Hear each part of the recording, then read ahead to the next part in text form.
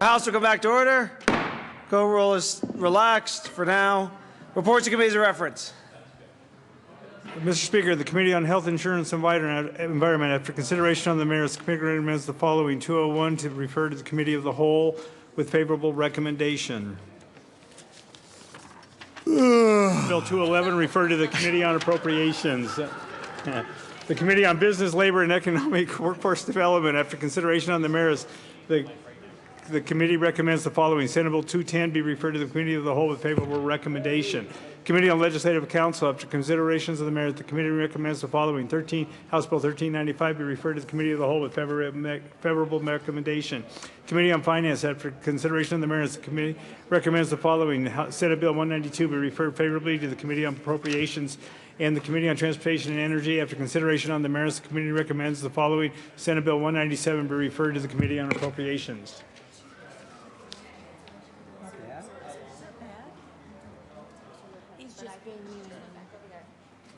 Where are they? Can we do some others? Let's do it. Delivery of bills to the governor. The Chief Clerk. The remainder of the report will be printed in the journal. Message from the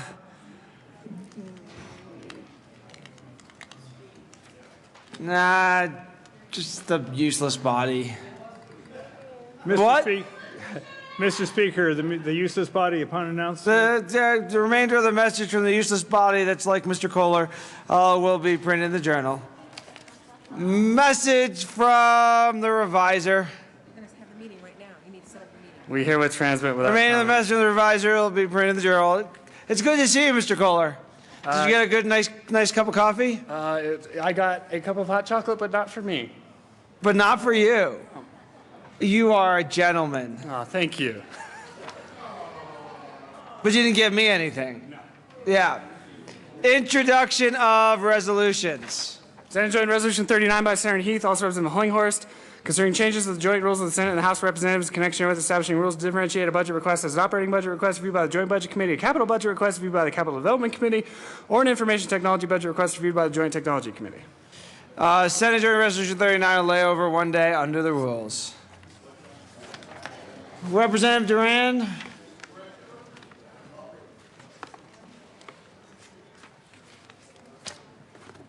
All right, thank you, Mr. Speaker. The Appropriations Committee is going to meet in the well.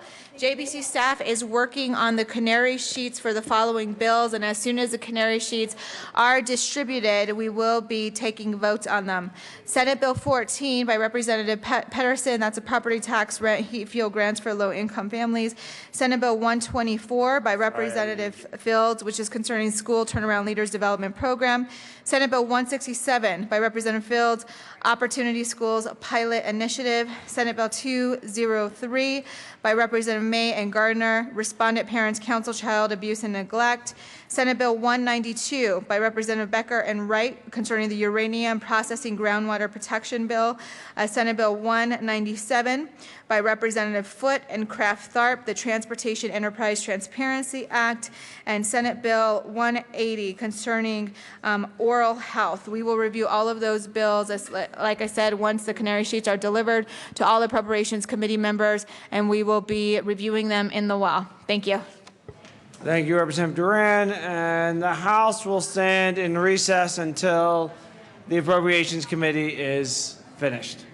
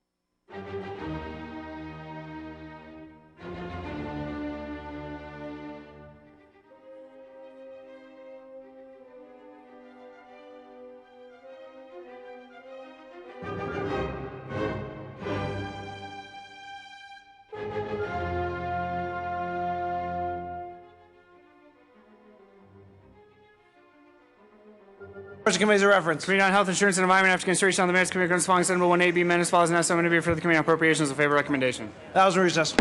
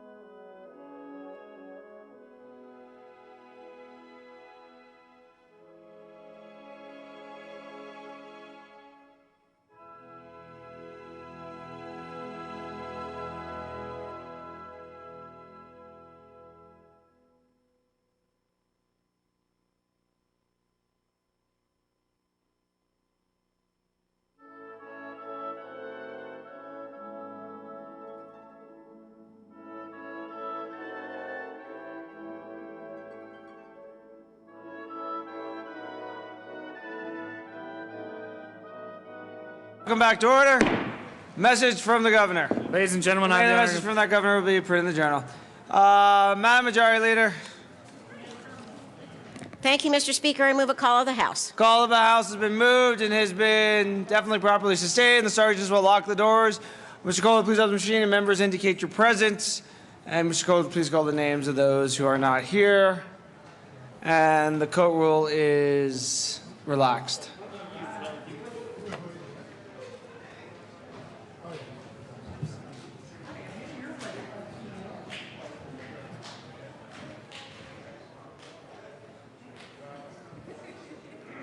Representatives Becker, Buck, Conti, Coram, Del Grosso, Everett, Fields, Foote, Gardner, Giroux, Janal, Hamner, Humphrey, Joshi, Kraft Tharp, Landgraf, Lawrence, Lebsock, McNulty, Melton, Moreno,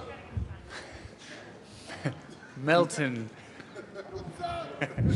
Navarro, Nordberg, Pedersen, Rosenthal, Sane, Scott, Stevens, Sabo, Representative Waller, Representative Waller, present. and accounted for.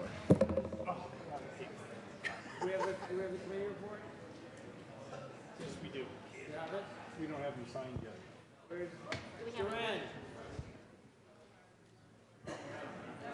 Well, and I can't print it because she's not, I can't get it.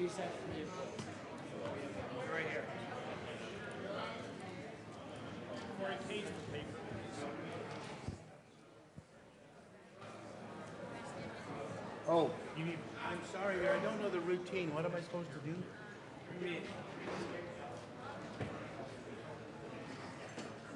What's the name? Is that what you know? I can answer that question.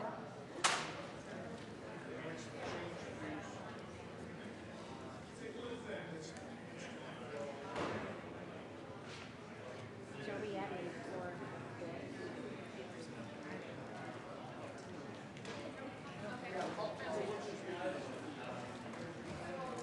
I gave you the list. Does the speaker want to? I don't know. Or do you want to? We'll see how many more we've got.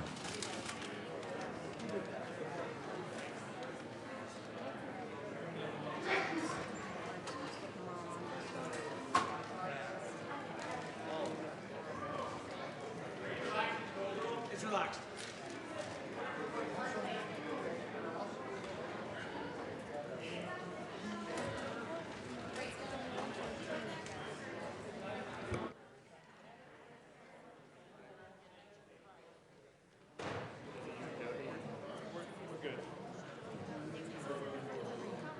Yeah, I got everything here from the Madam Majority Leader, Thank you, Mr. Speaker. I move to raise the call of the House. seeing no objection, the call will be raised. More reports of committees of reference. The Committee on Appropriations, after consideration on the merits, committee recommends following Senate Bill 14 be referred to the Committee of the Whole for recommendation. Senate Bill 203 be referred to the Committee of the Whole for recommendation. Senate Bill 124 be referred to the Committee of the Whole for recommendation. Senate Bill 192 be amended as follows: and S7 be referred to the Committee of the Whole for recommendation. Senate Bill 197 be referred to the Committee of the Whole for recommendation. Senate Bill 180 be referred to the Committee of the Whole for recommendation. Senate Bill 167 be postponed indefinitely. Madam Majority Leader. I'm going to add this. Yeah. Thank you, Mr. Speaker. I move that the following bills be placed on the bottom of the special orders calendar for consideration today, May 2nd at 4:45. And the bills are House Bill 1389, House Bill 1395, Senate Bills 210, 201, 14, 124, 203, 192, 197, and 180. See no objection. The bills listed by the Majority Leader will be placed on the bottom of the special orders calendar as of 3:45 today. That actually wasn't the motion. Madam Majority Leader, did you say 3:45 or 4:45? Would you like to redo the motion to 340? Nikki, we're good. Pretty sure I said 4:45. It's 340. Hey, she's right. You just passed it. We'll wait. We're good. It's cool. It's 345, not 445. 45, Nikki. Oh, it is. I'm very sorry. You want to amend your motion, Madam Majority Leader? Thank you, Mr. Speaker, and I withdraw my last motion. Okay. And I move that the bills that I stated before in my last motion be considered on special orders today at May 2nd at 3:46. Seeing no objection, the motion is adopted. We are now at that time. We'll proceed to the next order of business, special orders, second reading of bills. Representative Hamner.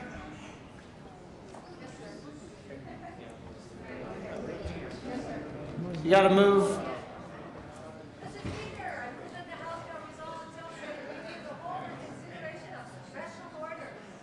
You've heard the motion. Seeing no objection, the House will resolve itself in the Committee of the Whole for continuation of special orders. Representative Hamner will take the chair.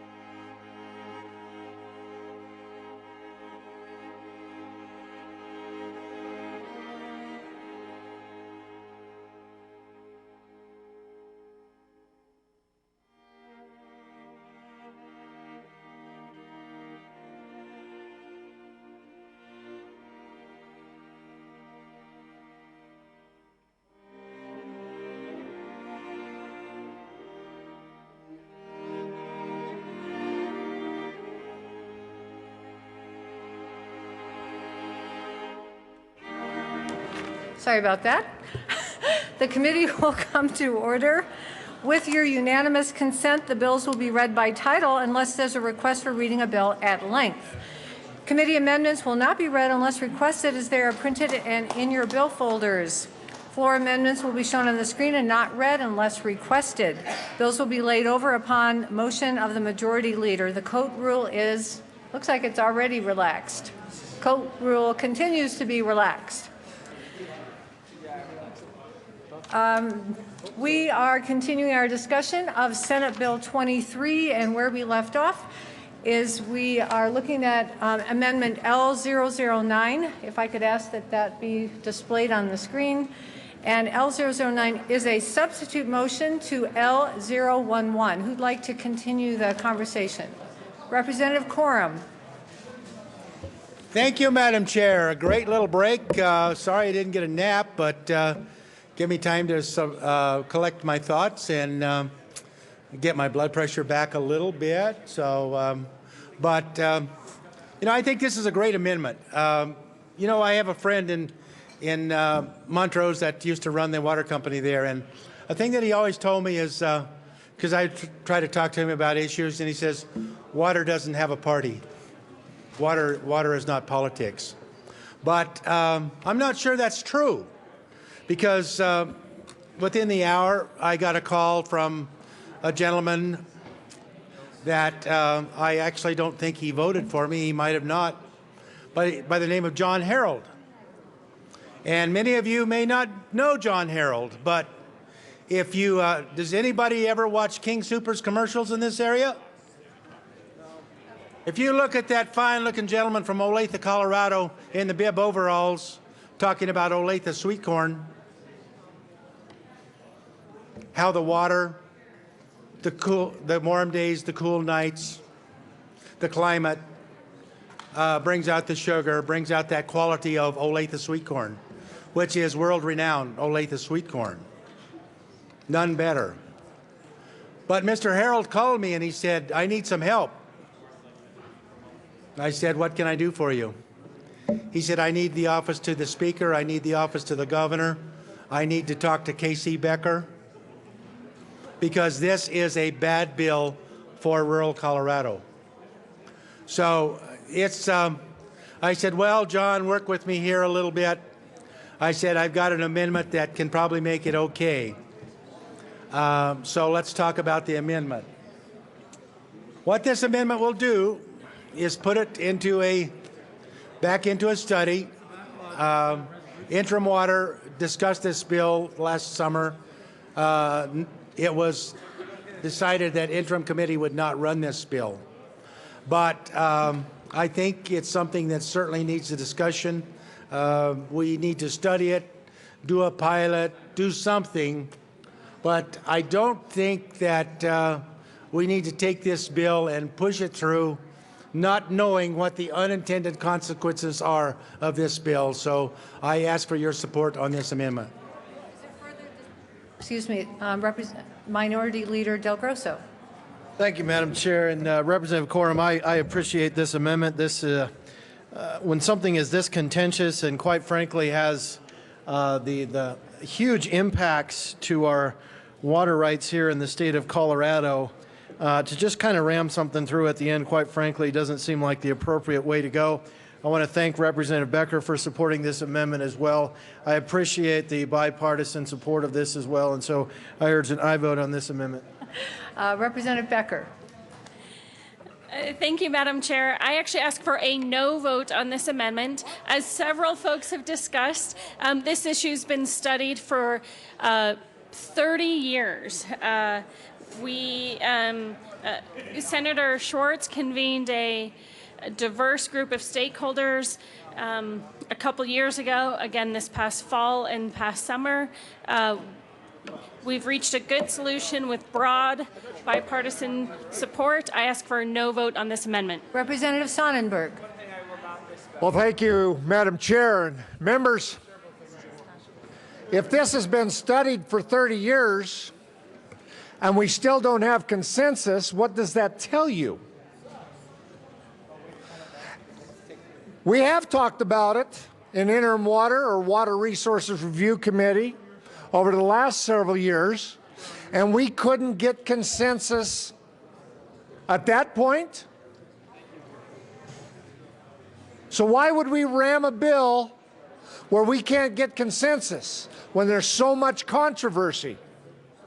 I think it's actually a good idea to send it back to the Water Resources Review Committee and see if we can iron this out, because policy that is this divided, I would argue, is never good policy. Policy that we can't get good general consensus, and I don't care if it's water, I don't care what it is, it's never good policy. Members, this is actually a great idea. We should send it back. Water Resources Review Committee, Representative Becker. Next year, if we can come up with that solution, can carry the bill next year. And members understand that this bill was introduced day one. We're at day 115, and we still can't figure it out. That ought to tell you something. Let's send it to Water Resources and see if they can help figure it out. Ask for a yes vote on the amendment. Representative Gardner. Thank you, Madam Chair. Well, my remarks and comments, as always, will be to the motion on the floor, and that is this amendment. But this amendment, if you notice, says strike everything below the enacting clause and substitute. So that means that it necessarily and inextricably is tied to the bill, Madam Chair, just so we understand. Thank you, Representative Gardner. Thank you. Members, I have to tell you, I was struck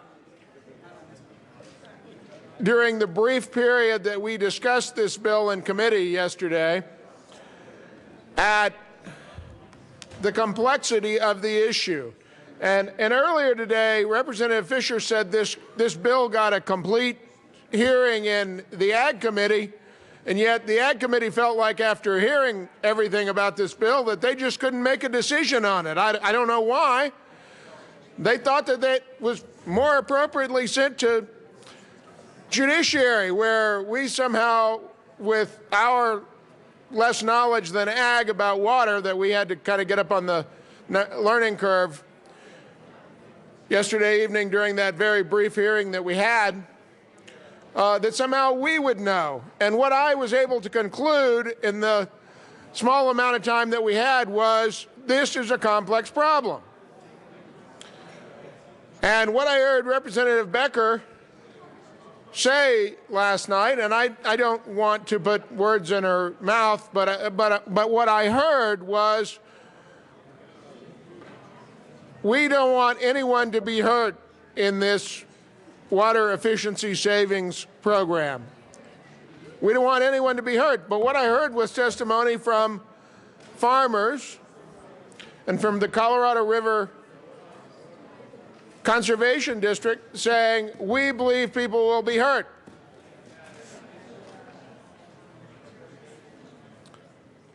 And it is striking to me that the very committee that deals with water issues day in and day out during these 115 days,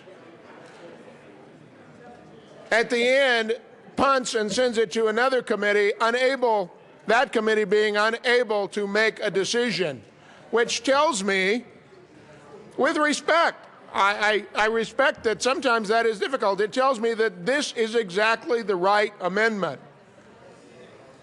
Members, I heard from those who opposed the bill that they supported this idea, but it is an idea that needs further development and that we can get there. But we are not there. And I think by the fact that the Ag Committee punted and sent it to Judiciary, it demonstrates that the very legislative committee that is the committee of reference for these kinds of issues here in the General Assembly could not do that. Tells you a whole lot.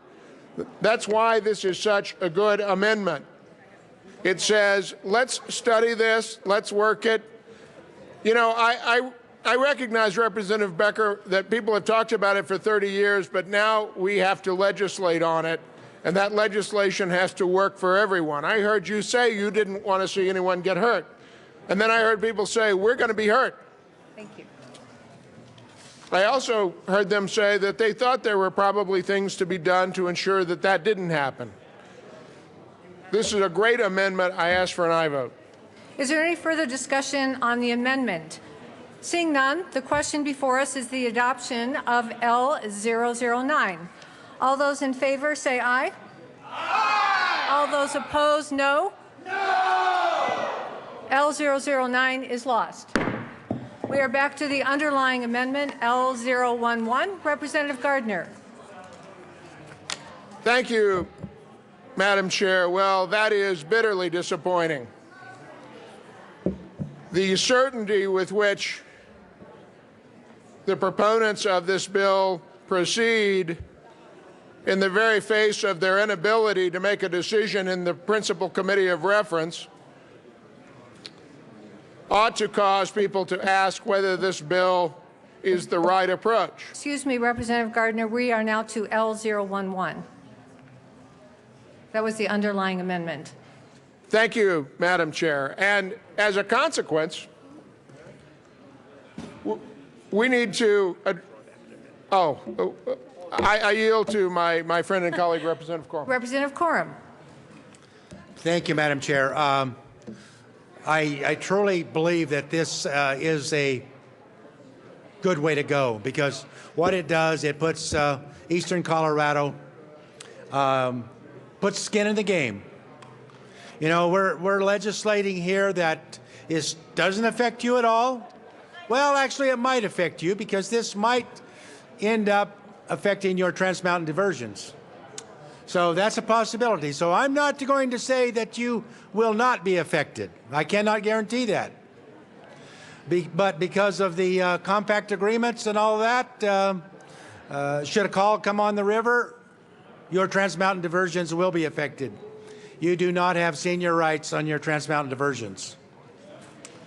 So I really think this is a proper way to go, but I'm going to withdraw this amendment at this time, and we'll talk about the bill itself. L011 has been withdrawn at the sponsor's request. We are now back to the bill. Representative Gardner. Thank you. Thank you, Madam Chair. Thank you, Representative Corum. Members, once again, the very discussion that we had in Judiciary, the very inability of the Ag Committee to act upon a bill after a lengthy hearing, which the distinguished chair of the Ag Committee said was a full hearing, a good hearing. And yet they couldn't take action on the bill when they got done. They had to ask Chairman Kagan and all of us in the Judiciary Committee to learn water law and then decide ourselves. Well, it makes you wonder. I'm going to let you in a little secret. The Judiciary Committee is not the repository of water expertise in the General Assembly. And when you're dropping back 25 yards and punting to a committee that has less expertise than your own committee to try to move a bill forward, then perhaps you ought to ask yourself, is that the right thing to do? But I can see, as this bill is before the Committee of the Whole, that there is great resolve by some stakeholders to move this idea forward. Hell or high water, no pun intended. So let me propose, Representative Becker, let me propose to you that there is an incremental way to approach this. And that incremental way is to do this as a pilot program. People say they're going to be hurt. I think I heard you say, I don't want anyone to be hurt, but sort of by your pressing forward a disbelief that that was the case. I move L014 and ask that it be displayed. L014 has been moved.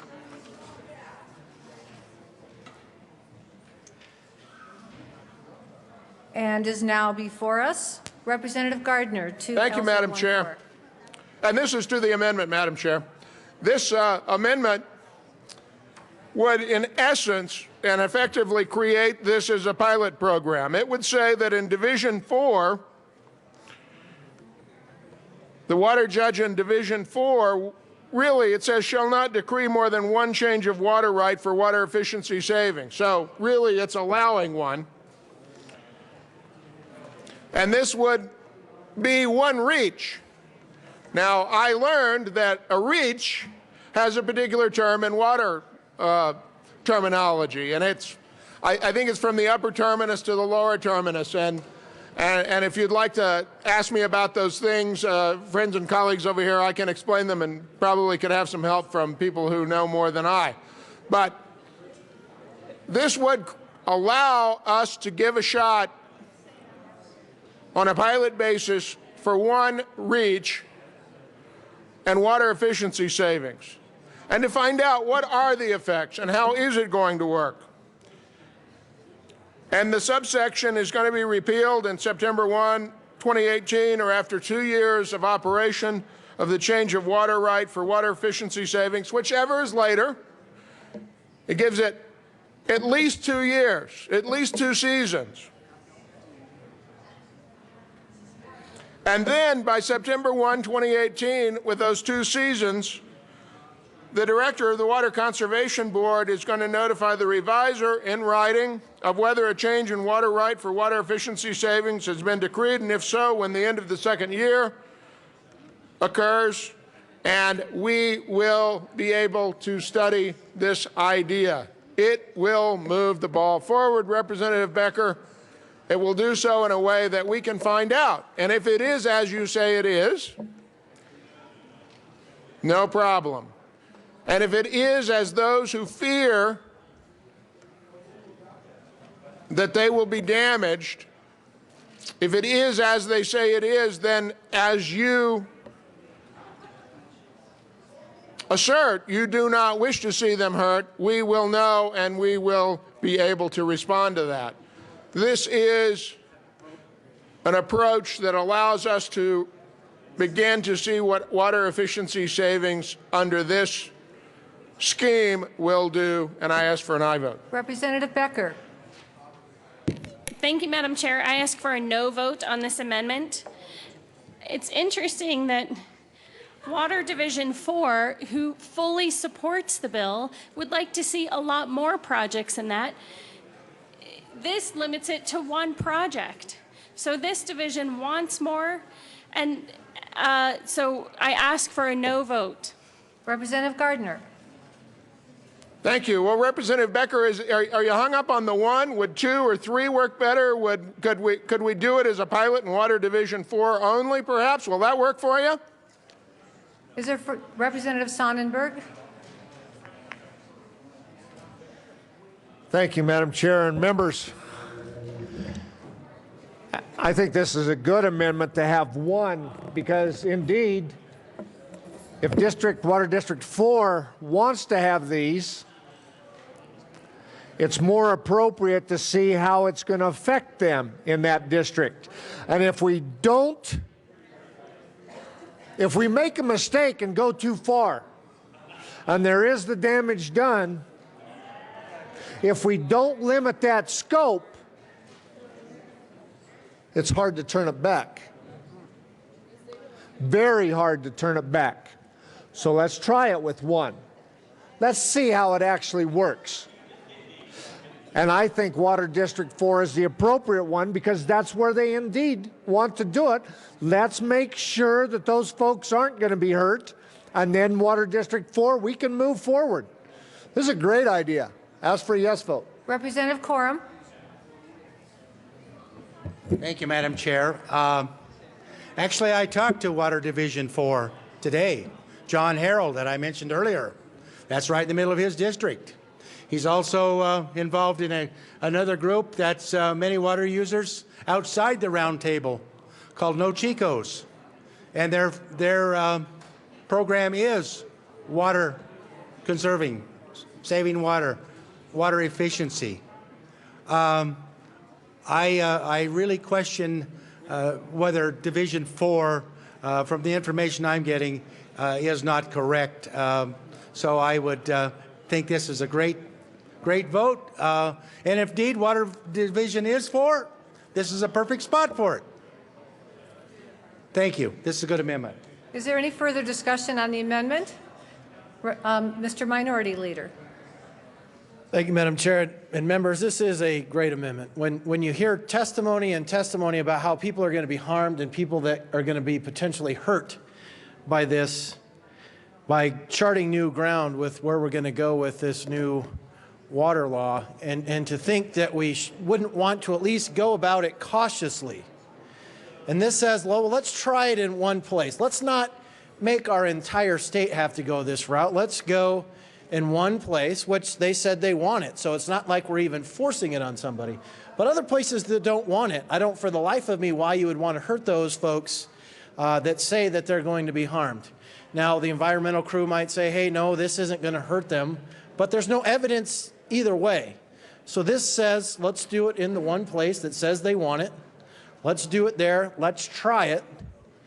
And then if it does what we say it's going to do in the bill, then as we've heard, then we can expand it out to other places. But there's no reason to just blindly go after this and harm those other folks there because we want to push some agenda further.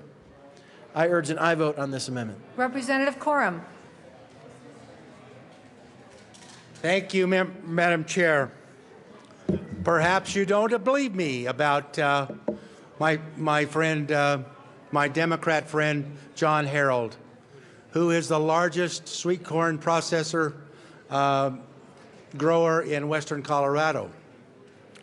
He's told me, I want to talk to the people on the Democrat aisle. Do y'all have a pen?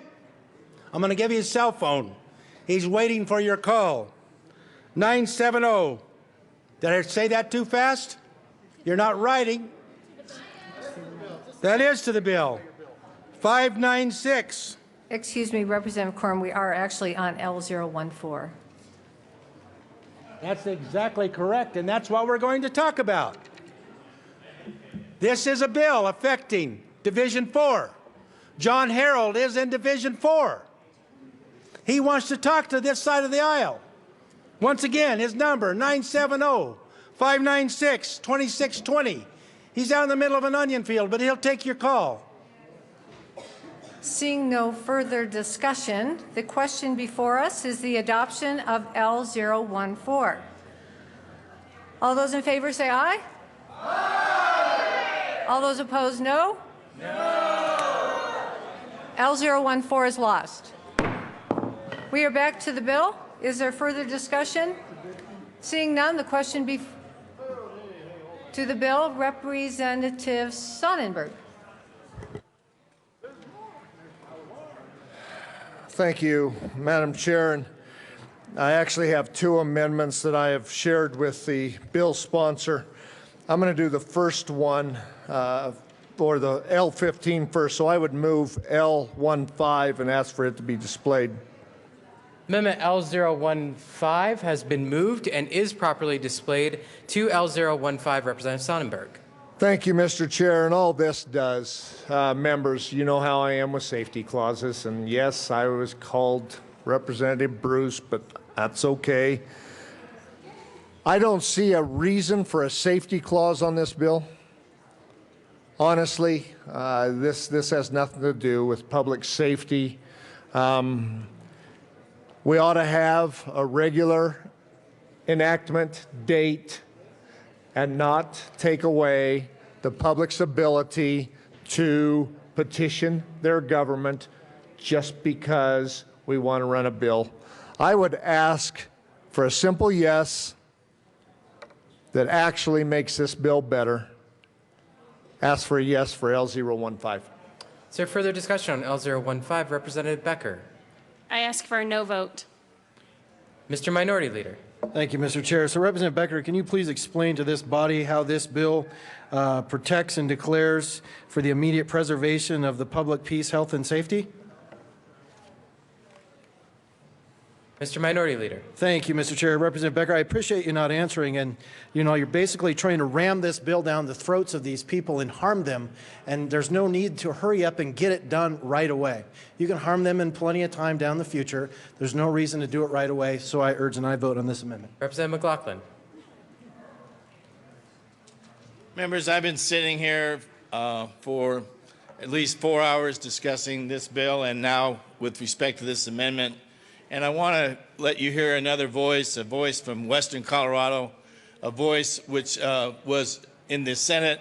That voice was heard when 25 members of the Senate voted in favor of this bill. And that voice was testified to and supported in the Ag Committee and also yesterday in the Abbreviated Education Committee. We had people from my district, people from the Upper Gunnison, come and testify in favor of this bill.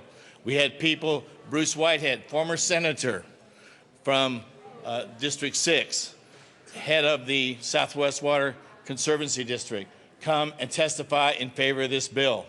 We had the water engineer for the state of Colorado, Kevin Ryan, testify in the Senate, in the House Ag Committee, and yesterday in the Judiciary Committee, saying that this bill, if properly if adopted, and there would not be injury, and he would ensure that it would be fairly administrated and people would not be damaged. You are being told that we are stealing water from people. This is simply untrue. What we are doing is we are taking water and conserving it and putting it back into the stream which will benefit the districts which are in this bill. Now, you have to ask yourself why people who have no skin in the game from eastern Colorado, who are not tributary to any of these districts, whose water will not be damaged, are doing this. Because they are saying that this is a completely upstart, complete reversal of existing Colorado water law. Simply not true. Fact of the matter is, we have had infill stream legislation authorized in this state since 1976. And all the states in the West have led the way on infill stream. Infill stream is for the protection of the water system, the water users. Yes, it does benefit the fish. Yes, it does benefit the watershed.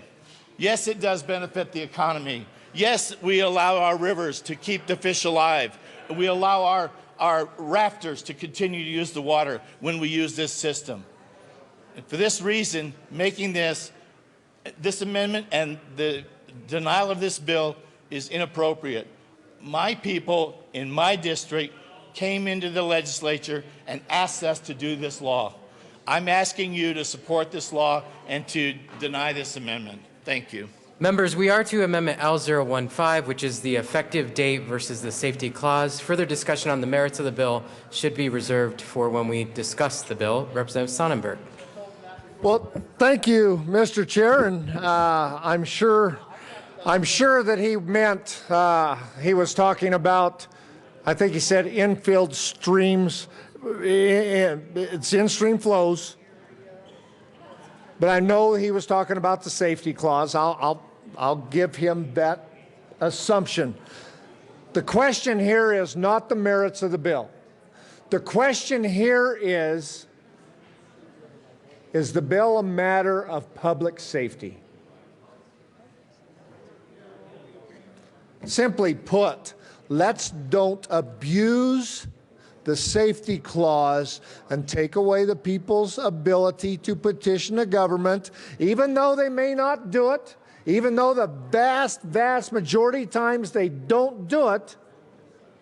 It's still our responsibility to say, look, if it doesn't have to do with the public safety and well-being, then we don't need a safety clause. We should not take that constitutional right away from folks and allow them to have the opportunity to petition whether or not they want to. So as I speak to the amendment, and then I'll come back after we pass the amendment, and I'll come back and address Representative McLaughlin's talking to about the bill and correct some things that he said. So I would ask for a yes vote. Representative Corum. Is there further discussion on Amendment L015? Seeing none. Representative McNulty. Representative Becker, why does the bill need a safety clause?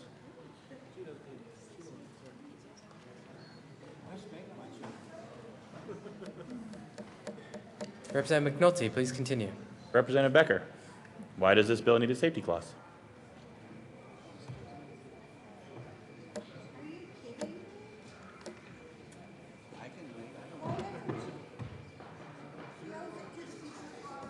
Is there further discussion? Representative McNulty. Representative Becker, why does this bill need a safety clause? Members, I will remind you that a question may be asked. You are not required to deliver a response. Representative McNulty. Thank you, Mr. Chairman. Representative Becker, I don't know why you are unwilling to answer that question. We might disagree on why you think that this bill needs a safety clause, but that too is part of the process. But I suspect that Representative Sonnenberg would at least like an answer. I'd like an answer. So why this needs a safety clause? Now, I know that we have, in recent years, we've really started to be more thoughtful about the bills on which we have safety clauses. Doug Bruce brought that to our attention many years ago, and it was, I think, one of the good things that he brought to our attention. But he's right. He was right. He was right then, and the question's right now. Why does this bill need a safety clause? I understand that you think that this is the right public policy for the state, and we disagree on that, and we'll continue to disagree on that. but tell us why you think this bill needs a safety clause. Why is this bill so critical to public health, to public safety, to public welfare, that it needs a safety clause? So, Representative Becker, I'll leave you with this. Why does this bill need a safety clause?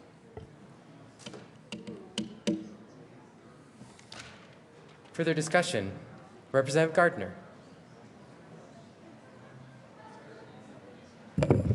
Thank you, Mr. Chair. And so, Representative Becker, why does this bill need a safety clause? You know, one of the things that happens when I have a bill drafted is that the drafter always asks me, as is the policy of the Office of Legislative Legal Services, Representative Gardner, do you want a safety clause? And I consider it my responsibility to be able to articulate in front of this body, if asked, why I think the public health, safety are at stake, why we should deprive the people of Colorado of their constitutional right to petition. Now you can say, well, they're not going to do that. Well, I don't know. This is pretty important. It has been argued from this well, and I think properly so, that we're creating a new property right. And you know, when you create a new property right in water, probably any other time, you're taking somebody's property right. So when I have a bill drafted and I'm asked, do you want a safety clause? I think it's my constitutional duty, if I'm asked, and there will be those, and it has happened in this well in my 8 years, that I've articulated a reason and someone has come down and said, I think you're wrong, Representative Gardner, and it's up to this body to decide. And this may come as a surprise to some, but my concern about that issue predated the former representative, who was very famous for trying to remove all those, because I take my constitutional duty seriously, Representative Becker. And so if a member of this body were to ask me in this well, Representative Gardner, why does your bill need a safety clause? I've been asked that in committee. Why do you need a safety clause, Representative Gardner? I thought it was my duty as the sponsor of the bill, who had the safety clause put on it, to be able to stand here in front of my 64 colleagues and articulate it and not sit silently, which I take as a tacit admission that it cannot be articulated, that there is no articulable reason. There is no articulable reason. This is an excellent exercise in constitutional government. This is separate and apart from the merits of this bill. Other than, are the merits of this bill somehow to public health and safety? Will there be rioting in the streets if we don't have this bill? Will there be pestilence? Will we break out in civil war if we don't have this bill? Well, actually, I think it's more likely that we'll have civil war if this bill passes.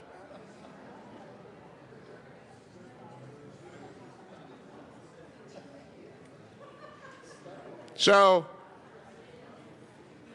as my friend and colleague, Representative McNulty, said, Representative Becker, why does this bill need a safety clause? Further discussion on the amendment. Representative Sonnenberg. Thank you, Mr. Chair. And I want to read you what the safety clause says, and I know you know what's in there. We've all seen them, but I think you need to think about that. The General Assembly hereby finds, determines, and declares that this act is necessary for the immediate preservation of the public peace, health, and safety. For the immediate preservation of the public peace, health, and safety. I, like Representative Gardner, had argued against safety clauses and the abuse of safety clauses in our first term here. And we actually asked those questions on a number of different occasions, and sometimes we disagreed, sometimes we did agree. I understand how the budget works. That's a situation in which it causes an issue. Would I like to see that change somehow? Yes. But to deny somebody's constitutional right to petition their government just because, actually, that's not the reason why. We don't know the reason why. We don't know the reason why because we haven't been told why this bill needs a safety clause.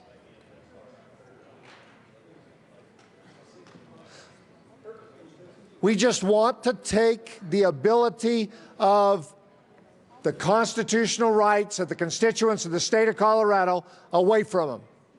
That's the only thing I can assume. It surely doesn't fit under the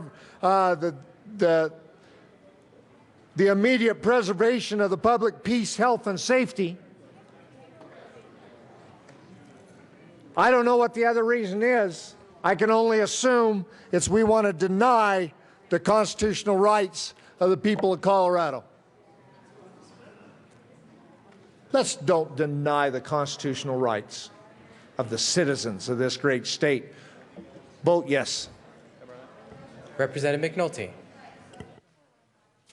Thank you, Mr. Speaker. And Representative Becker, don't think that you're the first to do this. I mean, there was an issue that Republicans and Democrats for many years were abusing safety clauses. So you're not the first one to come down here and abuse the safety clause. But I do think that there should be some explanation as to why you think that this is necessary. I mean, if you're unwilling to share with us why it's necessary, then we're left to our own devices. We're left to our own educated guesses as to why you think the safety clause is necessary. And it seems easy enough to me that you could come to the microphone and you can share with all of us how this bill is necessary for the immediate protection, for the immediate preservation of the public peace. If we don't pass this bill, how is the public peace going to be adversely affected? If that's the case, then there should be some answer for that, right? The immediate preservation of the public health. If we don't pass this bill, how is the public health adversely affected? What harm is there that we ought to be knowledgeable about? If there is some drastic negative effect on the public health, perhaps that would change opinions on the bill.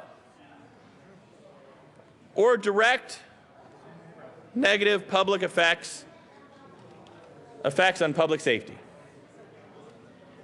What are those? What are those effects?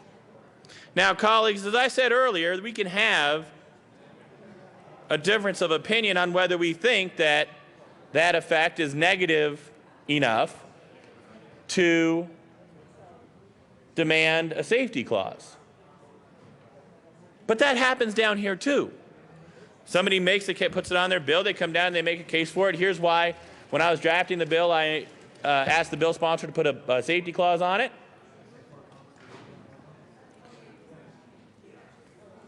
Simple enough answer.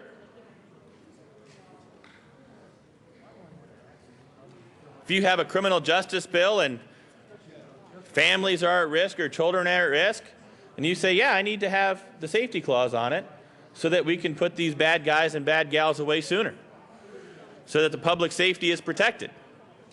Makes sense to me. Safety clause.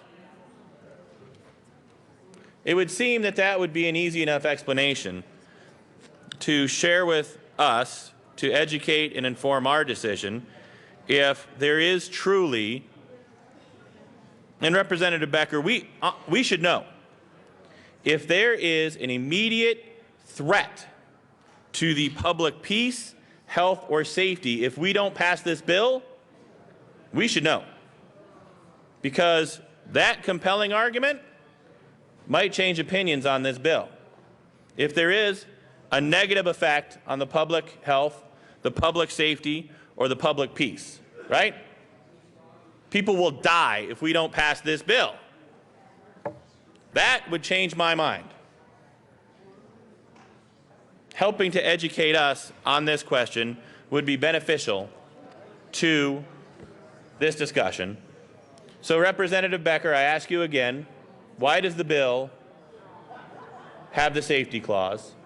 What are the negative effects to the public peace, health, or safety if we don't pass this bill? Seeing no further discussion, the question before us is the passage of Amendment L015. All those in favor say aye. Aye. Opposed, no. No. Amendment L015 is lost. We are to the bill. Representative Murray.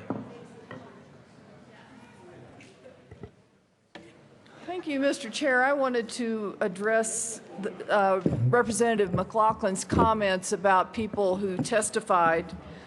And now in judiciary, we had very limited testimony. There were only 2 people opposed and 2 people in favor who were allowed to testify. And those of us who don't understand water law a great deal spend a lot of time really grilling those people to try to understand exactly what the implications of this bill were.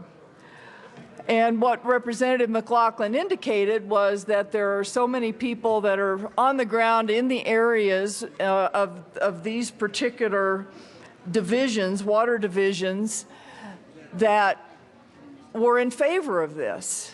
And there's one really large group of people who are not in favor of this, and they are the people that are most affected by this law. And the interesting thing is, Mr. Treese, who represents the Colorado River District, said he agrees that this is the right issue, that we need to be discussing this issue, but this bill is not the right answer. I really took heart with that, thinking, all right, we can get to a point where the people who are going to be most affected can help to craft policy that makes sense to them and to the others who are looking for a different result, so that no one would be harmed and everybody would get somewhat what they were looking for. And the River District folks are ready to have that conversation. And the interesting thing is, those people on that district, you know, they're just not pulled out of the air. They are representative of 15 different counties, 14 of whom are within the district, the division, water divisions that are going to be affected by this bill. So they are appointed by the county commissioners, and they represent Grand County, Eagle County, Gunnison County, Ouray County, Hinsdale, Montrose County, Summit County, Rio Blanco, Pitkin, Moffett, Delta, Garfield, Mesa, and Routt. That is no small number of counties represented in a river district that says, hold on, this is the right issue, let's talk about it, but this is not the right solution. And they had some suggestions, and they said their suggestions were not taken, but evidently there was no room for negotiations. And so, you know, they were one of two people that were allowed to testify, but they're representing 14 counties that are going to be directly affected and representing, I don't know how many people that potentially could be harmed by this bill, and they've been left out of the process. So, you know, I would respectfully hope that we would, if we can't fix this bill at this point, that we vote no and come back to the table to find an acceptable solution for the people who are going to be most affected by it. Here we are in Denver with a Boulder legislator with this long list of counties that are going to be affected out in the hinterlands, and we know better than they do. I'm tired of it. Vote no. Representative Buck. Thank you, Mr. Chair. And folks, this proposed bill would represent a drastic effect in the current water laws that we have. It lets certain water right owners sell water they really don't have.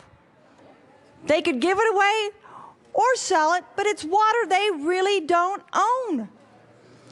This violates the Colorado Constitution by denying others the right to appropriate.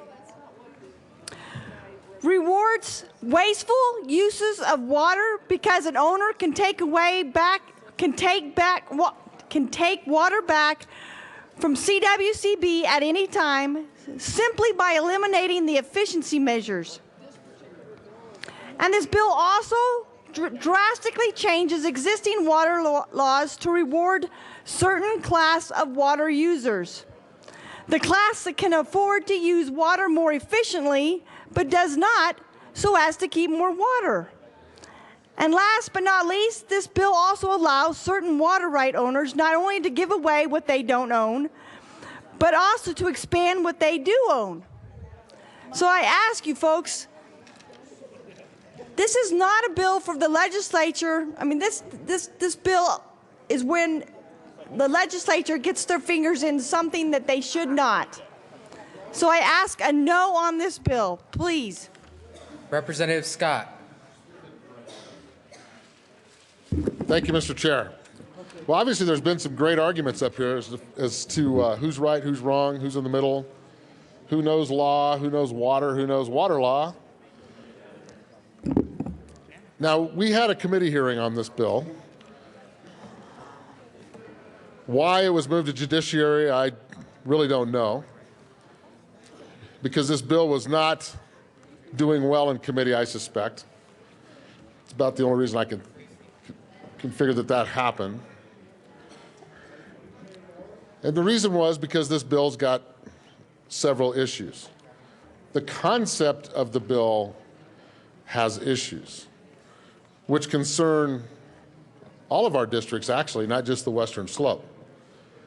We have to be very, very careful, as we've all heard from Representative Sonnenberg, who probably knows a little bit about water. Representative Gardner, who's a new water attorney here in Colorado now, who is now an expert in the water field, that there are multiple issues when you get into water law. And it's the most precious commodity in our state, so therefore it has to be watched over incredibly close. That's why we have water courts.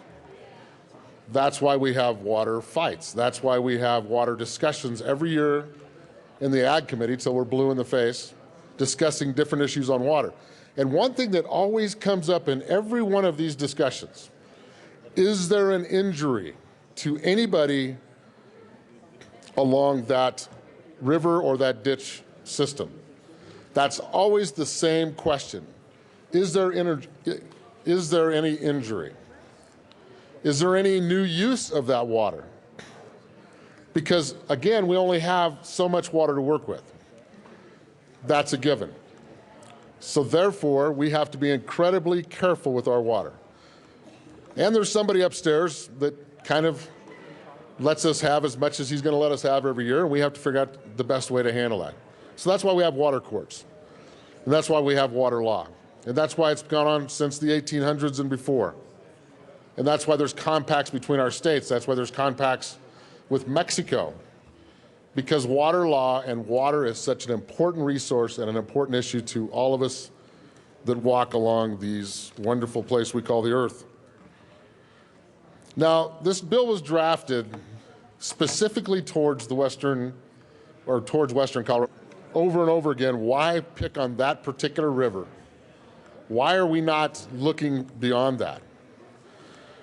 Now, I believe Representative Fisher earlier had talked about Senator Schwartz working very hard on this issue over the last year or so, and I believe that's true. But the one thing that you have to think about, colleagues, is that the one entity that she would have to work with on this particular issue is the Colorado River District. It's the Colorado River. And they voted unanimously to oppose Senate Bill 23. So if this is the entity that you're working with, and they are telling you, no, this is a bad idea, why would you continue to run the bill? Why would you bring this bill forth and say, well, it's still a good idea, regardless of what that river district says, we're going to go ahead and go forth with that. That's just not right on any level. That's not fair to all the folks on the Colorado River, nor is it fair in the future for people on the South Platte River, the Rio Grande, the Arkansas, because something can change very easily now. We're going to make this easy change without going to water court on water law, and it can be very easily applied to another river. In that vein, I would like to move Amendment L012 and ask that it be displayed.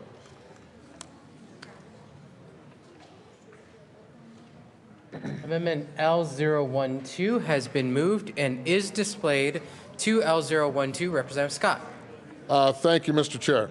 And since we are talking about the potential of not only the Colorado River and the North Platte being affected, what this amendment does is applies this to all rivers in the state of Colorado. It applies it to the Rio Grande, to the Arkansas, to the South Platte, to all rivers in the state of Colorado. Why would we just apply, if it's a great idea, if it's a wonderful idea, then we should do it on all the rivers, shouldn't we, members? Makes sense to me. I ask for an aye vote on L012. Representative Becker. We do not want or need this to apply to all of the state of Colorado. It is a good idea for certain areas of Colorado, not for all of Colorado. The geography, the geology, the needs, the administration are different. And for those reasons, we've limited where it applies. If you don't like the bill, why do you want to make it even in a bigger part of the state? That makes no sense. I ask for a no vote. Representative Sonnenberg. Well, thank you, Mr. Chair, and Representative Becker, I'm with you.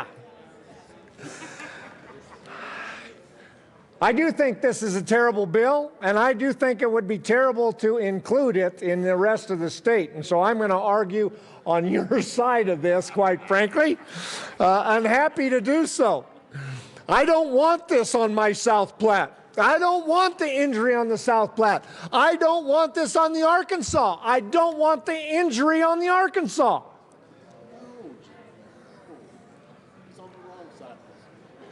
I'm usually on the wrong side of stuff, clearly.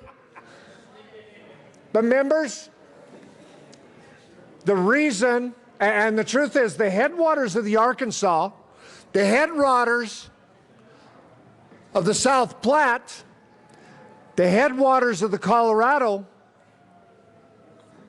are not different.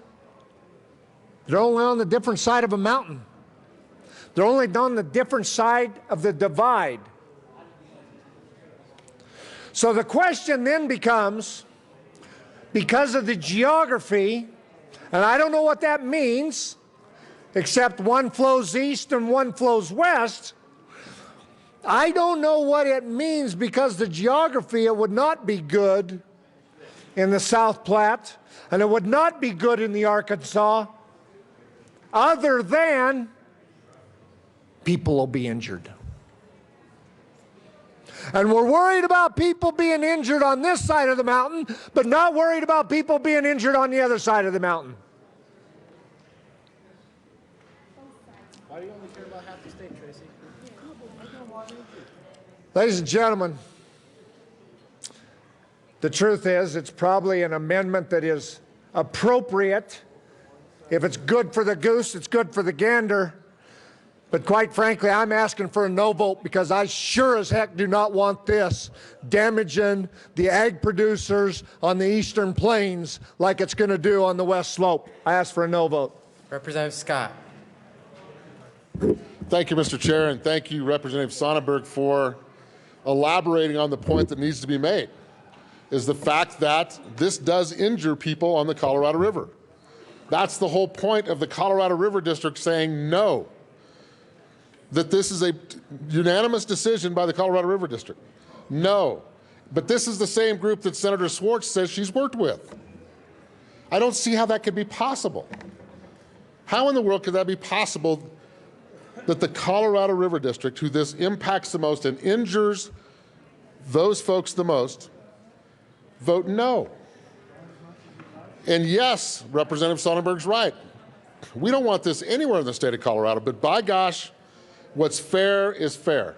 If it's fair for the western slope, it's fair for the eastern slope. I ask for an aye vote. Representative 012. Representative Corum. Thank you, Mr. Chair. Thank you, Representative Scott, for stealing my amendment. I had thought about this. I think this is a great amendment. I think it would solve a lot of the problems.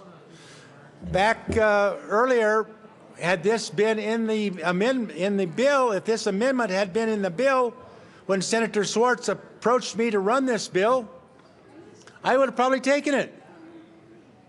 But I did not want to harm the citizens of Western Colorado.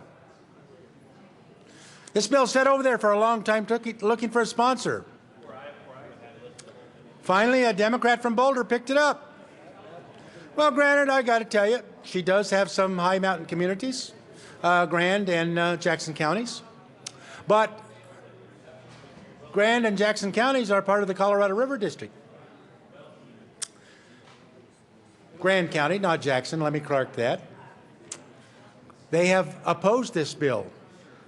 They have opposed this bill from the beginning. They know, they're the experts in the field that know that this will harm downstream users. This is a great amendment. Ask for a yes vote. Further discussion? Seeing none, the question before us is the passage of Amendment L012. All those in favor say aye. Aye. Opposed, no? Amendment L012 is lost. To the bill, Representative McNulty. Thank you, Mr. Chairman. And I appreciate the fact that sometimes we come up here and we make statements as if they are fact, and we listen to each other in that way, and we take it in that vein. Water law is different. Water law in Colorado has grown purposefully more complex over time in order to protect water rights holders, to make sure that we have a system in place that allows us. You think this is only appropriate for the western slope. I certainly understand that as you head up I-70, heading toward the Johnson and Eisenhower tunnels, you hit granite bedrock as you go up into the mountains, and then as you're coming back down off. But just as you do in our neck of the woods over here, you have alluvial aquifers. Right. Alluvial aquifers.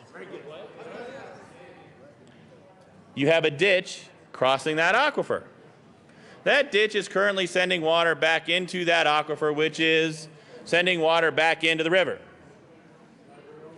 That is true in the San Luis Valley. That is true in Garfield County. That is true in Douglas County. As the South Platte comes down out of the mountains, it is just like every one of the rivers that leaves the headwaters west of the Continental Divide, heading into western Colorado and then down into the Gulf of California. And so when you tell me that the geology is different, so therefore we need to do this, what about the geology is different? What about the geology is so different that you're allowed to steal water rights? That you're allowed to steal somebody else's water? Because that water, Representative Becker, from that unlined ditch that is crossing that alluvial aquifer, is charging that aquifer as it sends water back to the river. And that water that's going back to the river is then satisfying a water right that is downstream.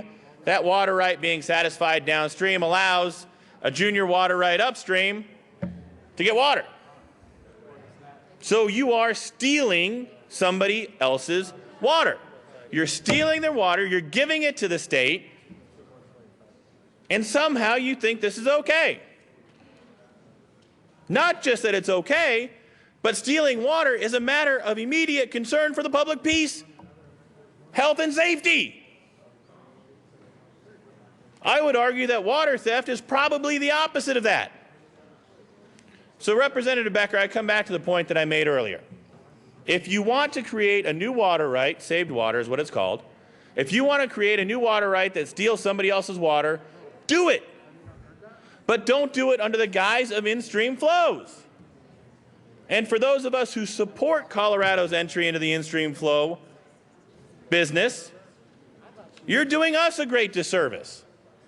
This is unfair. It's not right. You're not allowed to steal somebody else's water, but that is precisely what this bill does. Representative Quorum. Thank you, Mr. Chair. Let's talk about the bill. We talk about who supports the bill.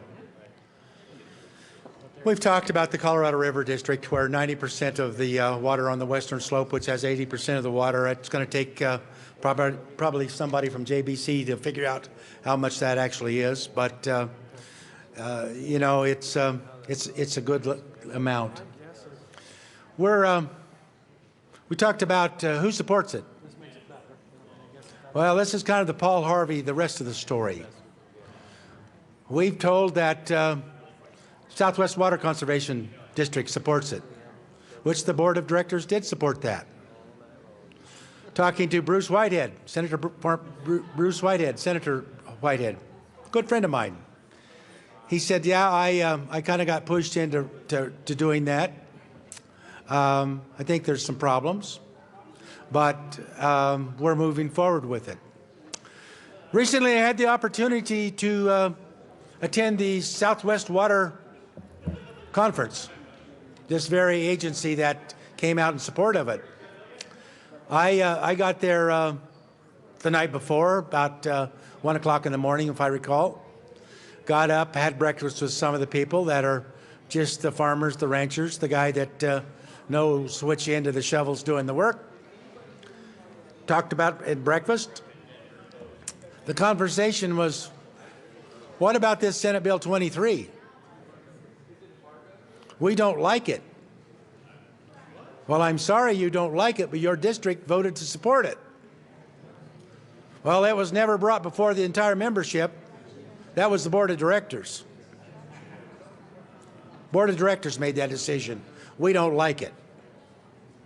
If they would have held a board meeting that day, I was on a water panel. There's a great deal of concern with the Colorado Water Plan. Now, I understand this may be part of the Colorado Water Plan, but you know, that's a conversation that we're going to have later this summer. We talked about the Colorado Cattlemen's Association and their support. My members, who are not board members, but dues-paying members of the Colorado Cattlemen's Association, are saying, wait a minute, we don't like that. The board took $100,000 from the Walton Foundation. We didn't ask for that. That was a board decision. They bring it to the full membership of the board. They known that money was going to be spent on this. I guarantee you it wouldn't have happened. Members, I talked to you earlier about talking to John Harold, largest sweet corn grower in western Colorado, perhaps the largest grower in Colorado. Olathe sweet corn, renowned worldwide. He hasn't called me back to tell me any of you called him. He's waiting for those calls. You have the number. Please call John Harold. Is there further discussion? Mr. Minority Leader. Thank you, Mr. Chair. Representative Corum, I'm kind of going back to something I thought I heard you say here at the well earlier. Maybe you can clarify. Did you say that the representative that's running this bill, that the people in her district don't support the bill? Did I hear you say something like that? Representative Corum. Thank you, Mr. Minority Leader. The people who reside in that district, who have skin in the game, members of the Colorado Water River District, are in opposition to this bill. So, yes, I guess you could consider that perhaps there is a portion of the district that does not support. Representative Becker. The people in my district in Grand County actually do support it. They voted to support it in the Colorado River District. They voted to support it with Northwest COG. Representative Corum. Thank you, Mr. Chairman. I guess I'm going to have to get after that Chris Treese because he's lying to me then. Because he's telling me the Colorado River District does not support this bill.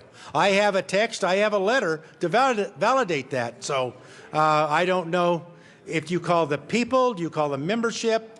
Who do you call? Hell, let's go through the phone book and start calling people. Is there further discussion on Senate Bill 23? Representative Sonnenberg. Thank you, Mr. Chair. Members, I have absolutely no illusion that this bill is not going to pass. What I'm trying to do is protect water users. That's why I want to move, that's why I move L016 and ask for it to be displayed. Amendment L016 has been moved and is displayed to L016. Representative Sonnenberg. Thank you, Mr. Chair, and all this amendment does, and I shared it with the sponsor, all this amendment does is says, look, if we're going to do this, let's have a public meeting in the county where we're going to have the in-stream flow. Let's have a public disclosure so that the people know what's going on around them, just in that county. That's where it's infected. Well, that may be what we call it later, but affected. Members, let's have a public meeting, just one meeting, so that people understand what is happening, have the impact, know what the impact is. Ask for a yes vote. Representative Corum. Representative Becker. I ask for a no vote on this meeting. This bill already encompasses public hearings in the proceedings that it has. It not only requires that notice be sent out to every single water user in the affected area, but any time that the Colorado Water Conservation Board accepts or considers an in-stream flow, they hold a public hearing. So we have already taken care of this in the bill. I ask for a no vote. Representative Corum. Thank you. Mr. Chair, this is a great amendment. Actually, we want transparency here. We hear it all the time. Matter of fact, I heard that today in committee, that we have to have these public meetings. You know, if you'd have had the public meetings, the situation on Highway 36 would have never happened. So let's keep those people in the loop. They said, well, we had public meetings. They said we didn't know about it. We only reacted when we found something we didn't like. Let's get in front of this. Let's go become proactive and not reactive. Have a public meeting, discuss this in the affected areas, and then make your decisions. Representative Sonnenberg. Thank you, Mr. Chair, and I need to respond to Representative Becker. Representative Becker, with regard to the meetings required in in-stream flows, there's no requirement to have it in the jurisdiction where the in-stream flow is. Typically, those meetings are held in Denver at the CWCB office. Let's take the meeting to them. Let's have it in the county where we are having the conserved use. Ask for a yes vote so public can have an input in their home area. Representative Lawrence. Thank you, Mr. Chair, and I also rise in support of this amendment. You know, we hear over and over again how important transparency is and how important it is for us to make sure that the public knows clearly, honestly, and above board what's going on. And this is a government agency making a decision on water rights, which are property rights in this state. This is really important information, and sometimes it's so easy to miss a notification that comes in the mail. It's easy to miss an announcement of a meeting. Well, this would make sure that notice goes out, and the people who are affected by this change of use would have the ability to go down, listen to the reasons why the change of use is taking place and why that efficiency savings is going to be placed back in the river so that junior water right owners won't have access to that. I think that's a really important step because this bill changes water law in Colorado. And the more notification that we offer the people who are most closely affected, the better this is going to be. I would ask for an aye vote on this amendment. Is there further discussion on Amendment L016? Seeing none, the question before us,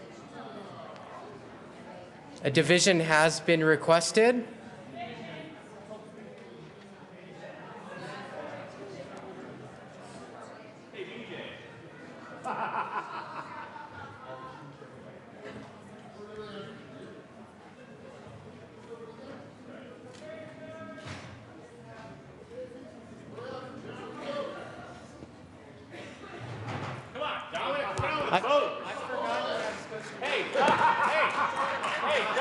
Stop filibustering. I gotta find the script. Stop filibustering.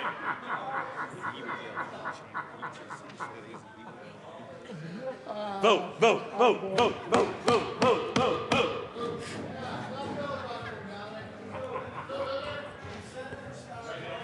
Members, the question before us is the passage of Amendment L016 by Representative Sonnenberg. A division has been requested. All those in the chamber not entitled to vote, please be seated. All those in favor of Amendment L016, please stand and remain standing in one place until the count is taken.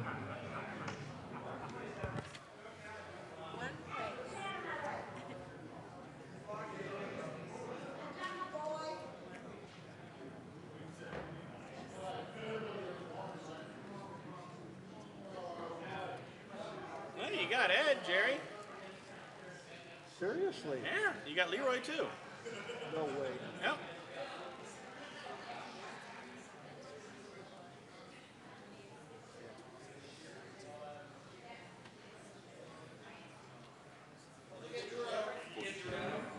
You may be seated.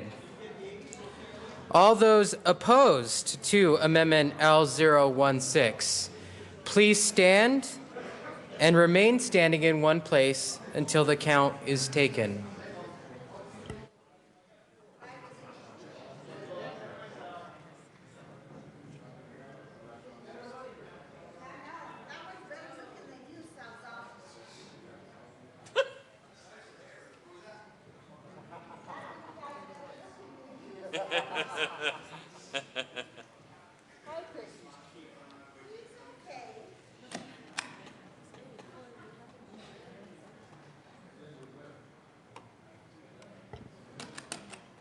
Please be seated. Amendment L016 is lost. We are to the bill. Representative McNulty. Thank you, Mr. Chairman. So, colleagues, we have spent a fair amount of time on this bill, and that's been on purpose. Water law in Colorado is a complex topic. As I said before, it is purposefully complex because of the importance of the resource, because the private property rights involved, because of the connection between tributary and non-tributary waters in Colorado, because we do have non-tributary basins. It is a remarkably complex system that demands the laws and regulations that have been passed over the years in order to protect the viability of these water rights so that our farmers can grow their crops, so that our ranchers can grow their livestock, so that our cities and towns can make sure that we have the resources we need to make sure that our families are taken care of. This bill undoes that. It doesn't undo it in one seismic shift, but it does undo it, and it lays the ground for that seismic shift.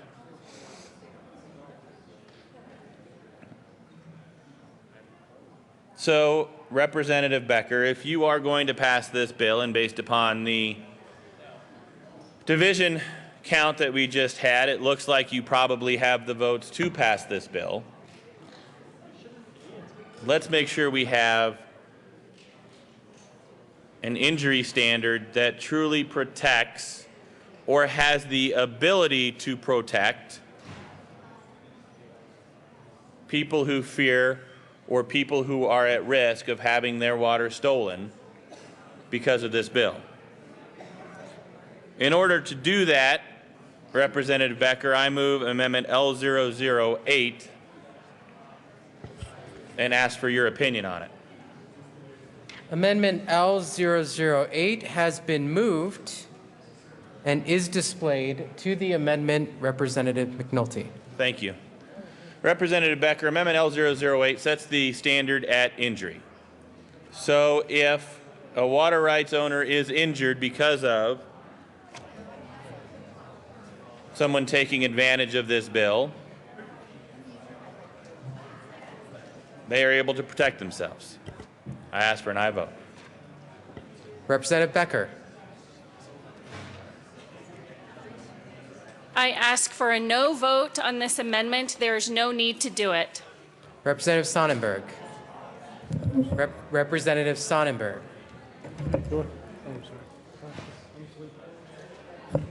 Thank you, Mr. Chair. And actually, I should have just yielded to Representative Gardner because he will be better, I'm guessing, as a lawyer, defining for you what is material. Oh, yeah. What is maternal, what is paternal, and what is material. Members, we have tried and tried and tried again to make sure the protections are there for those farmers and ranchers. Understand this is about agriculture. Understand this bill takes water from agriculture and gives it to government. Gives it for government so that somebody else can't use it. Let's protect and set the standard of injury at a level in which we know that they will be protected. There is a difference. There is a difference. And if we truly if you say that we are not intended to harm agriculture and harm water rights, then let's set that standard so we don't. Let's make sure that we have a standard set, a bar at a level in which we know that agriculture will be protected. I ask for a yes vote. Representative Gardner. Thank you, Mr. Chair. Well, it's interesting to me that the bill sponsor sort of gives a perfunctory, this isn't needed. The sponsor doesn't say why it isn't needed. Very complex topic. Required 2 committees of reference, not 1. First one couldn't make a decision. Needed to send it to the Distinguished Judiciary Committee. Have us learn water law from scratch and then make a decision. Because the people who'd studied it for years and worked on it for years couldn't make a decision. So Amendment L008 strikes the word materially and strikes the word material in a couple of lines. And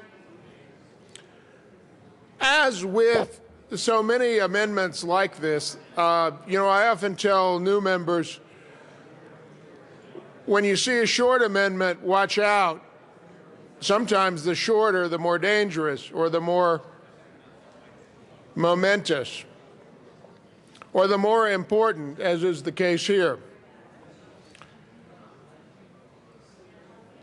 And thank you, Representative McNulty, for bringing this amendment, because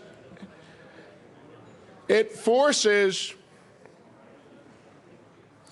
everyone here on the floor that wants to exercise their responsibility to the people of Colorado by understanding what they're voting on to work through the standards with me. First of all, and bear with me, Mr. Chair, because this is to the amendment, but you can't get to what the amendment does about material injury until you understand what the bill itself does and then how the word material affects that.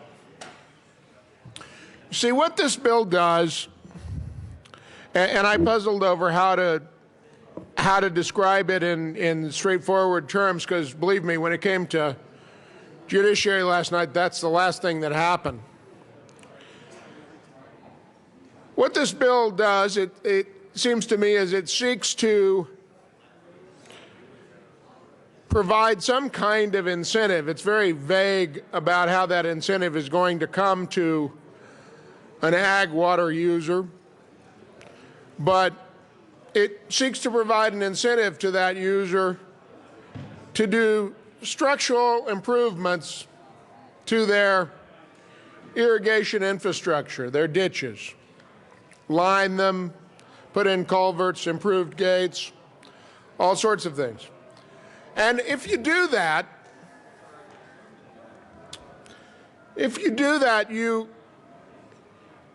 you actually need to take less water out of the river to irrigate your crops, because you're losing less water to seepage. And you know, when I first heard this last night, I thought, well, that's a really good thing. That's good. Why wouldn't you want to do that? And then I learned pretty quickly that seepage isn't like it's lost forever. It goes somewhere. It recharges the aquifer. It goes back into the river. It forms in-stream flows. So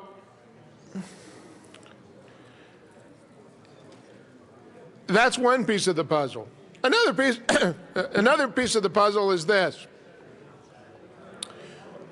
if you don't take all the water you're entitled to take every year, you run the risk of losing the right to that water. So the ag water user doesn't want to not take that water. And this bill seeks to create an incentive in a way that that ag user can create these so-called water efficiency savings without losing them. And then it says, but what you can do, water right holder, is you can give the differential, if you will, you can transfer it to the Colorado Water Conservation Board, only to them. And I'm still last night thinking, well, that doesn't sound so bad. But then the water geology and the water mechanics and all of the associated facts surrounding this were explained to me, and I began to understand that this is a very serious problem. Because you disrupt the timing of water flows.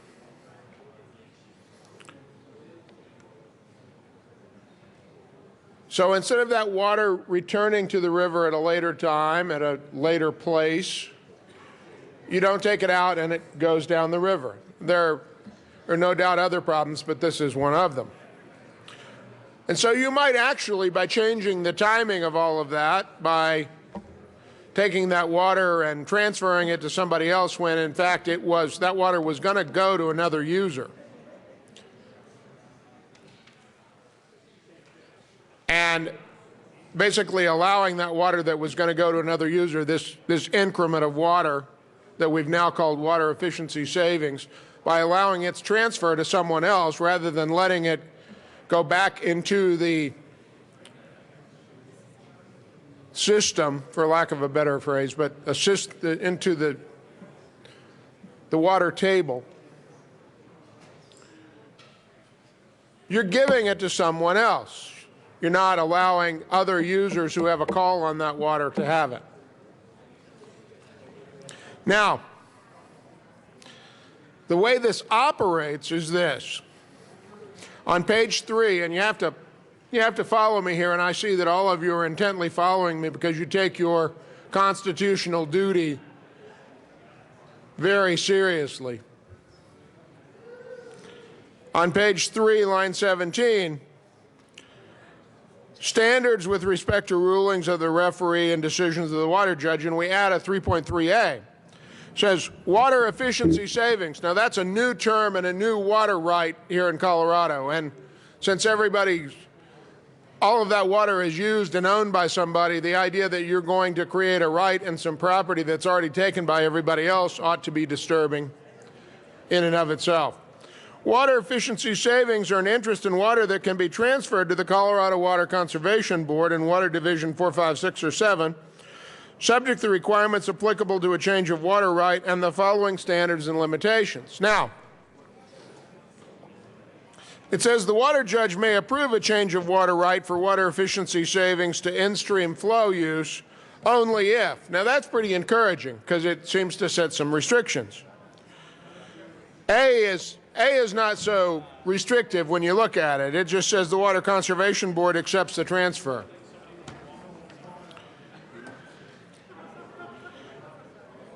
B is that the water rights owner or the Water Conservation Board has made best efforts to provide written notice of the proposed application and the basis by first-class or email to the owners of vested water rights and decreed conditional water rights in the stream reach in which the water efficiency savings will be used. Well, that's somewhat encouraging because it says you're going to have to give notice to the people who are in the reach. And by the way, if you haven't heard that term reach or you don't know what that term reach means, then you ought to be grabbing the sponsor of this bill and saying, I need to know more about this because you don't even begin to understand what this bill is about. And I confess to you, until last night, I didn't know what a reach was. And then you get to where this amendment comes into play. Because what we have talked about is these other water users, like the upstream junior.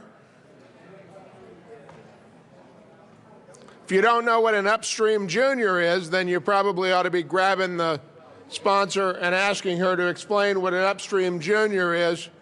But my guess is you'll get a better opportunity and probably a more responsive answer from Representative McNulty or Representative Sonnenberg about what an upstream junior is.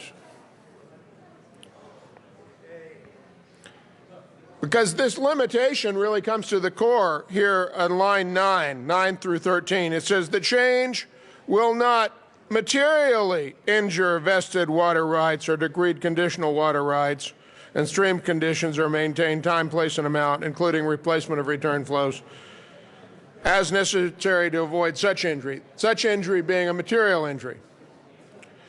Now,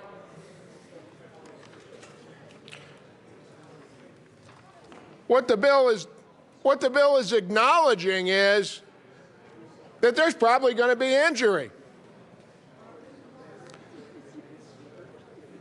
There's probably going to be injury to all of these other users. Representative Becker said she didn't want to hurt anybody, but the bill itself implicitly acknowledges that there's going to be injury. But we're only going to allow or protect them if the injury is material. Now, material in the law means substantial. Not just an injury, but it's got to be a substantial injury. Well,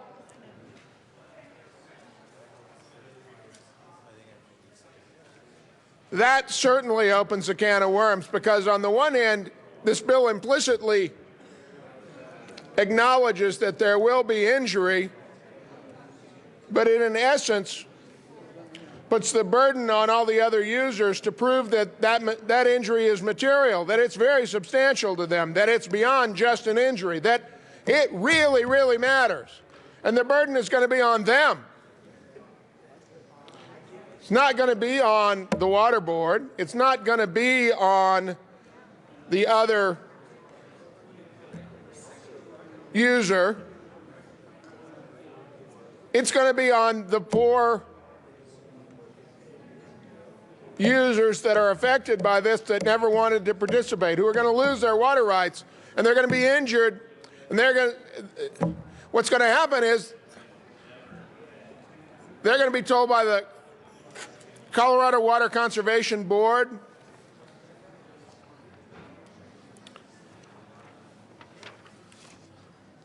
or the applicant, they're going to be told, oh, this is not material, not a big deal to you.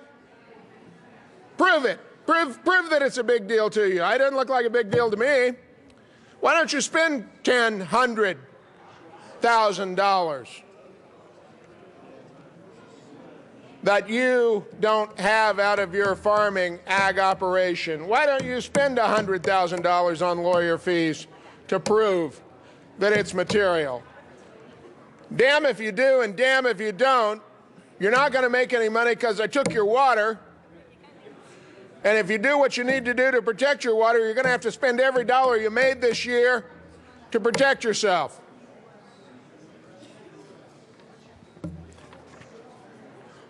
All that Representative McNulty is asking here is for a very simple change. Protect those other users. If they can show simply an injury, then they ought to be able to put a stop to this. They ought to be able to prevent the damage to them. They shouldn't be arguing over, is it this much injury or is it this much injury? Is it bad? Because every injury is bad. I don't think you're wanting to be injured here, are you? You know, if I hit you in the face, do I get to say, well, hey, I'm sorry, I didn't break your nose. It just hurt, but I didn't break your nose. Because that's what we're talking about. It wasn't a material injury. Representative McNulty's amendment makes that distinction and allows those other users to say, we're going to be injured. Don't let this transfer take place. This transfer will put me out of business. And I don't have to wait till I'm put out of business to prove it's material. It's an injury. I'm going to lose money. I'm going to be challenged in my farming operation. I'm going to be challenged in my other operations. My municipality is going to be injured. Injury ought to be enough. They ought not be arguing about whether they got simply hit in the face or whether they got their nose broken. That's what this is about. I ask for an aye vote. Representative Everett. Thank you, Madam Chair. You know, Representative Gardner, I'm going to truly miss your dissertations here. It reminds me of Professor Kingsfield from the paper chase, you know, so we're going to definitely miss that. I do have a question. I was discussing this with former Speaker McNulty here in the well, and you talked about not being able to create a property right from a property right that already exists. So could you explain to the chamber how maybe adverse possession might play into this? Is there further discussion on L008? Representative Gardner. Yes. Thank you, Representative Everett. Well, I think it's best to think about the fact that there's some property there. And you can't, let's just, in the physical world, you can't create more property. You can't create more water. If you could do that, we would call you God.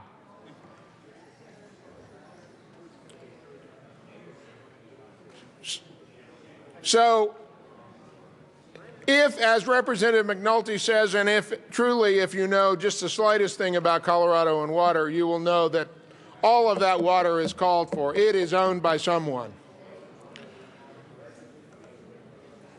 The idea that you're going to transfer it means you have to be transferring somebody's water. It must belong to someone.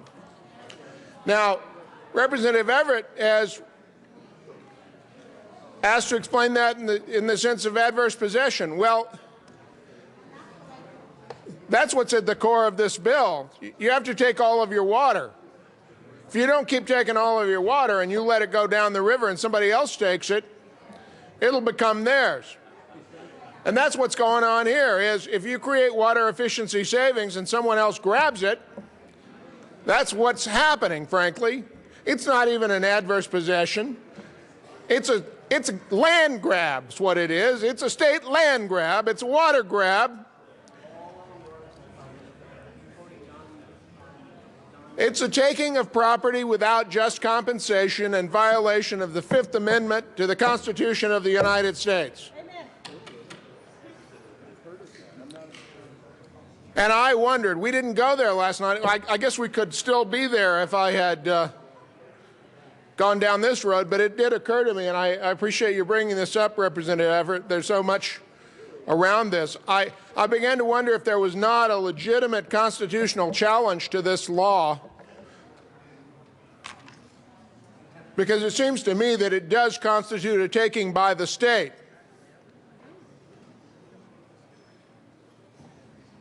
Because water is property, and having taken somebody's water right, but having the state having said, I'm transferring it, and I'm not going to give you anything for it. I'm just going to take it from you, and I'm going to have it given to somebody else, the Water Conservation Board. Have we not taken property without just compensation? At the very least we can do to protect that and to prevent that is to adopt this amendment. I ask for an aye vote. Sir, for Representative Everett. Thank you, Madam Chair, and I want to thank Representative Gardner for that. You know, I didn't have to go to law school twice. They want to get rid of me, so they let me graduate a semester early. So sorry about that. But thank you for that, and I urge an aye vote on this amendment. Is there any further discussion on the amendment? Seeing none, the question before us is the adoption of L008. All those in favor say aye. Aye. All those opposed, no.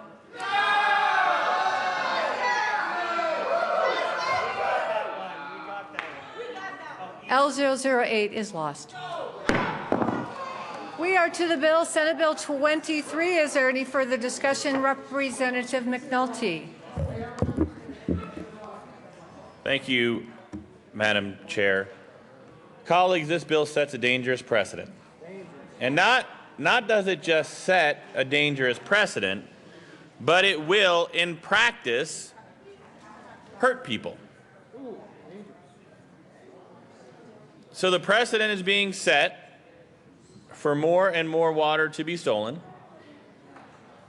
The precedent is being set for the little guy to get picked on, those junior water rights, who are oftentimes the little guy. Amendments have been offered to this bill. Conversations have been had with the bill sponsor when she's been willing to converse, attempting to bring some level of remedy to this bill, but to no avail. The mind is made. The environmentalists are going to win, and they're going to win at the expense of farmers and ranchers. They are going to win at the expense of rural Colorado. And so, Representative McLaughlin, I guess when you go home you can talk with the water district, but I suspect that the folks who live in that district and farm and ranch might have a different opinion of this bill. In fact, I know some of them do. The reason that they have that different opinion is because they view it the same way that we have discussed here. That this bill opens the door for water theft, for water rights to be stolen, creates a water right that is based on somebody else's water right. That would be like me building a room onto Representative Salazar's house and then telling him that I owned his house.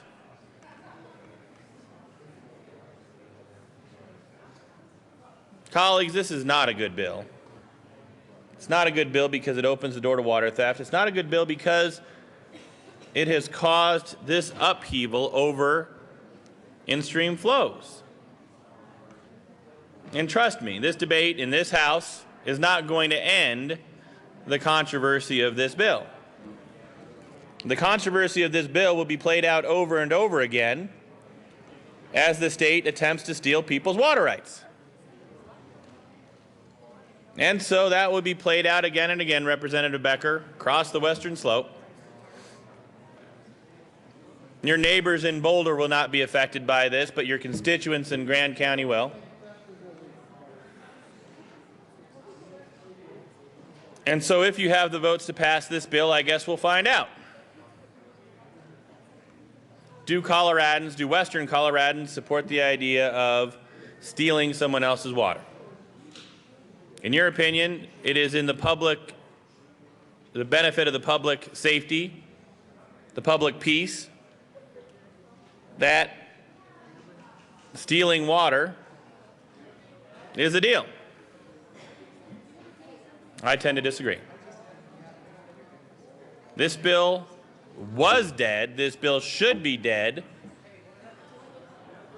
And hopefully, there are enough of you on the Democratic side of the aisle that are willing to listen. Listen and learn and vote against this bill. Protect water rights, protect farmers and ranchers, protect rural Colorado, protect the little guy, and put a stake in Senate Bill 23. Seeing no further discussion, Representative Buck. Thank you, Madam Chair. And I have to tell you, water and whiskey, those are fighting words. And for us to be fighting over water to go to the environmentalists is quite dangerous when it comes to water. So I ask you all to really think hard. This is not a good bill. Please vote no. Representative Sonnenberg.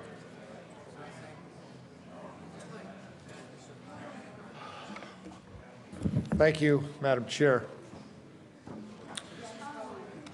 Members, thank you for your patience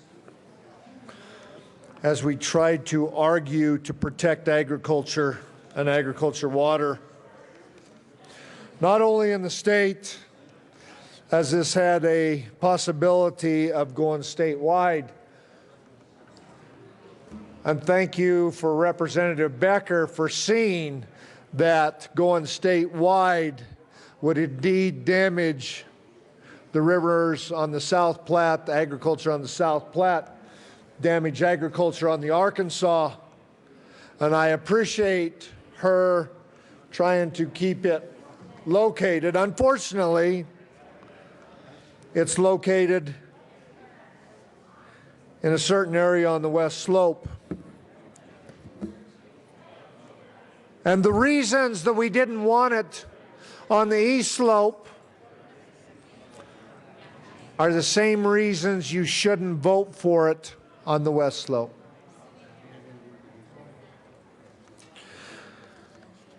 The potential for harm is there. It's potential, no question. But the assurance that it will cost ag producers money to defend their water right is assured.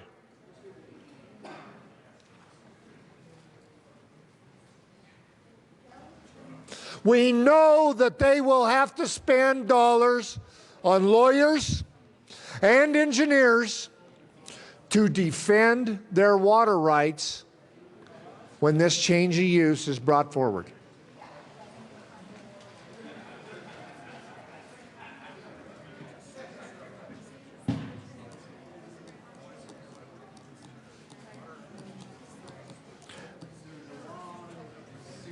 As the Colorado River District says that this will indeed deny, and they testified in judiciary yesterday, actually they did not testify in ag, but they testified that this will indeed deny upstream junior water right users their ability to utilize legally available water, contrary to Colorado's constitutional assurance that the right to divert the unappropriated waters of any natural stream shall never be denied.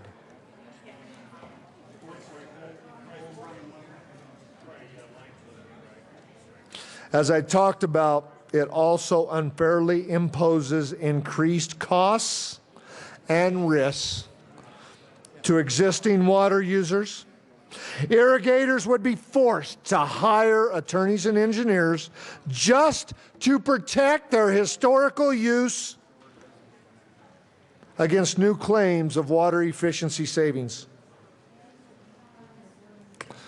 Ladies and gentlemen, farmers and ranchers all across the state want to maintain their small businesses based upon their historical practices and existing rights, and don't want to spend their money on lawyers and engineers, but on keeping their kids back on the farm. Keeping their families on the family farm. And ladies and gentlemen, if a farmer or rancher has to spend $100,000 to defend his water right, in my case,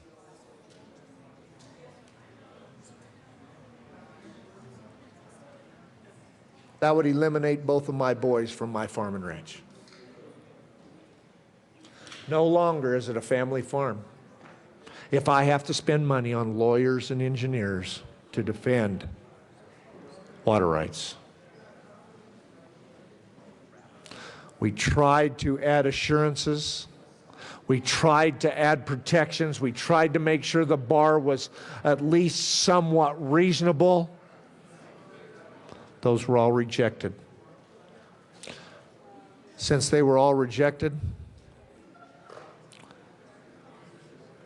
members, I have to ask that you do the right thing for the family farms and the family ranches on the West Slope and vote no on Senate Bill 23. Is there further discussion on the bill? Representative Lawrence. Thank you, Madam Chair. And we heard this bill yesterday. Seems like a long time ago. In the Judiciary Committee, a committee on which I've served for 2 years and have never heard a water bill in the Judiciary Committee. So it was a unique and challenging experience. To me, that says a lot about this bill, that it should have died in the appropriate committee, Agriculture, rather than being bumped over to the Judiciary Committee to try to keep it alive. So we spent hours trying to educate ourselves on water law in Colorado, and the more I heard, the more concerned I became about this bill. Because what it does is it changes the definition of a use of that water right. What they're saying is the water that would have currently been lost through seepage in ditches on farms, or, you know, through spillage as you're watering your stock animals, if you put in these efficiency systems to save the water, then that water right holder can then give that water that they're saving to the Colorado Water Conservation Board. They can't sell it because it's not really a right. So the only option they have is to give it to the government. And I never really got a clear explanation of how this doesn't injure other water right holders along that reach of the river. You know, sometimes you have a senior water right holder who's at the midpoint of the river. How is this affecting the junior holder who's upstream? How is this affecting the junior water holder who's downstream? They do not have access to that water because they can't buy that right. They can't access it. It has to stay in the river. This is a change in definition of Colorado water law. That's what I heard over and over again. And to me, that's a big deal. That's a really big deal to be changing water law in Colorado, where it only benefits a government agency. If that original water right holder wants that water back because they need it, they have to stop using those efficiency systems that they put in. That's the only way they can get that water back per this bill. That doesn't make sense to me. And anybody who's had to deal with courts, and water courts, as far as I've learned, are no different. It costs a lot of money to go in and defend your water rights. Because make no mistake, water rights are property rights in Colorado. And they are very dearly held by those who have them. And if they have to go in, if the junior right holders have to go in and defend their ability to take water from that river, it's going to cost them for an engineering study. It's going to cost them for attorneys. This is going to be extremely expensive, and they're going to be going up against the Colorado Water Board, Water Conservation Board. They have probably unlimited resources. It's not going to hurt them because they have staffs of attorneys and engineers who will fight to make sure that they keep what has been given to them and make sure that it's never given back to that water right holder. If this is such a great bill, why didn't it come out of agriculture? Because it wouldn't have passed in that committee. And because it wouldn't have passed in that committee, it was shuffled over to the Judiciary Committee, and we were limited on testimony because we're rushed at the end of the calendar. You have a group of people who did their best to learn about water law in about 3 hours, but that's not what that committee normally hears. So this bill, I don't think, does really receive the sound hearing that it deserved. There are a lot of issues we heard from stakeholders, obviously the people who are for it, the people who are against it, because we could only hear from two people on each side, I don't think we got a fair hearing. And the email that we got from the Ag Committee only listed people who testified in support. I didn't see any names of people who opposed that bill that were sent to the judiciary members. So when we initially opened that up, we saw that there were no opposition testimony to that bill, which was absolutely not true. There are obviously a lot of people who are opposed to this significant change in water law in Colorado. Members, this bill is not ready for prime time. This needs to go back to experts who are used to dealing with water rights. We've heard over and over again that this is the right discussion. This is just not the right bill. So I would ask you for a no vote on this bill. This is not good for Colorado. I'm on my desk. Representative Corum. Thank you, Madam Chair. You know, I'm old and I sometimes have a little trouble recalling things that have happened in the last few days. But got to thinking about visiting with a constituent last week. And it is a prime example of what would happen if this bill were to pass. A wealthy absentee landowner, east end of Montrose County, has a ranch. Decided that he would like to see that water in the stream rather than used to irrigate that land. Now, he does have the right to do that. He owns the water. He's a senior water right. So what he has done, he has stopped drawing water from the diversion that normally would have gone to his land and been irrigated. A neighbor down below, whose water right is dependent on the tailwater of that very water, is dry now. He has no options. He could go to water court, prove the damages, probably win the case. He said, I don't know what to do. They tell me it's going to cost me $100,000 to go to water court. What do I do? He said, well, I'm sorry, but that's one of the things of priority water. It's a double-edged sword, I will admit that. It's one of those things that you really need to think about. His family's used that water for 40 to 50 years. Can't use it anymore. The ditch is dry. There are no tailwaters. Let's send this bill to the proper situation and work on something that is proper. Thank you. Representative Sonnenberg.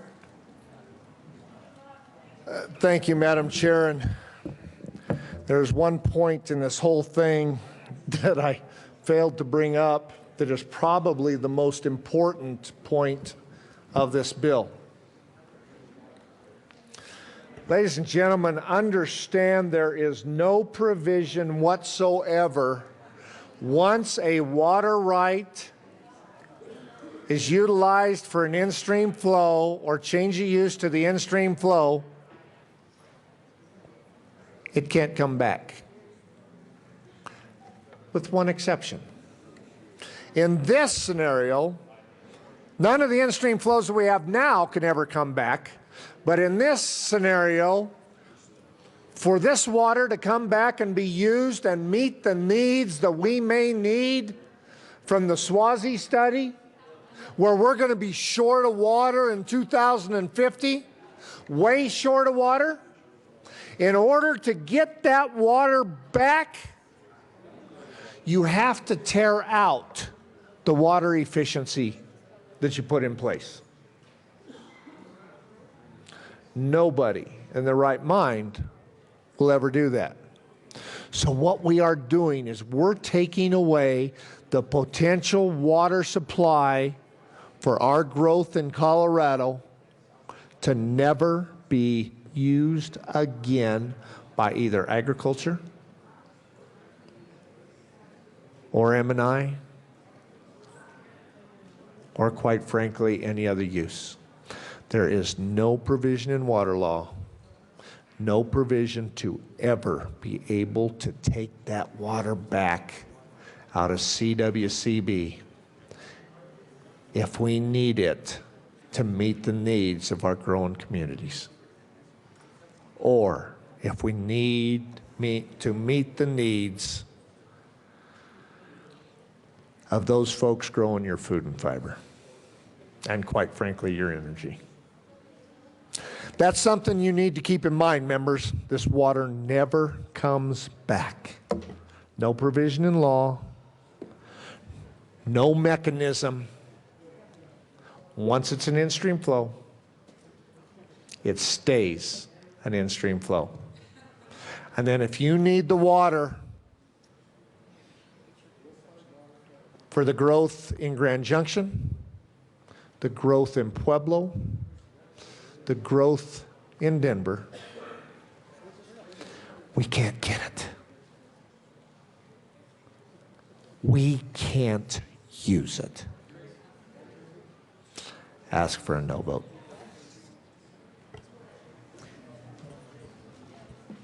Representative Rankin.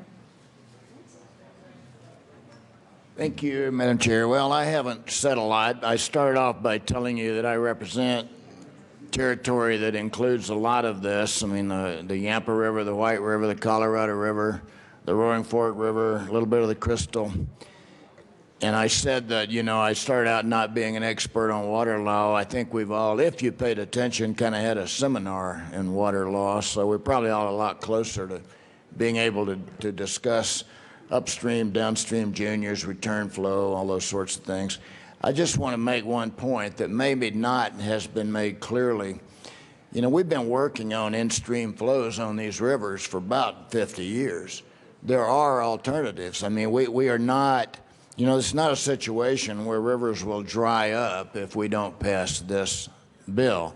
There are alternatives, and I don't think that's been made clearly. You can donate or sell water rights, your right to use water, for in-stream flows, and that has been done and is being done in many places. So why would we pass this law, which you've heard how problematic it is? You've heard that the water community is split with the environmental community on this. You've heard that water law is threatened. You've heard how emotional and strongly people feel about it. So we could talk for a long time about alternative ways to keep water in streams. Perhaps we should. I don't think so. But, you know, let me just assure you there are many other ways to do this very important environmental task without this bill. So, you know, just keep that in mind. Let's make sure that we don't do something that's unnecessary that creates a lot of the problems that we've heard about over and over and over. Representative Priola. Thank you, Madam Chair. And members, reading through this bill, I noticed a strange exception in it, in that fact on page 3, lines 10 and 11, I'll start at line 9. Water efficiency savings, parentheses, does not include the water derived from salvage of tributary waters by the eradication of phreatophytes. I know phreatophytes have come up in our budget discussions, and I see no reason why, if we don't have good stewards of the land, good stewards of our rivers, helping to eradicate non-native invasive species that are sucking up Colorado water, we don't reward that kind of behavior. So with that, I'd like to move L017 and ask that it be displayed. L017 is before us. Please proceed, Representative Priola. Thank you, Madam Chair. Members, this amendment simply strikes that exception, lines 10 and 11, page 3 of the bill, in that you will be rewarded for eradicating phreatophytes. This will put more water in the streams, more water downriver, less consumptive use by the phreatophytes, And in a sense, this should expand what the bill purports to want to do for the environment. So I can't find any reason why this side of the aisle would not support this amendment. We've had discussion through the evening about the effect of what this bill will have on junior users, senior users, downstream flow, so on and so forth. You know, I've actually irrigated in my life. I understand, not as good as Representative Sonnenberg, how a lot of these water issues work, but I can understand for someone who has never, you know, drawn water out of a head gate or started pipe in a field, this might be a difficult issue to understand. But with that, I would simply like to ask for an aye vote on L017. Please don't make an exception for phreatophytes. Representative Becker. Thank you, Madam Chair. It's funny, if you hate this bill so much, why are you trying to broaden its application? Taking that provision out would mean that phreatophyte removal would be included as water efficiency savings, and that would really make the people who don't like this bill hate it even more. So I have no idea why you'd want to do that. I don't want to do that either. I ask for a no vote. Representative Priola. Thank you, Madam Chair. And Representative Becker, you know, I just think it's duplicative to hurt farmers in a bill, but create an exception where you can't hurt invasive species, non-native species, phreatophytes that are using thousands, tens of thousands, hundreds of thousands of acre feet of water, Colorado water, that our fishermen could be using, our ski resorts could be using, our farmers could be using, our cities could be using, our soccer fields could be watered with. This is a good amendment. If your bill is for increasing in-stream flow, you should support this amendment. And that's why I ran it, and that's why I'm asking for an aye vote. Representative Sonnenberg. Thank you, Madam Chair. Representative Priola is exactly right that if you truly want conserved water and savings, you should vote for this amendment. Representative Becker is exactly right when she says if you hate this bill, you should hate this amendment. And I do. I do. I understand his point. His point is a good one. His point is a good one because it's the camel's nose under the tent, and eventually will we get to the point where we start marketing conserved water? Will we start saving water and then be able to market that water? That's a scary thought, quite frankly. So with all due respect to my colleague, Representative Priola, I thank you for your attempt, and if you truly do care about water savings and want water savings and in-stream flows, yeah, you should vote for this. If you're like me and hate the bill, I wouldn't vote for this. So it's up to you. And I'm actually excited that Representative Becker actually came up and said more about this amendment than when we asked the question about the safety clause. I don't know what that is all about, but thank you for at least answering the question on this amendment. Ladies and gentlemen, I'm asking you for your no vote because I still hate the bill. If you, the no vote on the amendment, the truth is if you support savings and conserved water, this is your amendment. I'm asking for a no vote. Seeing no further discussion, the question before us is the adoption of the amendment. All those in favor of L017 say aye. Hello? All those opposed, no. L017 fails. We are back to the bill. Seeing no further discussion, the question before us. Seeing no further discussion, the question before us is the adoption of Senate Bill 23. All those in favor say aye. Aye. All those opposed, no? Senate Bill 23 is adopted. Mr. Kohler, please read the title of Senate Bill 2. Senate Bill 2 by Senators Carroll and Cadman, House Representatives Ferrandino and Del Grosso, concerning transferring the Safe to Tell program to the Department of Law in connection with making and reducing appropriations. Mr. Minority Leader. Thank you, Madam Chair. I move Senate Bill 2, and then I guess there's an appropriations. No appropriations clause? No, No it already was done in the Senate, Mr. All right. Mayor. There. So just Senate Bill 2 is what I move. Is there any discussion on Senate Bill 2? Representative Sonnenberg. Thank you, Madam Chair, and I was really surprised this morning that the Speaker actually got a bill out of appropriations, so I'd vote yes. Mr. Speaker. Thank you, Madam Chair. I was as well. Ask for an aye vote. The question, seeing no further discussion, the question before us is the passage of Senate Bill 2. All those in favor say aye. Aye. All those opposed, no. Senate Bill 2 is passed. Mr. Kohler, please read the title of Senate Bill 5. Senate Bill 5 by Senator Ulibarri, House Representative Singer, concerning alternative administrative remedies for the processing of certain wage claims in connection with amending the provisions for written notices of a wage claim in connection with making and reducing appropriations. Representative Singer. Thank you, Madam Chair. I move Senate Bill 5 and the committee report on business, labor, and economic and workforce development. To the Business Committee report. Thank you, Madam Chair. The Business Committee did an excellent job of vetting this bill and making sure that we move forward in a way that protects workers, but also makes sure that our businesses are protected as well.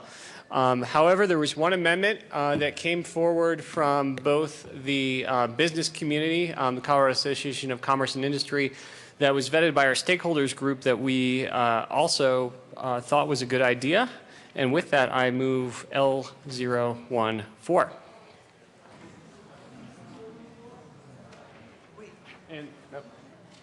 And ask that it be properly displayed.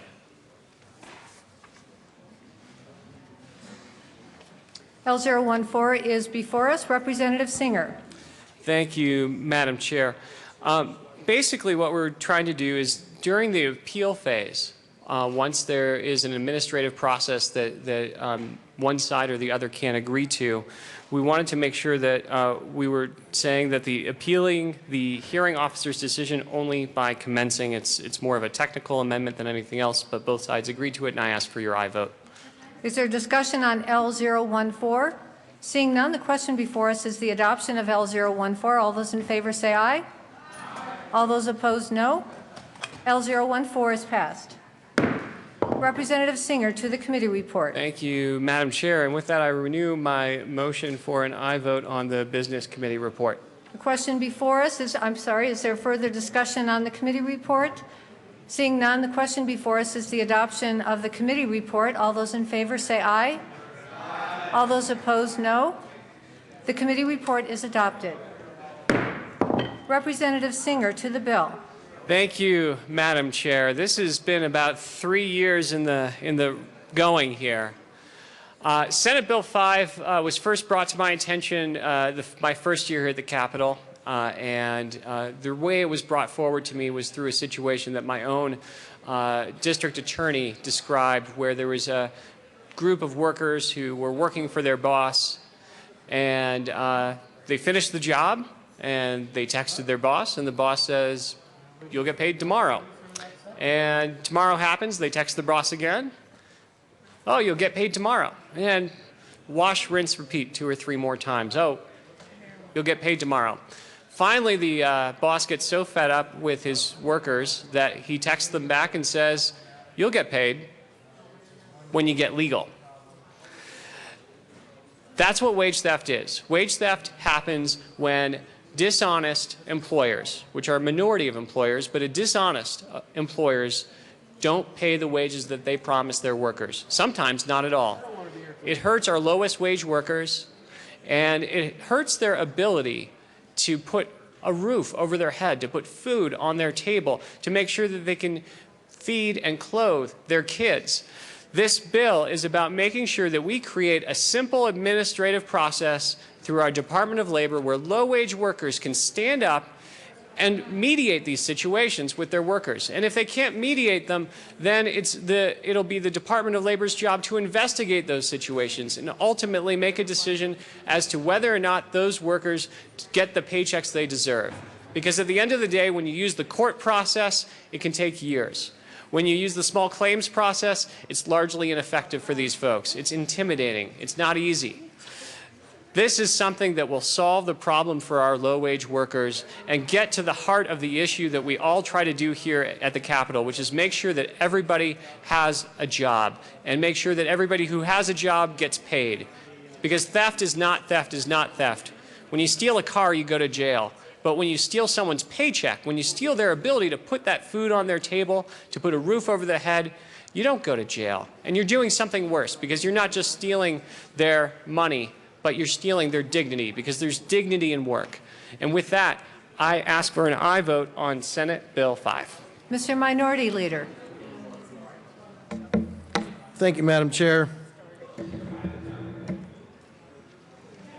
And Representative Singer, I agree with you that when an employer fails to pay their employees, that is inexcusable. As an employer myself, as an employer who has actually gone through where I was several months behind in my mortgage payment because as an employer, I felt like that my employees need to be able to cash their paychecks before me. And so if you're a small business owner, you should realize that, and that is something that the bills come before you getting paid. And as a person that has gone through that and has had to look at my wife when she's like, gosh, we're a couple months behind on our mortgage, can we cash these checks? And I'm going through making sure that all of my employees' paychecks have cleared before I go through that. I have no love loss at all for anybody that refuses to pay their employees. Quite frankly, I will even say that I would consider that person a dirtbag and they have no business employing people. But my issue is with this is, and we brought this up in committee, that I think that the majority of employers out there are trying to do the right thing. 99.8% of the time, maybe even higher. There's just a small few folks out there that aren't doing it the right way, and obviously that makes it look bad for everybody else that's trying to employ somebody. But my concern with this bill is we are basically rewriting how we do this, and it's going to put mandates on all employers, even those 99.8% of the folks that are doing it the right way. And so because a couple of people aren't doing it the right way, now we have to punish all of the other employers that are out there. And that's what this bill does. And there's a reason why that Representative Singer has brought this bill for the last 3 years in a row before this, and it has died every time because everybody's realized that this is not a good way to go and how damaging it's going to be for businesses. Now, obviously, I don't know why somehow it's got a little more traction this year, but it's still not a good bill. Members, I'll even back up a little bit here. Wage theft is actually illegal, and I think that some people have the thought process that as an employer, if I don't pay my employees, that I can just be like, well, I can get away with that. No, it is illegal. It is currently in the statutes, and the statutes clearly say, and if you don't believe Brian because he doesn't know what he's talking about, if you even look at the fiscal note, it even talks about how it is illegal. It even references the statutes where it shows that not paying your employees is illegal. And then it also talks about the several ways that you as an employer can actually have legal action brought against you because you failed to pay your employees. And now the issue that we kept hearing, and the Department of Labor came and testified in committee, and we said, okay, look, there's an issue out there.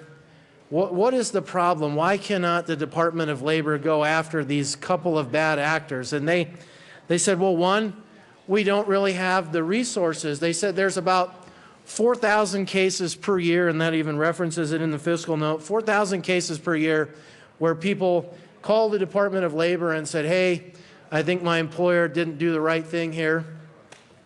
The Department of Labor now goes and investigates those cases, and they said about 25% of the time we find that there might actually be some merit there, and we need to try to pursue this a little bit farther. So 1,000 cases. But they're saying, look, we a lot of times don't have the resources to go after those and investigate all those cases. Well, okay, I don't work there. I can't tell if they have the right resources or not, but I'll believe what they're saying in that. But then they said the second piece is the enforcement. They said, Brian, we don't really have, it says in statute that we have the ability to go after an employer or maybe impose fines in statute, but it really hasn't been followed for a while. And so now, since it hasn't been followed for a while, we're not really sure that we can actually follow the law that's clearly stated in statute. Now, if that confuses you, Representative Stevens, it confused me too, and I'm still confused on that, because when it clearly says in statute that says any employer who without good faith legal justification fails to pay the wages of each of his or her employees shall forfeit to the people of the state of Colorado any amount determined by the director, but no more than the sum of $50 per day for each failure to pay for each employee. So to me, when I read this statute, it clearly says that the director has the ability to levy fines against an employer who has found that they are not paying their employees. Now, the one argument is, well, maybe it says they can do that, but then it kind of says the director, so maybe the director is going to have to get involved in every one of those cases, and so the director is going to have to take time away from their other job and look into each one of these 1,000 cases and levy fines, and okay, that might be a little burdensome, and so I'll give them that too. So I guess my question then to the department is, well, if we have framework out there, and you're saying that there's an issue out there, and my question back to the sponsor is, if we clearly have stuff in statute now, a framework on how we deal with employers who don't pay their employees, why are we going to throw all this out, and why are we going to go with some kind of a brand new system which actually changes it up for all employers? We have a system now that can clearly go after those few bad actors. And so why not go and just dump a few extra resources in there and go to the Department of Labor and say, hey, when you go to the Joint Budget Committee, say, look, we have proven cases where we're trying to address these issues, but we don't have enough resources. And then if we need to run a bill or if we need to put more resources into the department, we can do that. And we can give them the resources to go after those cases. And then if we need to run a piece of legislation to make 8-4-113, which clearly states that the department has the ability to do something, but if they're still nervous about that, let's clean up that statute. But let's actually fix what might be a problem with the framework that we currently have instead of trying to institute something that's brand new. And that is my issue with Senate Bill 5. Not the fact, and I stated earlier, you're not paying your employees, you're a dirtbag. But the reality is we have ways of dealing with it now if we can make what we have a little bit more clear. And then that way we're not going to be affecting all of the other 99.8% or 99.9% of all the other employers that are doing it the right way. So that's my first main concern with the bill. And the second part of it is now there's a whole bunch of new record maintenance that employers are going to have to keep. And the problem with that is, there's large businesses out here in Colorado, and then there's small businesses. And a lot of small businesses don't have what you might call an HR department, human resources, for those of you that might not know what HR is. And that is you have somebody or a group of people that kind of look after all your records for you. And I brought this up in committee that my wife and myself are actually the HR department for my company. And over the objection of my wife, we have a multi-car garage, but you would never know that it was a multi-car garage because I've got boxes and boxes of employee files and employee records and all different other kinds of stuff stacked up in that garage. And so that is kind of my, for better or worse, that is my method of keeping track of that. But there's a lot of other small businesses that, that are struggling with that. And so there's a whole lot of extra burdens that are on there for those small employees. And so those are just a few of the things that you're now going to ask these small employers that it's like, hey, you need to start keeping even more additional records on top of what you had to keep before. Now you have to keep them for 3 years. I don't know what the magical number for 3 years is or why that came in there, but this is going to be even more burdensome for a lot of those small businesses. So I guess to kind of start off with, and maybe Representative Singer does or does not want to respond to some of those comments, but I mean, my main objection is we have a framework that's out there now. Why change what we have? Why not make what we have a little bit better instead of instituting something that's brand new? And the last thing that I noticed when I was going through this fiscal note as well is the department said now 4,000 cases of wage theft that are being reported. We find 1,000 cases that are going to be looked into. After this bill, if you look at the fiscal note, with instituting the new changes, still going to be 4,000 cases of people reporting wage theft and 1,000 cases that they're actually going to go through and look at. So this bill doesn't actually fix the problem either. If there's the same number of people before with the old system and the same number of people with the new system, show me where this actually fixes the system. It doesn't. It just puts a bunch of new mandates on the employers out there that are doing it the right way. And for that, that's why I urge a no vote on Senate Bill 5. Representative Singer. Thank you, Madam Chair, and thank you, Representative Del Grosso, for really doing your homework and also for being a good employer. I mean, I think you probably set the gold standard, and so I know when I spoke to my Chamber of Commerce about this issue, it was unthinkable, unconscionable that you would violate what is almost a sacred pact between employee and employer. It just didn't even cross their minds that an employer would not pay their employee the wages that they were due. And the fact of the matter is, it doesn't happen all the time, but it happens enough that we need to take additional steps. And when our esteemed minority leader brought up the history of this bill and why this came to us not once but twice and now the third time, is because we've improved the process. We've brought in more stakeholders. The first year that this bill came in, it was just a straight-up criminalization of wage theft. Put it under the theft statute. You steal $1,000, might be a crime. Steal $10,000, might be even a worse crime, might be a felony. This is exactly what Texas Governor Rick Perry did in his state of Texas. I figured if Rick Perry could do it, Representative Singer could do it, but apparently Rick Perry is a little better at passing wage theft laws than I am. So that bill died. The second year, we sat down with business interests, we sat down with plaintiffs' attorneys, we sat down with defense attorneys, we tried to work something through the civil justice court system. Ultimately, I wasn't satisfied with the product. I didn't have the votes to pass it, and I killed the bill. I asked that it be postponed indefinitely with the promise that I would come back only after working with Colorado Association of Commerce and Industry, the Colorado Competitive Council, the Civil Justice League, defense attorneys, to make sure that I was going after the bad actors in this bill, not the good actors, not casting a dragnet. That's why you're seeing this bill a third time, is because we've improved the process every time. And while Casey and C3 and the Civil Justice League have come to a point where they no longer oppose this bill. They are no longer in opposition. They've gone neutral on this bill. I appreciate that the work that they've done in sitting down with groups like 9 to 5 Working Women and all the other organizations that I put together to make sure that we came to a good place on this bill. That's why we did this. And the question about 8-4-113 and why aren't we doing that?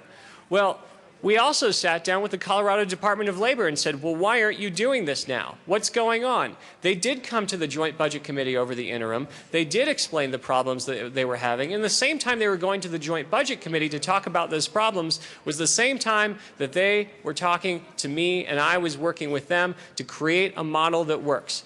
And this isn't a model that came out of the blue. This is based off of what the state of Washington put together.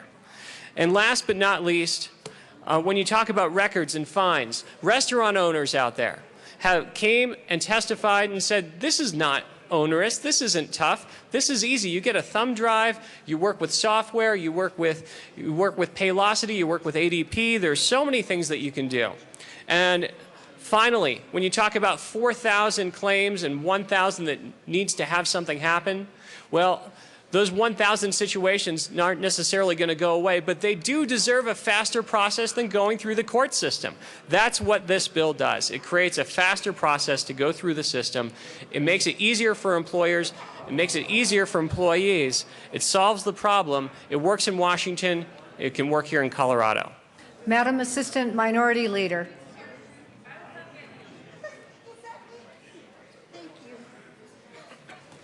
Thank you, Madam Chair, and let's put it to Latino size.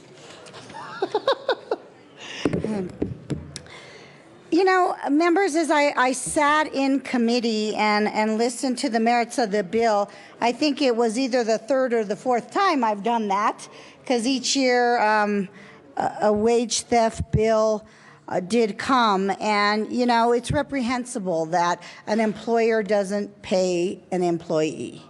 That is the wrong way to operate a business.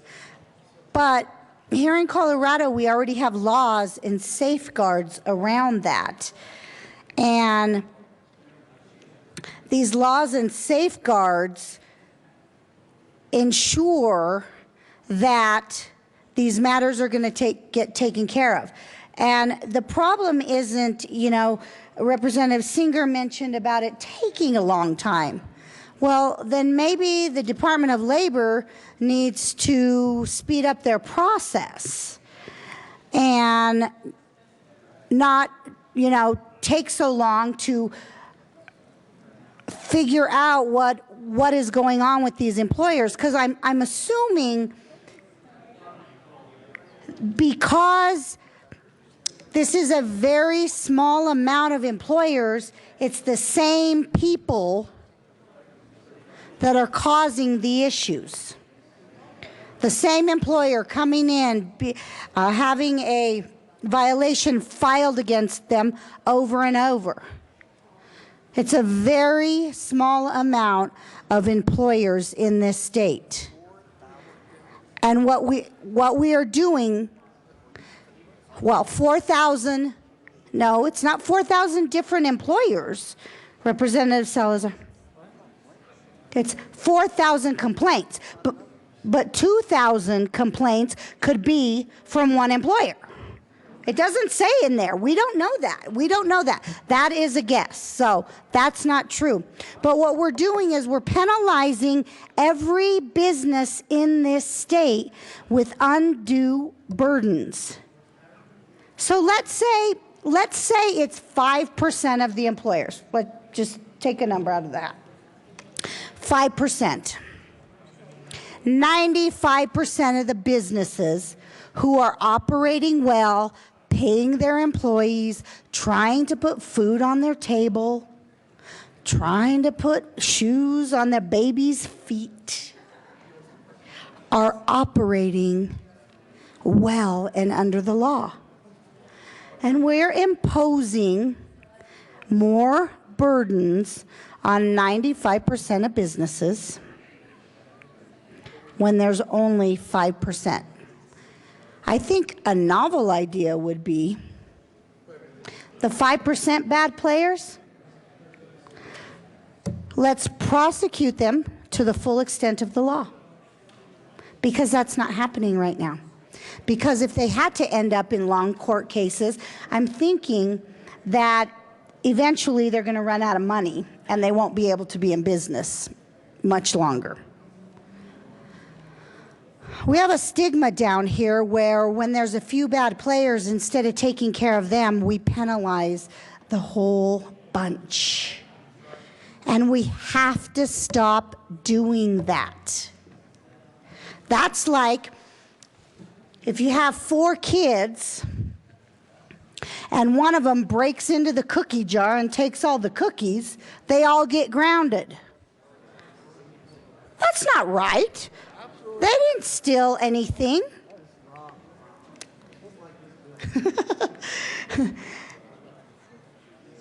We have to make sure that we are punishing the violators and not putting undue burdens on the people who are doing it right. We have to quit villainizing the businesses in this state and saying because there's a few bad players, y'all must be. Members, this is just not good policy. We have laws, we have safeguards, a process that takes care of all this. Let's let that play out. Let's make sure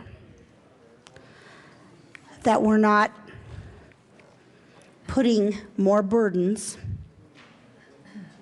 on our businesses, especially our small businesses in the state. They're already leery about the climate. And what undue burden does is it costs companies. And when companies have to pay more costs, they hire less people.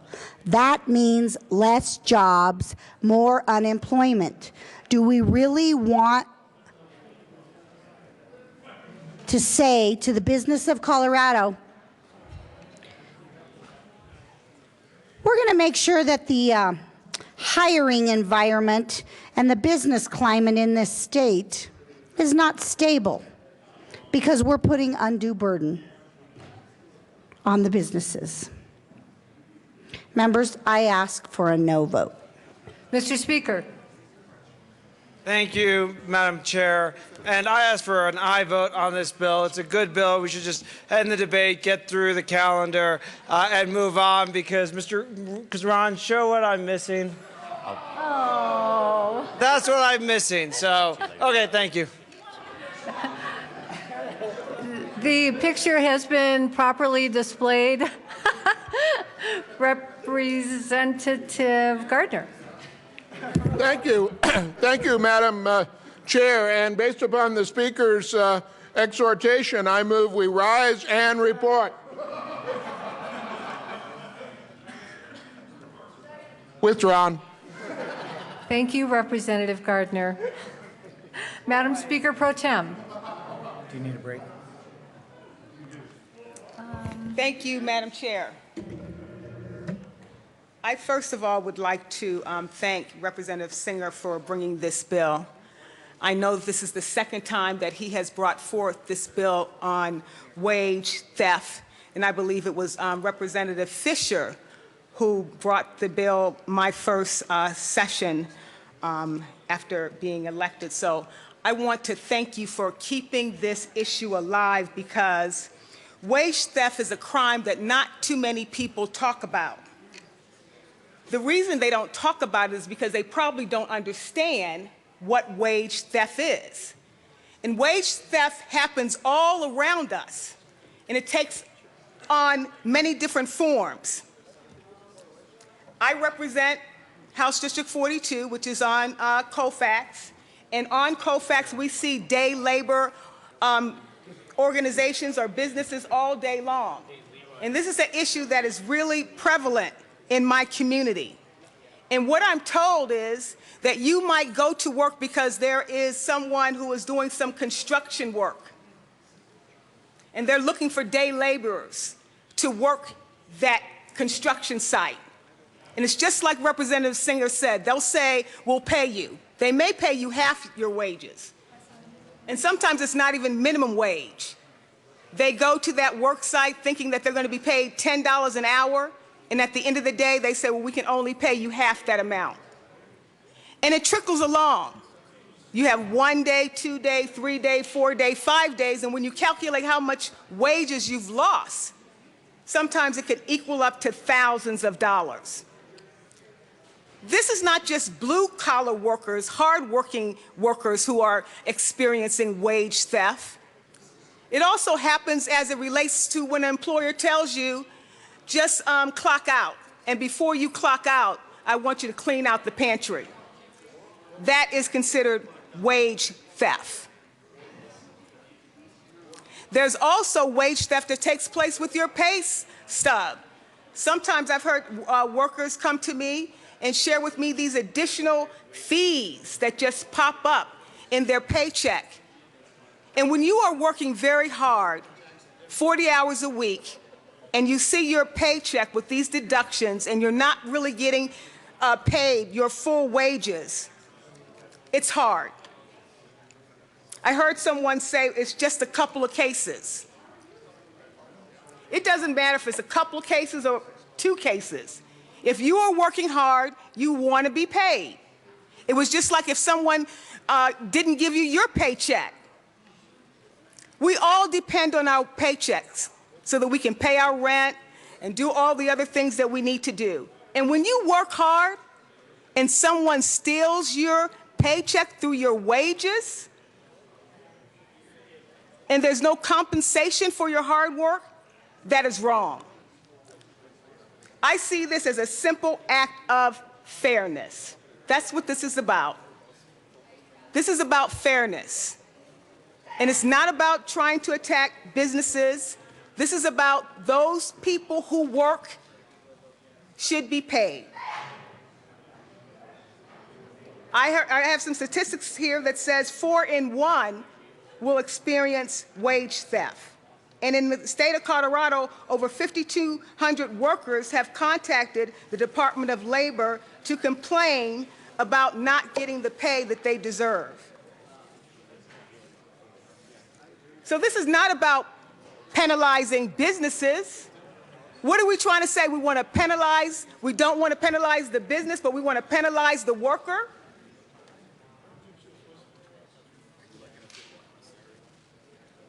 If you work, you should get paid. And when you don't have the salary that you need, it really hurts the bottom line within this state. When people get the wages that they earn, they go out and they spend that. I believe that this is a business-friendly type of measures that we're putting in place, because you're right. Not all businesses are doing this, but there are some that are doing it. So I support Senate Bill 05, and I applaud Representative Singer for being persistent in making sure that we support those who are experiencing wage theft in our state. Thank you. Mr. Assistant Majority Leader. Thank you, Mr. Chair. Mr. Chair, I think this is a very good bill. I think it's a worthwhile effort that Representative Singer, and I think my wife and son, Alec, at home, who are watching, also think this is a worthwhile effort, so I just want to give them a shout from the well. Hi, everyone. I'll be home at like 3 a.m. Representative Williams. Thank you, Mr. Chair. And members, as Representative Singer has said, you know, we heard this bill 2 times before in the Business, Labor, Economic Workforce Development Committee. And we heard the concerns about how the net was going to be cast too far in getting those who are good actors and those who are bad actors. And if you recall, we worked with Representative Singer and the advocates to ask them to go back and do your stakeholding. And you all know how we operate in the Business, Labor, Economic Workforce Development Committee. And I am here to say to you that Representative Singer and the advocates and those who were opposed to the bill have done a great stakeholding process. I think that this is a great piece of legislation that he has come up with. We passed it in business. If you look at the changes that he made to get where we are today, he's had over 9 changes to this bill to ensure we address the concerns of the business community. He's worked with the Department of Labor and Employment to make those changes. So the stakeholding process has been a thorough one. I understand that there are some concerns about extra burdens on businesses, but if there's a business paying their employees the way that they should be following the law, they will not have additional burdens placed upon them. There are employees that are not getting paid. You have businesses who are operating and then they not pay their employees, and then they shut that business down, and then they open it up with a new name so they can continue to repeat this offense and not paying their employees. This bill will help us track that. It's going to help us track it. It's not going to make it perfect, but if there's offenders out there, this bill is going to help us. I believe that we in the state of Colorado need to make sure that these abuses are taken care of, and let's help Colorado workers who are not getting paid their fair wages for a hard day's work get paid. And so I ask you for an aye vote. Representative Holbert. Thank you, Mr. Chairman. Members, I rise in opposition to the bill, and I do want to thank Representative Singer for sticking to the issue. I've talked with Representative Singer, I've heard the testimony, and I know his heart is in the right place, but there's some problems with this bill. Right now, all of the conditions that my friend, Representative Fields, described are potentially violations of the law. And if a crime has been committed and an employee or a former employee feels that a crime has been committed, that person would have to take that employer or former employer to court and sue them. Could be small claims court, but the bill would transfer that, because we heard testimony that people in low-wage job conditions, especially if they have not received all of their due compensation, may not be able to afford legal counsel, and that the time and cost of going through court and pursuing that kind of remedy is just too steep a burden for people in that situation. Okay, so what's the proposed remedy? We move this from a court where evidence that something wrong has occurred, has to be presented to say that the employer in this case has done something wrong. We get rid of that standard and we go into an administrative scenario where the employer has to prove that everything was done right. We move from the law being broken and showing evidence that some crime was committed, and then we have some civil or criminal action here. We move from proving that something bad happened to the employer having to prove that all the rules were followed correctly. And that's a very different standard. So I think what you're going to find, since if this bill becomes law, you'll find an increasing number of those folks who are no longer employed with a specific employer, who have no risk, no skin in the game to file a claim that something wrong occurred, put the employer in the position of having to prove that everything was done right. And we did hear testimony from one restaurant owner who said he thought he could come in and do that. But he can't speak for all restaurants and certainly not all employers in Colorado. But if a former employee has no risk to file that complaint and see if he or she can get some financial reward, why wouldn't they? And the employer then is not in a position to be able to bring in legal counsel and show that no wrong was committed. The employer is in an entirely different scenario of having to prove that nothing wrong happened and all the rules were followed correctly. And when an employer is in that kind of situation, if you've ever employed people and had to go through terminations or layoffs, you know that counsel will often come to you and say, hey, for me to represent you in this, it's going to cost you this much. And if we can cut your losses to half of that or a third of that, that's less. So what do you want to do? Do you want to pursue this and go all the way through the administrative action, or just want to try to cut a deal and get out of this as quickly as possible? And on the other side of this, the employee, the former employee, has no risk, none. All he or she has to do is file a complaint with the Department of Labor. There's no legal costs, there's no risk, and there's a very high probability that they're going to get some sort of response, monetary reward for filing that complaint. Now, if they have a legitimate complaint, I don't want to stand here and defend people who would actually commit wage theft. I applaud Representative Singer for identifying this issue. I just think that this is the wrong answer. Do I have a better answer? Frankly, no, I don't. Some sort of assistance for legal costs to be able to pursue the current legal action? Maybe that's a better answer. But putting all employers in this state at risk of having that one or every former employer or employee coming back and filing this complaint, that's not a good standard. Here's the next step.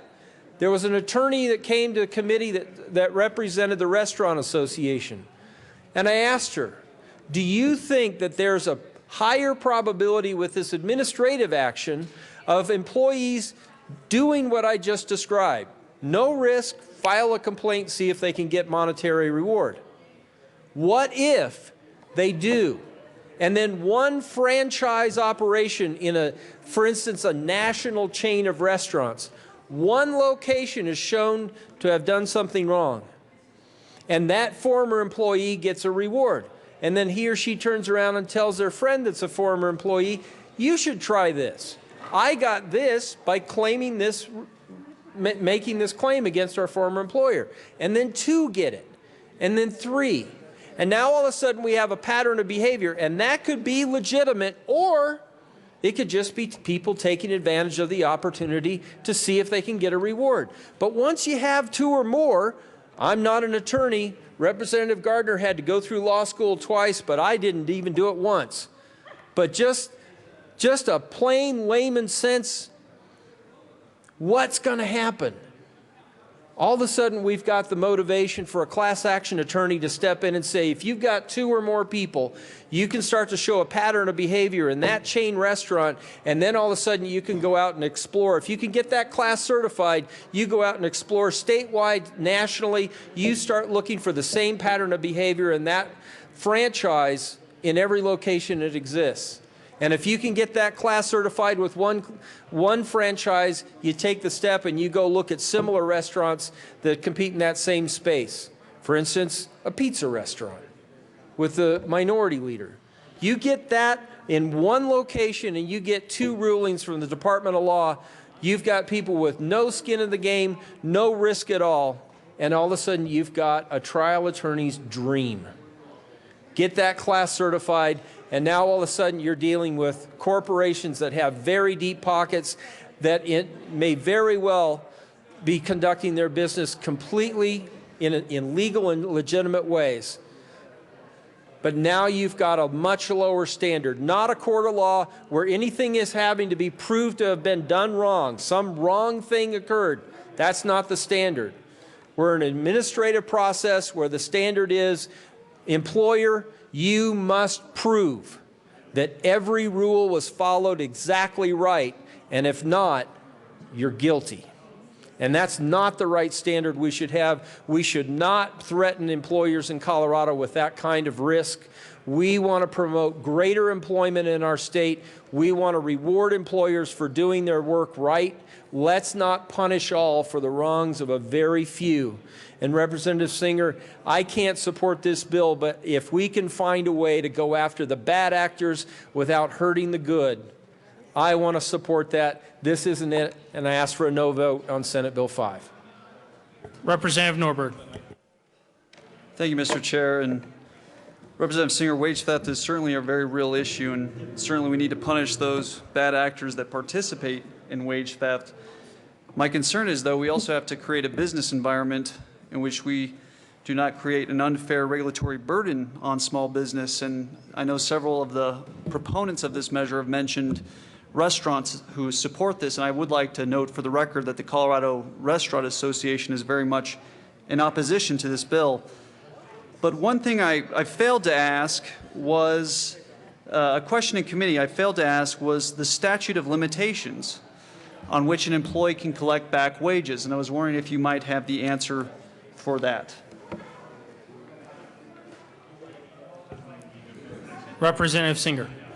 Thank you, Mr. Chair, and Representative Norberg, I appreciate the question.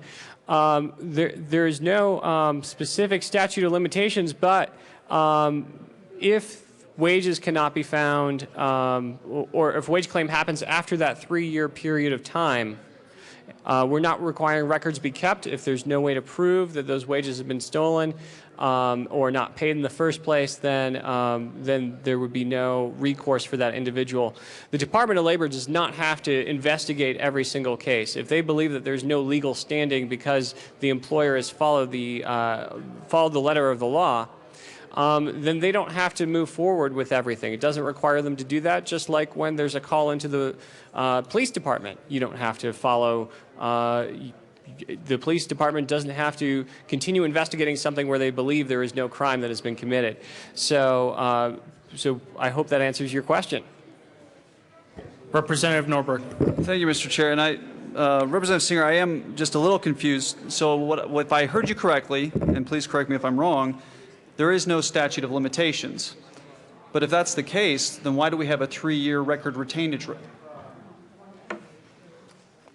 Representative Singer.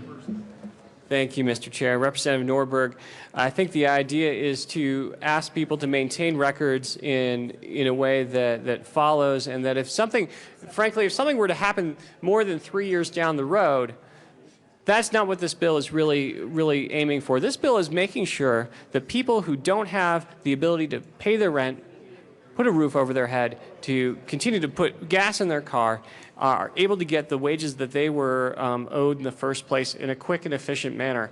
Frankly, 3 years down the road, that's not going to be the situation. Representative Norberg.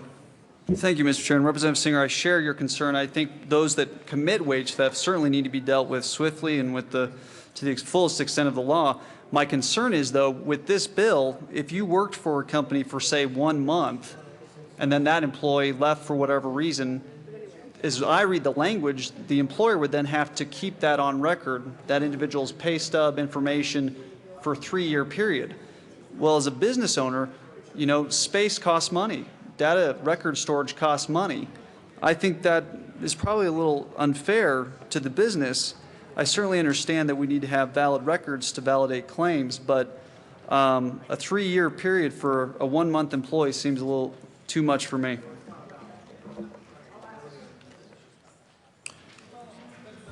Is there any further discussion on Senate Bill 005?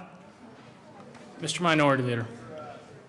Thank you, Mr. Chair. Representative Salazar, I appreciate the theft is theft speech and going there. And apparently you didn't hear anything that I said earlier.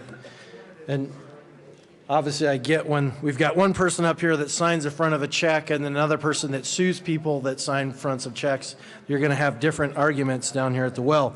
But I never said that theft was okay. And as a matter of fact, I even said if you don't pay your employees, you're a dirtbag. I've got no love loss at all for people that aren't paying. My whole entire argument was we have infrastructure currently now. And when I asked the Department of Labor, what's the problem with this now when people come in here, why can't you go after and why can't you solve these issues? They said 2 things. We don't have staff, and we don't have the teeth because the way the law is written, we're not sure that we can go after and find these people and go after them. And so why not fix those 2 things? We can fix those 2 things without implementing an entire new structure on how we go after this. When the Department of Labor, the department that's actually charged with accepting the calls from people who said that, gosh, you know, my guy slighted my paycheck and only paid me $6 an hour, or the person that only paid me for 30 hours of work when I worked 50, or all that stuff, the place that they call, the department that they call, and when they tell me that the 2 things are we don't have enough resources and we don't have the teeth, or at least the statutes say we do, but we're not sure that we can enforce the statutes, it's like, well, let's fix those 2 things. You never once heard me say, gosh, let's protect those guys or gals that aren't paying their people. No, those people, they're bad operators, and they make all the rest of the employers out there look bad. But back to what Representative Holbert said and what Representative Zabel said is, why punish all the other employers out there? And that is what this bill does. All the other employers that did absolutely nothing wrong. Why not give the department the resources, and why not give them the teeth that they say are the things that will actually help them enforce the law out there? Why not do that?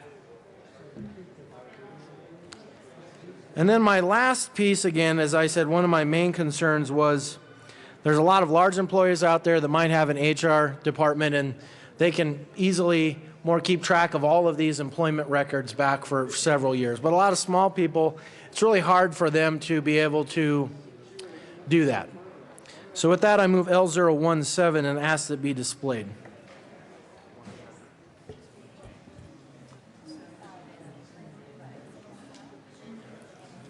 Amendment L017 has been moved and is properly displayed. Mr. Minority Leader. Thank you, Mr. Chair. And members, this only applies to the record keeping, not the entire bill, but the record keeping. So if you look at page 6, line 15, if you are an employer of less than 20, which we're assuming you probably don't have an HR department, that you're not going to have to comply with the record keeping requirements of this bill. You're not going to be that guy that's going to have to put so many more stacks of stuff in your garage or wherever that is. And this makes it a little bit easier for those small businesses that we're now putting needless mandates on, because we're obviously going after the good guys and not doing anything more to penalize the bad guys with this. So I urge an aye vote on L017. Representative Tyler.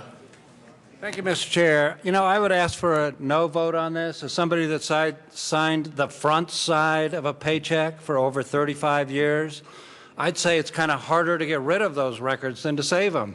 When I had 3 employees, I used a payroll service. Just 3 employees, I used a payroll service. They kept track of that stuff, and I'll bet you I could go back right now and ask what I paid an employee in 2005 to those people. This is not a burden to keep this information. You know, if you're in business today, there's a pretty good likelihood that you've got that data with ADP, or you probably have QuickBooks. I've got about 10 years worth of data in QuickBooks. It's sort of still there. All the payrolls and everything's there. This is not a burden. This is really straightforward, and it's something that's probably harder to get rid of than it is to keep. I ask for a no on this amendment. Representative Salazar. Thank you, Mr. Chair. I ask for a no vote on this amendment. You know, I sign the front paychecks too, because I'm a small employer. And guess what? I represent small employers, not just sue them, I actually represent them. So I know something about it. Oh, you don't want to listen now? You don't want to listen to the fact that I represent small employers? A lot of them actually represent a lot of small employers. Small employers, nonprofit organizations, corporations, things of that nature. Represent them. Oh, and I sign paychecks too. Did I just say that? I did say that, didn't I? So it isn't the fact that, as you said, that I just sue employers. No, that's not it. I actually represent employers, keep them out of trouble. All right, so just to be clear on that, you know I represent employers, right? You know I sign the front of paychecks. Okay, all right. Now, the thing that I said, I was repeating what the minority leader said to me just a little while ago on a different bill about theft. He said, theft is theft. That's what he said. Theft is theft. And so I said to him, I said, well, apparently it's theft when it involves water, but it's not theft. Representative Salazar, to the amendment, please. I'll get to it, to the amendment. But it's not theft. It's not theft when it involves employees. But he said just a couple. It's just a couple. That's all right. Regulatory. It's all big now, right? This bill makes everything all big. And so we shouldn't have that. It's not just a couple. It's 4,000 complaints. That's a lot of people who could use paychecks. And you're right, you did say that those scumbags, I think you used, scumbags should be, dirtbags? Dirtbags, those dirtbags should be prosecuted. Well, apparently not all of them. Not those who employ 20 or less, right? 20 or less. Those dirtbags, it's okay. right? Those dirtbags are okay. It's just the other dirtbags that are above 20 that are not okay. No, we have to go after all dirtbags. It's very important to go after all the dirtbags. I got it. I got it. I'm being told to wrap up. Look. Look. No, it doesn't. No, it doesn't. I'm just taking your arguments.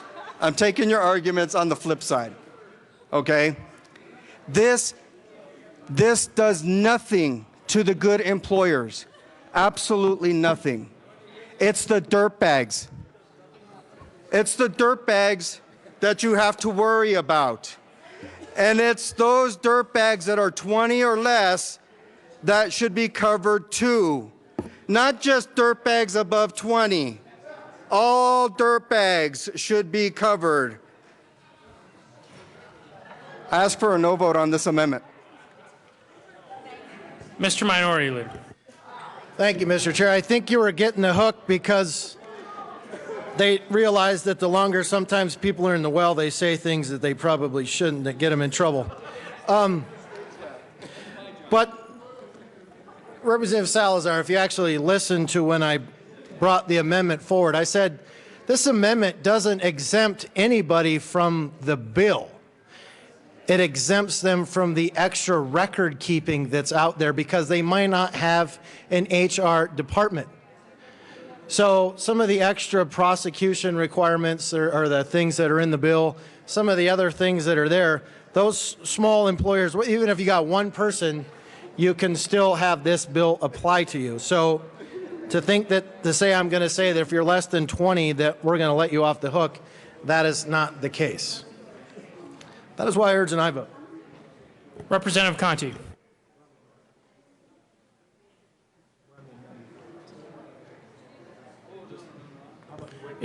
Representative Conti. Is there any further discussion on Amendment L0? Representative Conti. Thank you, Mr. Chair. Representative Singer, I would think that you would support this amendment because by your own testimony you spoke that the business community was in support.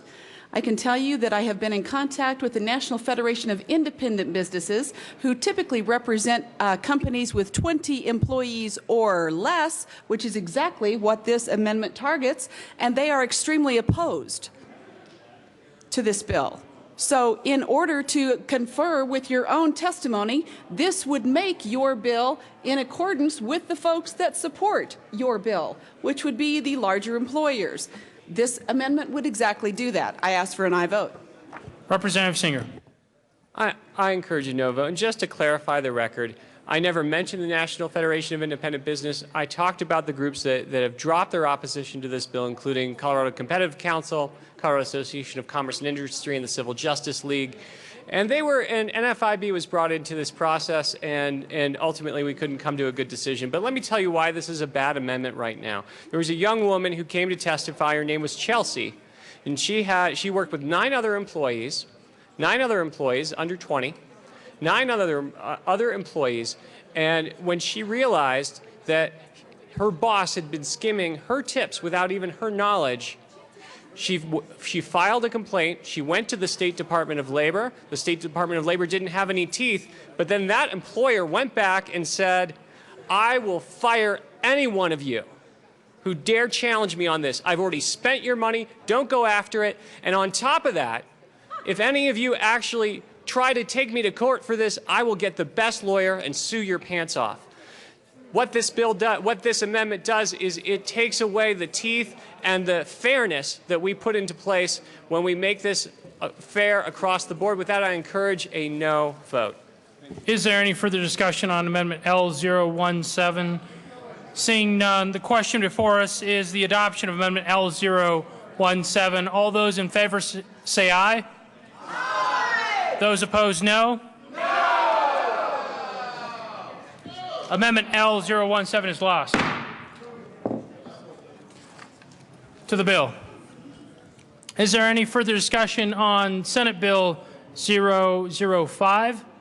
Seeing none, the question before us is the adoption of Senate Bill 005. All those in favor signify by saying aye. Aye. All those opposed, no. Senate Bill 05 is adopted. Mr. Kohler, please read the title of the Senate Bill 0112. Senate Bill 12 by Senator Kafal, Representative Exum, concerning increasing the assistance payment for the program for aid to the needy, disabled, and in connection with making and reducing appropriations. Representative Exum. Thank you, Mr. Chair. I move Senate Bill 12 and the committee report on finance and the committee report on appropriations. To the Finance Committee report. Thank you, Mr. Chair. The Finance Committee report amended the bill with a couple of things, and I have one additional amendment I'll go over once we get through this. And it created a pilot program for this, the Aid to the Needy and Disabled program, which is going to help these individuals with their application process to SSI, Supplemental Security Income. Representative Exum, I'm sorry, can we go to the Appropriations Committee report? Can you please move that? Sure, no problem. The Appropriations Committee report, because of the amendment on the finance report, appropriated the money. We took some additional, not additional funds, but we took existing appropriations and put it into the pilot program. So that's why it needs to be appropriated on this side. It was appropriated in a Senate side. So I ask for an aye vote on the Appropriations Committee report. Is there any further discussion on the Appropriations Committee report? Seeing none, the question before us is the adoption of the Appropriations Committee report. All those in favor signify by saying aye. Aye. Those opposed, no. The Appropriations Committee report is adopted. To the Finance Committee report. Thank you, Mr. Chair. The Finance Committee report, we placed two amendments on there, and I'll go over each one. The first one is to establish the pilot program. The framework of the pilot program is a 2-year program. It will start in October 2014 for no more than 3 counties that have a large AN caseload. Contractor will hire, train, and manage the staff and review the reports at the end of 2 years. The focus will be on helping the homeless and other at-risk populations that apply for SSI and SSDI. And the cost will be no more than $250,000, which will be taken out of the existing appropriations. The reason that this pilot program is needed is to improve the efficiency of the program. About 1 out of 4 people on AN in Colorado actually get enrolled in SSI. We think the pilot program will raise that percentage. The pilot will run by a private company or nonprofit with expertise in completing the SSI and SSDI applications. One example is a nonprofit that practices the SOAR model. The SOAR stands for SSI/SSDI. And outreach and access to recovery. And the second part of the Finance Committee report is to raise the cap on the SSI Stabilization Fund. This amendment raises the cap to ensure that the extra federal funds that come back into the state for AN is actually spent on the AN program. And with that, I would move Amendment L010 and ask it to be displayed. Amendment L010 has been moved and is properly displayed. To the amendment, Representative Exum. Thank you, Mr. Chair. This is just a technical amendment that changes, strikes income and substitute insurance, and also strikes substitute supplemental for social security income insurance benefits. And we had to make those changes in 7 places in the bill, and I would ask for your aye vote on the amendment. Is there any further discussion on Amendment L010? Seeing none, the question before us is the adoption of Amendment L010. All those in favor signify by saying aye. Aye. Those opposed, no. Amendment L010 is adopted. To the Finance Committee report. Ask for an aye vote on the Finance Committee report. Is there any further discussion on the Finance Committee report? Seeing none, the question before us is the adoption of the Finance Committee report. All those in favor say aye. Aye. All those opposed, no. The Finance Committee report is adopted. To Senate Bill 012, Representative Exum. Thank you, Mr. Chair. And I think I explained that in detail, and I would just summarize by saying this bill will help reduce poverty, improve economic security, and improve the efficiency of the AND program for our most vulnerable citizens of Colorado, and ask for your support. Thank you. Representative Landgraf. Thank you, Mr. Chair. And thank you, Representative Exum, for bringing this bill. I do have just a couple of questions I would like clarified, if you don't mind. The first one, why was this bill heard in Finance? Why didn't it go to one of the health committees, which seems that it would have been a better, more appropriate committee? Mr. Assistant Majority Leader. Thank you, Mr. Chair. Representative Landgraf, I can answer that question for you. The prerogative of where a bill goes lies with the Speaker, and the Speaker felt that based on the time that we all had in every committee, that the Finance Committee was the most appropriate committee. That's why I said it there. Okay, thank you. Representative Landgraf. Thank you. My next question, why was the requirement that an applicant would need to have applied for SSI before they apply for A&D removed? Representative May. Because that is, thank you, Mr. Chair, and because that's how the A&D program is set up. The purpose of it is that it's a temporary source after you apply for SSI, and you're waiting for approval for SSI. Sometimes in SSI, it takes up to 2 years in which to receive approval, and so this is a bridge to get you to that point for approval. Representative Landgraf. Thank you, Mr. Chair. I understand that, but the bill removed the requirement that somebody would need to have applied for SSI before they got A&D. Representative May. Thank you, Mr. Chair. That was not amended. That's still in statute. It was not taken out. Is there any Representative Landgraf? Thank you, Mr. Chair. On page 4, line 20, they changed shall to may, and I'm just wondering why that was done.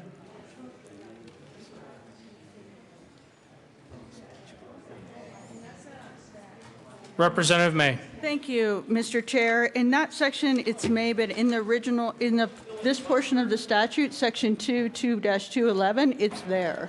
So it's in the original part of the bill. Okay, thank you. Is there any further discussion on Senate Bill 12? Seeing none, the question before us is the adoption of Senate Bill 12. All those in favor say aye. Aye. All those opposed, no. Senate Bill 12 is adopted. Mr. Kohler, please read the title of Senate Bill 99. Senate Bill 99 by Senator Hodge, also Representative May, concerning a provisional physical therapist license in connection with making appropriation. Representative May.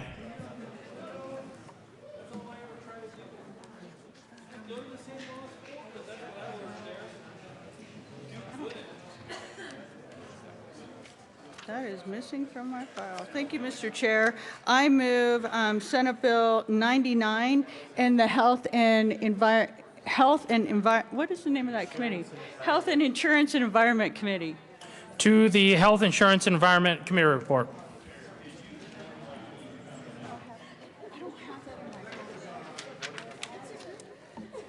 Thank you, Mr. Chair. And all they did was strike lines 20 through 27 and added the safety clause.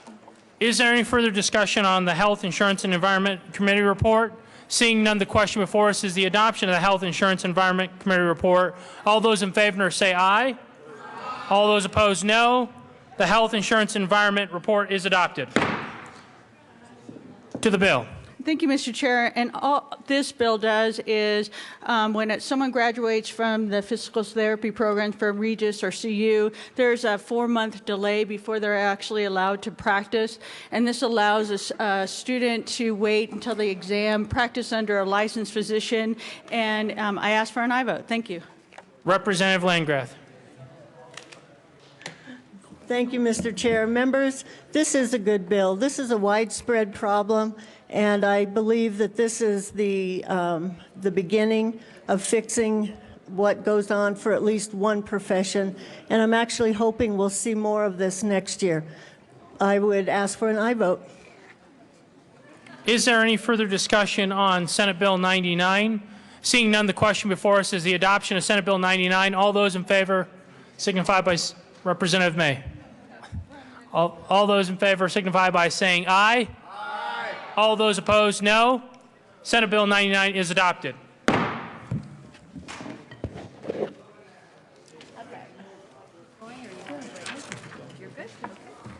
Mr. Kohler, please read the title of Senate Bill 155. Senate Bill 155 by Senator Stebbins, also Representatives May and Duran, concerning grant funding for medical marijuana health effect studies.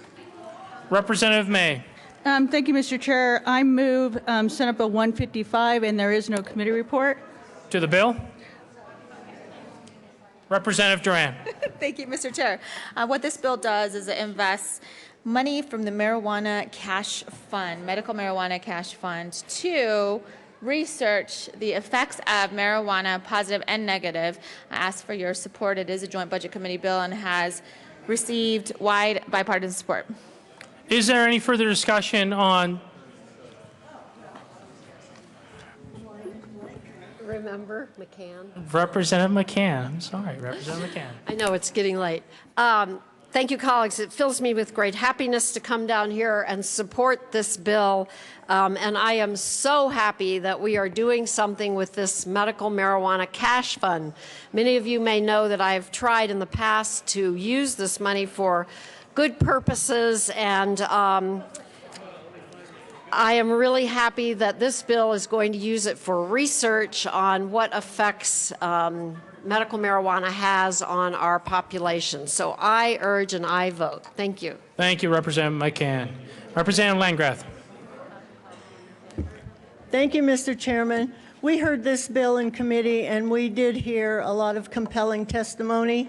And I think that the one thing we should be certain of is that people who are using medical marijuana are getting the benefits that they think they're getting, and this will lead to that. I ask for an aye vote.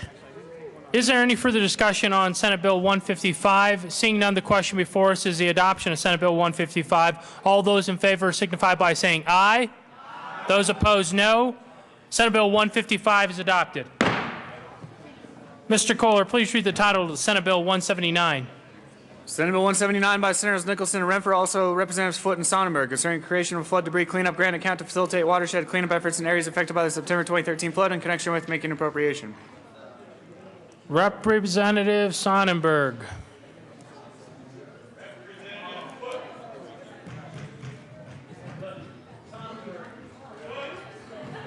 Representative Foote. Thank you, Mr. Chair. I move Senate Bill 179, and there is no committee report. To the bill.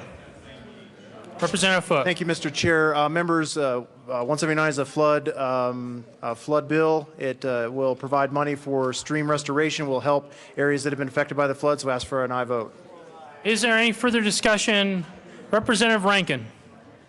Thank you, Mr. Chairman. You know, I just wanted to share with all of you, I rise in support of the bill, but, you know, I'm a West Slope guy. I know a lot of you were heavily affected by floods, and you volunteered and participated. But when I saw these pictures, when I saw the pictures in our presentation, I really was deeply affected by the tragedy that befell your districts and your people. And so it actually led me to ask the department, and they've since provided a summary of all the things we're doing for flood victims, because I just don't have in my mind the scope of the damage and all the things we've done to recover. But thank you so much for the bill, representatives, and let me tell you that all of the state is with you as you recover from the flood. Is there further discussion on Senate Bill 179? Seeing none, the question before us is the adoption of Senate Bill 179. All those in favor say aye. Aye. All those opposed, no. Senate Bill 179 is adopted. Mr. Assistant Majority Leader. Thank you, Mr. Chair. Mr. Chair, I move to proceed out of order to Senate Bill 203. Seeing no objection, we will proceed to which bill? Senate Bill 203. Mr. Kohler, please read the title to Senate Bill 203. Senate Bill 203 by Senators Lambert and Newell, also Representatives May and Gardner, concerning the office of the respondent, parents, counsel in cases of alleged child abuse or neglect. Representative Gardner. Thank you, Mr. Chair. I move Senate Bill 203. There is no committee report. To the bill. Is there any further discussion on Senate Bill 203? Seeing none, the question before us is the adoption of Senate Bill 203. All those in favor say aye. Aye. Those opposed, no. Senate Bill 203 is adopted.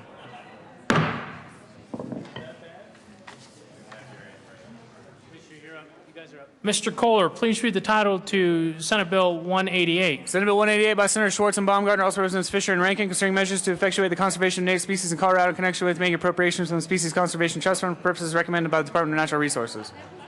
Representative Rankin.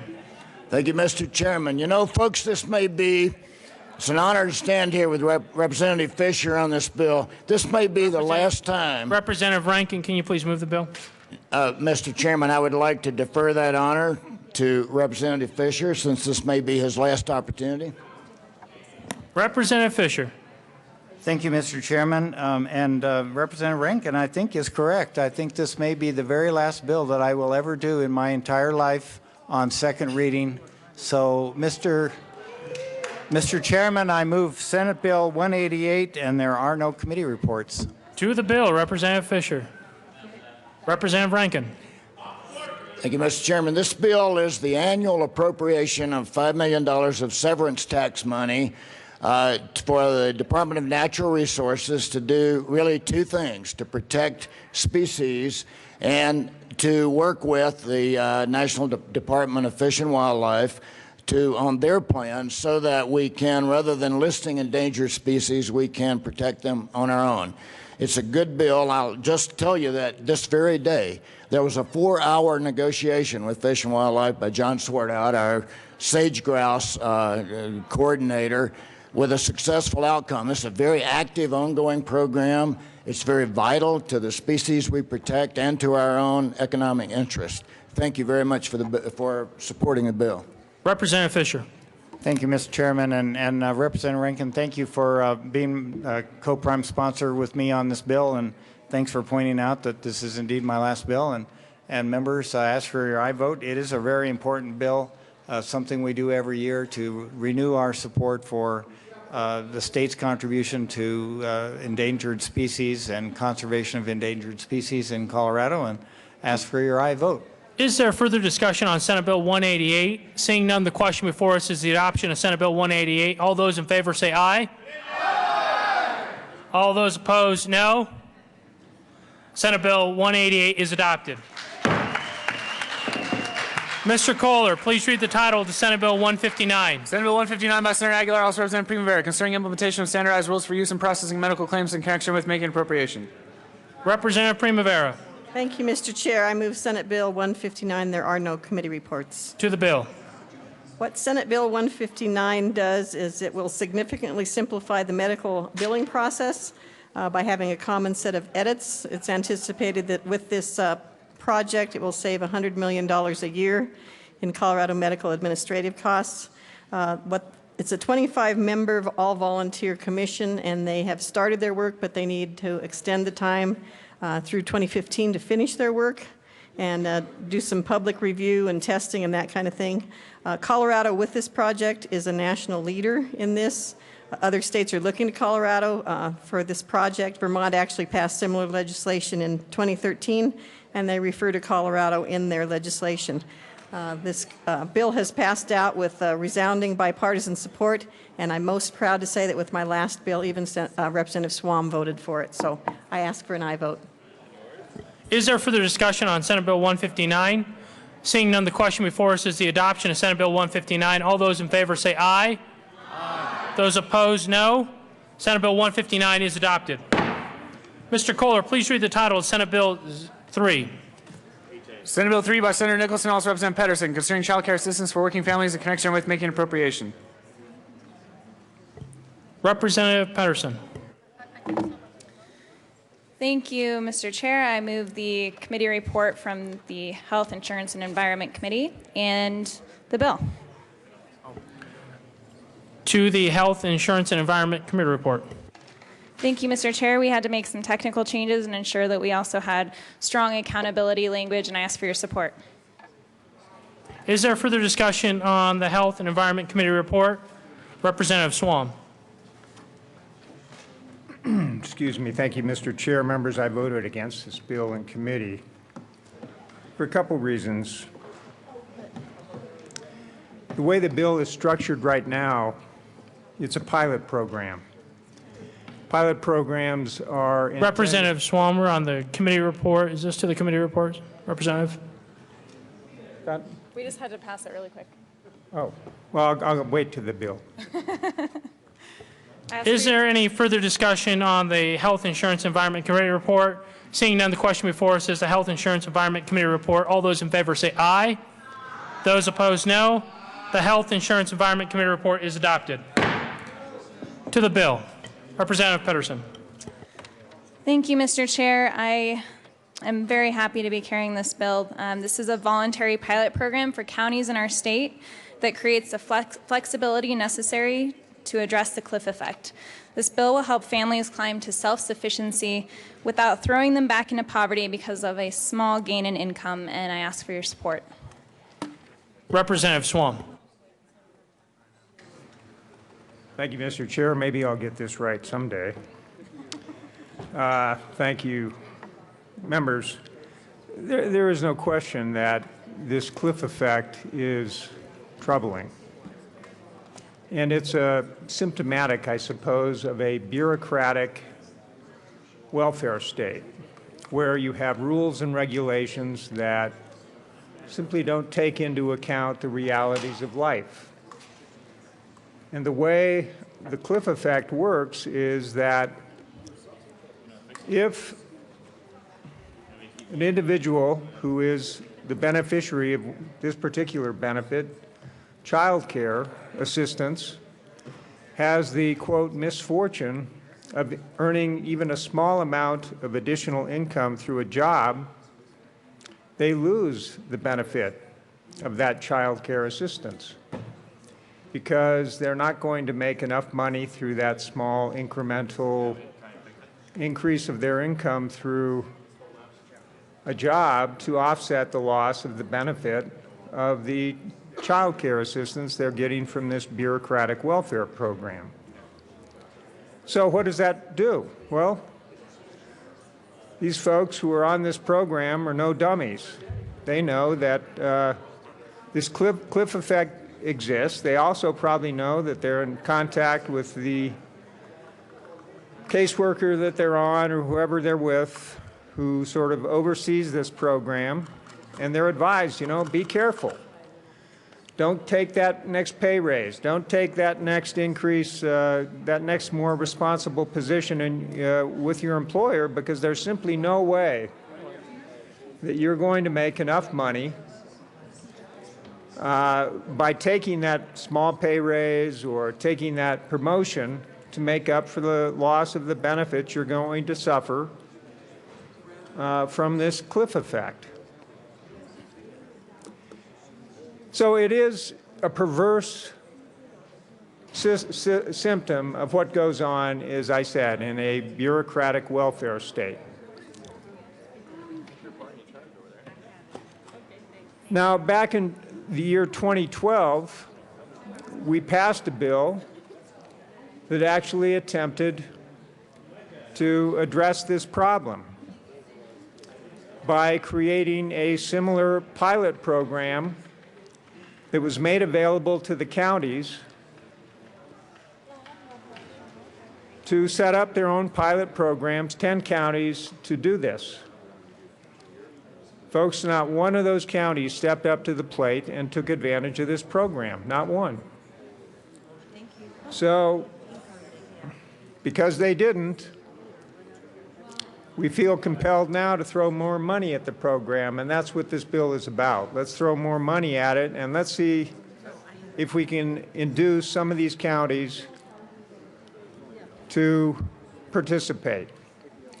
The goal, according to testimony that we heard in committee, is to get about 500 kids, 500 people involved in this program. And we're going to see if, in fact, these people act exactly like we expect they're going to act. We know how they're going to act. If the program sort of, rather than having a cliff, you go over, you increase your income, and rather than losing the entire benefit, you begin slowly losing the benefit to reflect the fact that your income is not going up all that rapidly.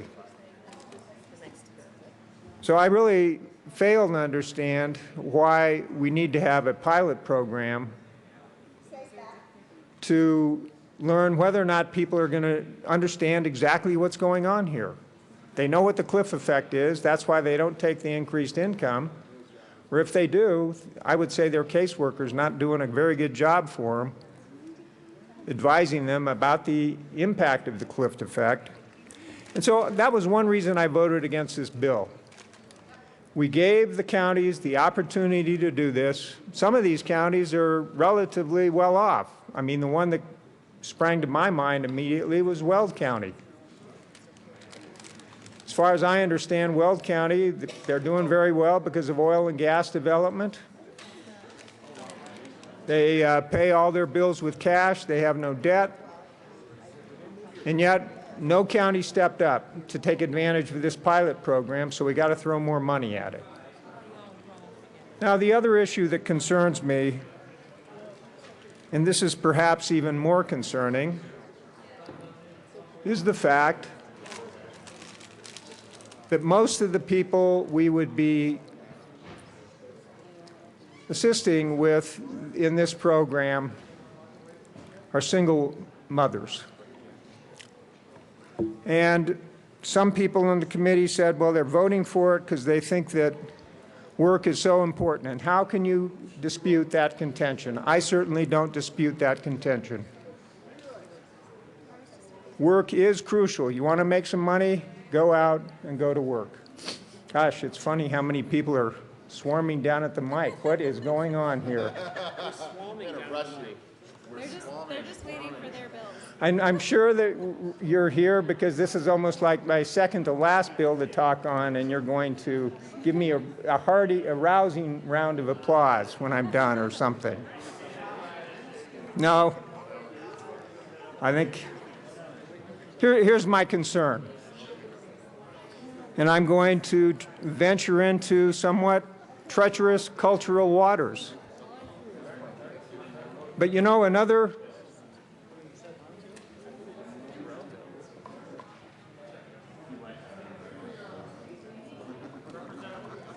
Representative Swan. Thank you, Mr. Chair.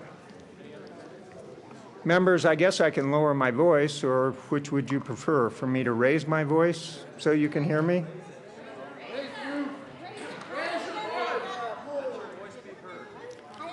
Well, anyway, I think this is an important issue.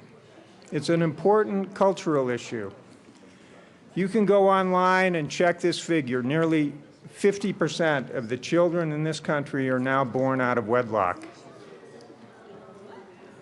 Those children, on average, and I'm going to read from a book by a man named Charles Murray called Coming Apart. And this is what he has to say. And again, this program is targeted primarily at women who have children that have been born out of wedlock. It's got to be. Sure, there are situations where you've got divorce, but 50% of the children in this country, somewhere in that range, are now born out of wedlock. And those kids, on average, those children on average, let me read this. Members, Representative Swam has asked that you keep your voice down so that he doesn't have to speak louder, so please be respectful. Representative Swam. Mr. Murray says he is a respected sociologist. He says no matter what the outcome being examined, the quality of the mother-infant relationship, externalized behavior in childhood, meaning aggression, delinquency, and hyperactivity, delinquency in adolescence, criminality as adults, illness and injury in childhood, early mortality, sexual acting out, sexual decision-making in adolescence, school problems and dropping out, emotional health, and any other measure of how well or poorly children do in life, the family structures that produces the best outcome for children on average. Now, there are exceptions. This is only on average. But averages are important. It's important for our society that we get the best on average outcomes for children. It's a stable family structure. You've got two biological parents, and that's simply a fact. And yet, Mr. Murray in this book goes on to argue and say that basically this is an issue that people will not discuss. Politicians, the media, academics, they won't discuss it. Now, why is that? I've thought about that. And I've raised this issue before. Here's my opinion as to why they won't discuss it.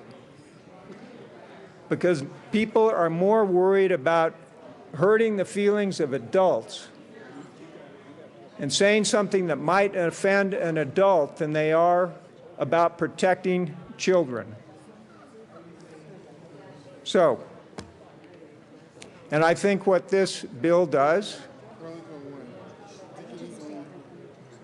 I certainly think that the cliff effect is a pernicious aspect of, again, of a bureaucratic welfare state. But I don't think that doing things that the way the system works now, it makes it easier for out-of-wedlock births to occur. So, members, those are my remarks. I appreciate your attention. Thank you, Mr. Chair. Representative Melton. Representative Labuda. Thank you, Mr. Chair. And members, I support this bill, and I think so does my lovely daughter who just flew in from Santa Barbara, whom I haven't seen for months, and I probably won't see again until tomorrow morning whenever we get out of here. So hello, Danica, and express your support for the bill. Thank you, Mr. Chair. Representative Melton. Thank you, Mr. Chair. And I am somewhat disturbed by the comments that were just read here and spoken about here in the well, because we can go on and on and on quoting so-called statistics, but that's not the real story when it comes to whether or not a person has, quote unquote, a traditional household, traditional family structure, or something that leads to you have to have a father and a mother in a house for it to be considered a home. Because I was raised by a single mom, and I don't fall under any of those statistics. I know that there are multiple parents that raise their kids as single parents, and their kids didn't fall under any of those statistics. So why we make these generalizations when we get down here to the well is disturbing. It's bothersome. And I can't believe that in 2014, we're continuing to have that type of dialogue. Members, I ask for an aye vote on this bill because there are parents that are doing everything that they can to make sure that their kids aren't a statistic, that their kids are getting an education, that their kids are going to college, and that their kids have a future. I ask for an aye vote. Representative Stevens.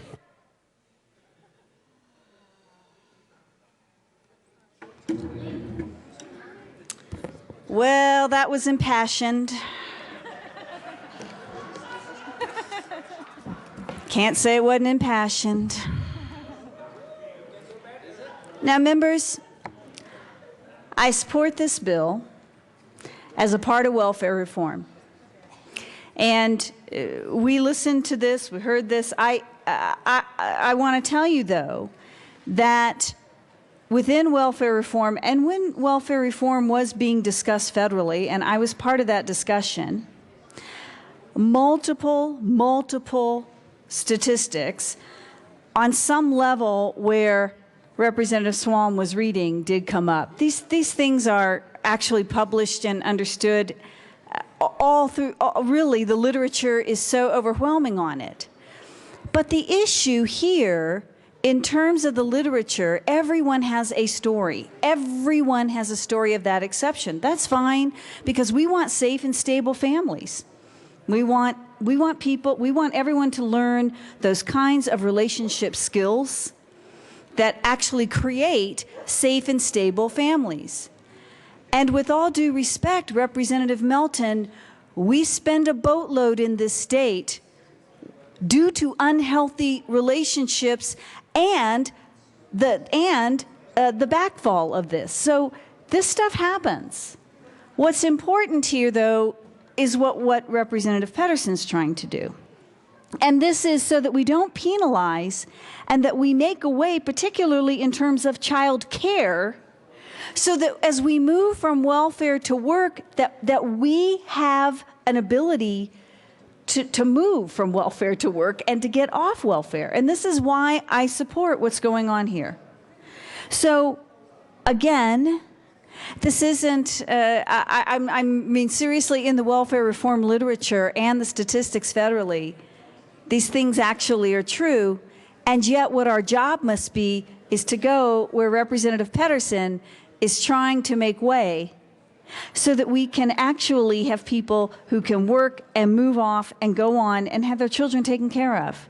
And our counties struggle with this every day. I'll tell you, under TANF funds, the kind of education for healthy relationship education and or our federal government made way for it. Counties have a lot of flexibility. And so what we want is for county flexibility, particularly in the child care area. So thank you, Representative Pedersen. I appreciate what you're trying to do here. I support it, and I really hope it'll work. Again, however, I want you to know I do support programs that address safe and stable families and programs that actually will address what Representative Swalm said. We have a generation of kids that do need our help. And so, frankly, I think we can do both. Thank you, Representative Pedersen. I'm going to vote for the bill. Representative Landgraf. Thank you, Mr. Chairman, and thank you, Representative Pedersen and Representative Stevens. I want to bring this back to what the bill is all about, and that is ensuring that people can be at work so that when they get a job and they have the opportunity to make a few more dollars or work an extra shift, that they can do that. They can do it without fear of losing benefits that they will have to pay for that will keep them from going to work. If you think about the cost of daycare today, it's exorbitant. So you have somebody who is perhaps making $20,000 a year, and I'm not going to get into family dynamics, but this starts at $20,000 a year. They're receiving CCAP so that they can go to work. They make a paltry increase, and they're kicked off daycare. And all of a sudden, they have to pay $500, $600, whatever, a month in daycare. It doesn't work. The math just doesn't work. This bill allows people to continue to work, and that's what we want. We want people to go to work. We want them to improve themselves. We want them to climb the ladder so that they're not getting these benefits. But we set up a situation where that never happens. I was a yes vote in committee, and I will be a yes vote today. Thank you. Is there further discussion on Senate Bill 3? Seeing none, the question before us is the adoption of Senate Bill 3. All those in favor say aye. Aye. Those opposed, no. Senate Bill 3 is adopted. Mr. Kohler, please read the title of the House Bill 1398.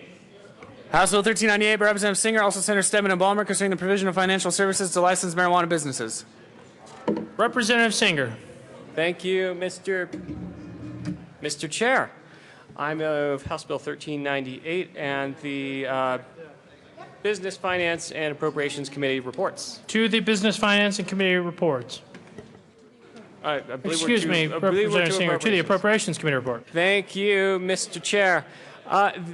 Members, the Appropriations Committee report actually undid what the Finance Committee did, which was an undoing of what the Business Committee did.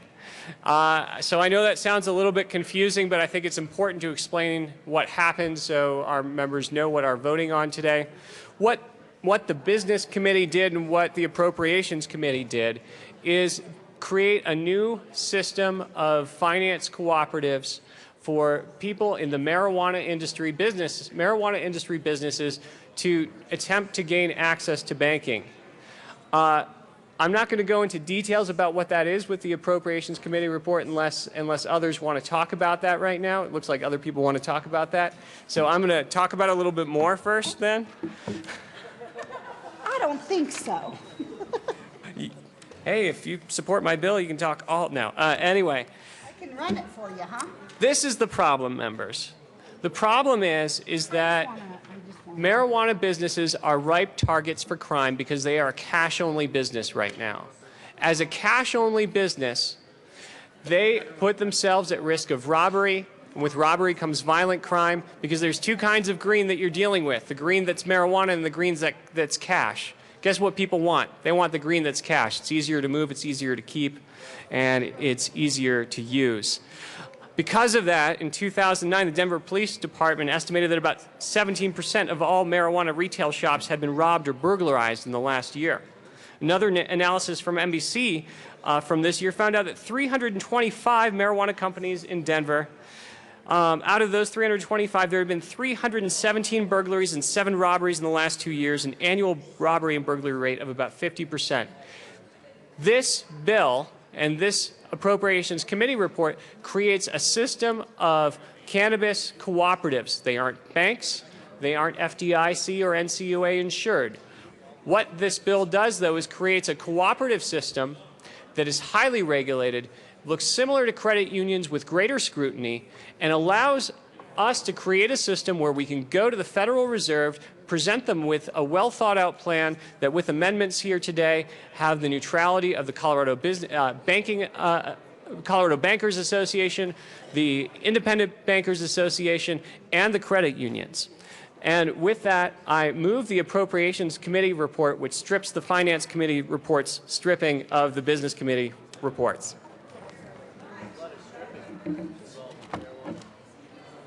Madam Assistant Minority Leader. Thank you, Mr. Chair. And I would like to ask for a no vote on the Appropriation Committee report. And let me just tell you why, members. What would get stripped off it, or did get stripped off, was a study. This was a very complicated issue. And I don't normally like studies and task force and all of this, but marijuana became legal, what, 5 months ago? And now we're finding all kinds of issues with the legalization of it. And I think what we need to do before we rush into a Colorado State Co-op marijuana bank, we need to study it. And the merits of the study will just analyze the bill, a version of this bill, whatever bill ends up coming out. It'll have a practical and effective means of influencing federal law with the goal of removing impediments in the law the most effective way to protect the public interest, and that seems to be a really one of the best things I think that will come out of this. We might not all use these dispensaries, and we might not all use these co-op/marijuana banks, but the public definitely has an interest in it. And I think we need to study the most effective way to protect the public.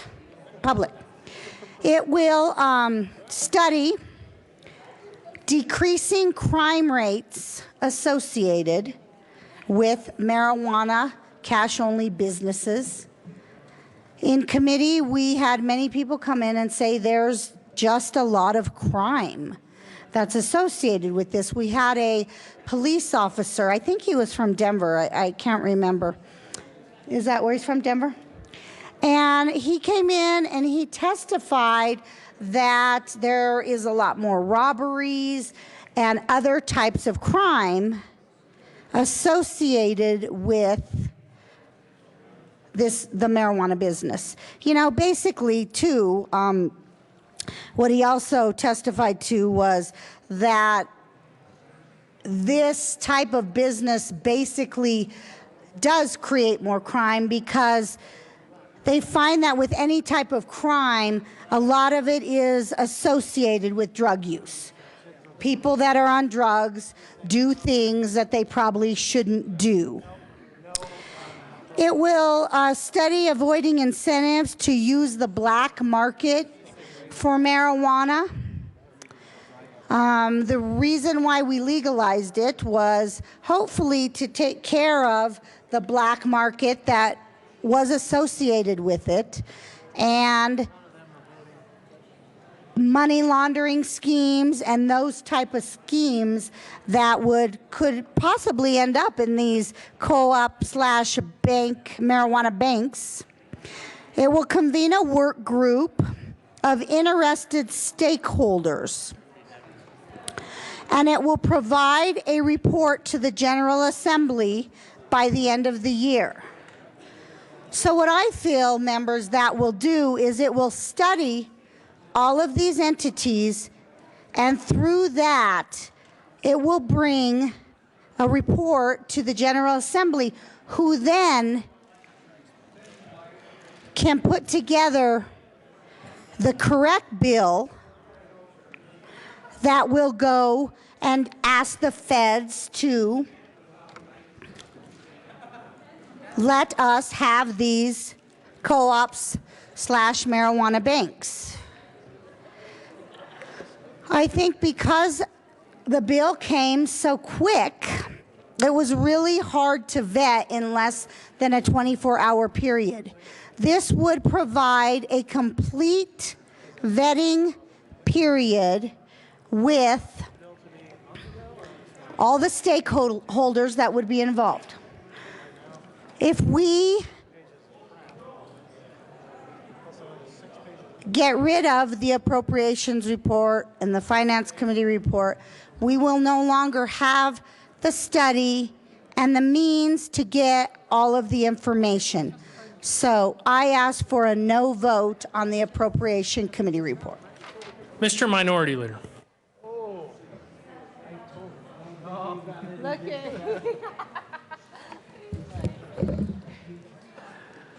Thank you, Mr. Chair. I appreciate the preferential treatment there. All right, members. So, Representative Szabo's motion to reject the Appropriations Committee report would take it back to a study. And I will also say that I'm the last person that wants to come down here and study something, because, my gosh, we've got study after study after study. We're going to have to start doing studies to study the study, because there's so many of these. But yeah, if I can get a late bill for that, to study all the studies. But members, here's my issue with this process. Now, Representative Singer talked about some of the things that are wrong. But what I'm going to say is this entire process is wrong, and that's why if we're going to do anything, we should make it a study. Quite frankly, what's going on with this bill is an embarrassment, and the governor's office should be embarrassed for bringing this office. Now, it's nothing against Representative Singer. Representative Singer got on this bill late, and so I don't fault him at all. But banking, this is a big issue, and Representative Singer brought up a few cases. I'm sure he'll tell more later why we need to have something happen. And so seeing that the banking issue is such a big issue, well, I think we can all agree with that. But to think that how many days left of the session do we have? And this bill came yesterday. So it was read across the desk. It was dropped.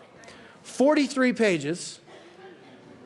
So the people that actually came to testify in committee didn't even get a chance to read the bill. And then there's 6 pages of amendments that show up in committee, and the people there testifying in favor and against said we hadn't got a chance to read those amendments either. So we got people down here testifying on hypotheticals of, well, I don't really know what's in the bill, but we need to do something, so vote yes. You know, members, this is not good legislation. I don't care if this was a one-page bill. Trying to ram something through with a couple days left is not good policy. This whole process has been an embarrassment. And I will say that the governor's office, even if they could say that we've been working on this for the entire session and we finally got everybody together in a kumbaya and here we're at, that still wasn't even testified to. The question was asked of the governor's office, have you been working with all the stakeholders in this thing for quite a while and putting this thing together? Yes, for the last week we've been working hard on that. So something that is this big of an issue, they bring stakeholders together for a week and then drop it, and then all of a sudden the next morning it's up 43 pages. And the industry said, well, we're kind of neutral, we've got maybe some concerns, but yet we had not seen the draft either because the stuff that we had been shown earlier in the week, our stakeholder process, the bill is not even the same thing that actually the way it is now. I don't know how we argue that we study something for a week, throw together 43 pages of a bill, ram it into a committee, in less than 24 hours it's introduced, goes through 3 committees, and now it's on the floor. Members, that's why people don't trust this process. Members, that's why I say this is an embarrassment, that the process that this is going through. Something that is this big of an issue. Maybe if we're trying to say, well, should cats be on a leash when we take them for a walk, maybe I might be able to see that. But when we're trying to figure out how we're going to solve this banking issue and bring this big of a bill with just a couple days left that we have to ram it through 3 committees in less than 24 hours, again, I say that is why people do not trust this policy or this building and this whole why we do everything here. And that we have to keep coming back year after year after year. How many times have we seen bills this year to fix screwed up pieces of legislation from years before? Because stuff gets rammed through. Nobody has a chance to even read the stuff before they're voting on it. The fact that members in committee were going to vote no in business and members were going to vote no in finance, and then the governor's office comes down and pulls people out of committee, twists their arm to say, oh, trust us, it's a good bill, you need to vote yes. And then suddenly all of these members that were no's are now yeses because they've seen the light, because the governor's office twisted them and said, oh, trust us, I know you haven't read it, but trust us and vote yes on the bill. That is the way it was down. I don't know about in your committee, but that's how it went down in finance because I was there.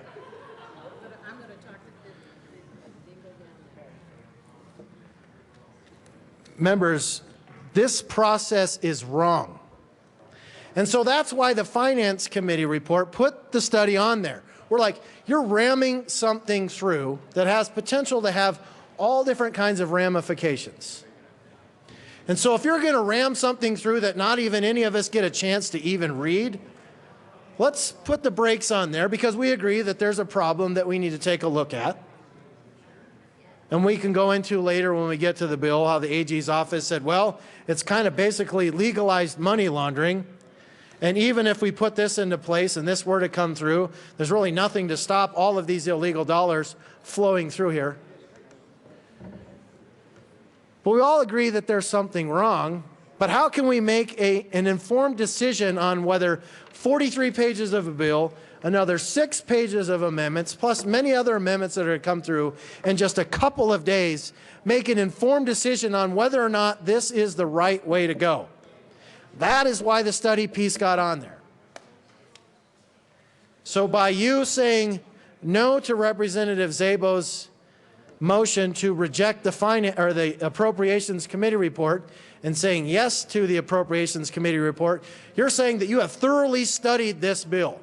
You have studied the 6 pages of amendments and everything else that's coming after, and you know that when you're looking at this, by gosh, that's the way to go, and that's going to solve the banking industry because we don't need it. Members, this bill has not been thoroughly vetted. This whole process has been an embarrassment that it's getting run through this late in the session. 3 committees in less than 24 hours. The bill dropped just a few hours before it was in the first committee. People are in committee testifying and didn't get a chance to even read the bill. How is that respecting the process? It's legal, that's the process, but I'm not saying it's right.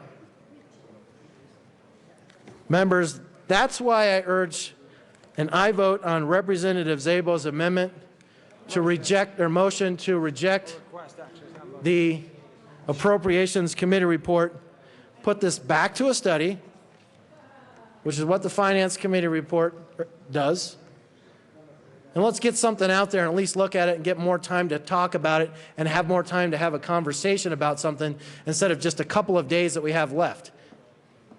And I'm sure there's nobody out here that's sleep deprived from being out there late at night, and so we're all wide and fresh awake and we're able to study through here and make wise decisions. There's an aye vote on Representative Szabo's motion. Mr. Speaker. Thank you, Mr. Chairman. I think it's Representative Szabo's request because it wasn't a motion.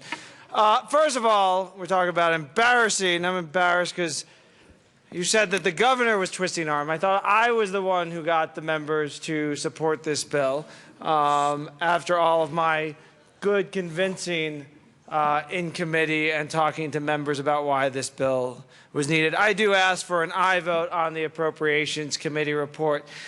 And I want to talk about the policy in the bill because that's really important, because that's to the gut of the Appropriations Committee report. But I also want to address the minority leader's concern about process. You know, at the end of session, things move quickly.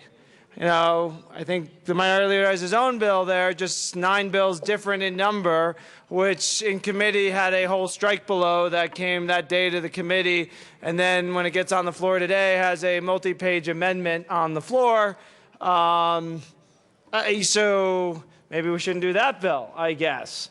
And we talk about studying, and this has been only discussed in a week. Well, actually, if we go back, I believe Senator Stedman introduced a bill that tried to do something like this 2 years ago.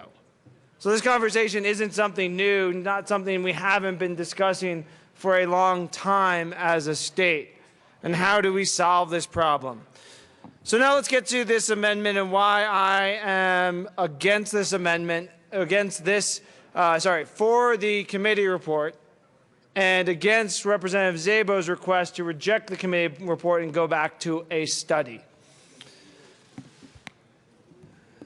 Let's talk about what this bill is doing. It's going to allow the state to create a co-op to bank or co-op or however, put financial institutions into structure so that the marijuana industry can actually use a banking financial institution to be able to move their money. Okay? So we have both a state and the ability for the federal government, the national government, to charter banks.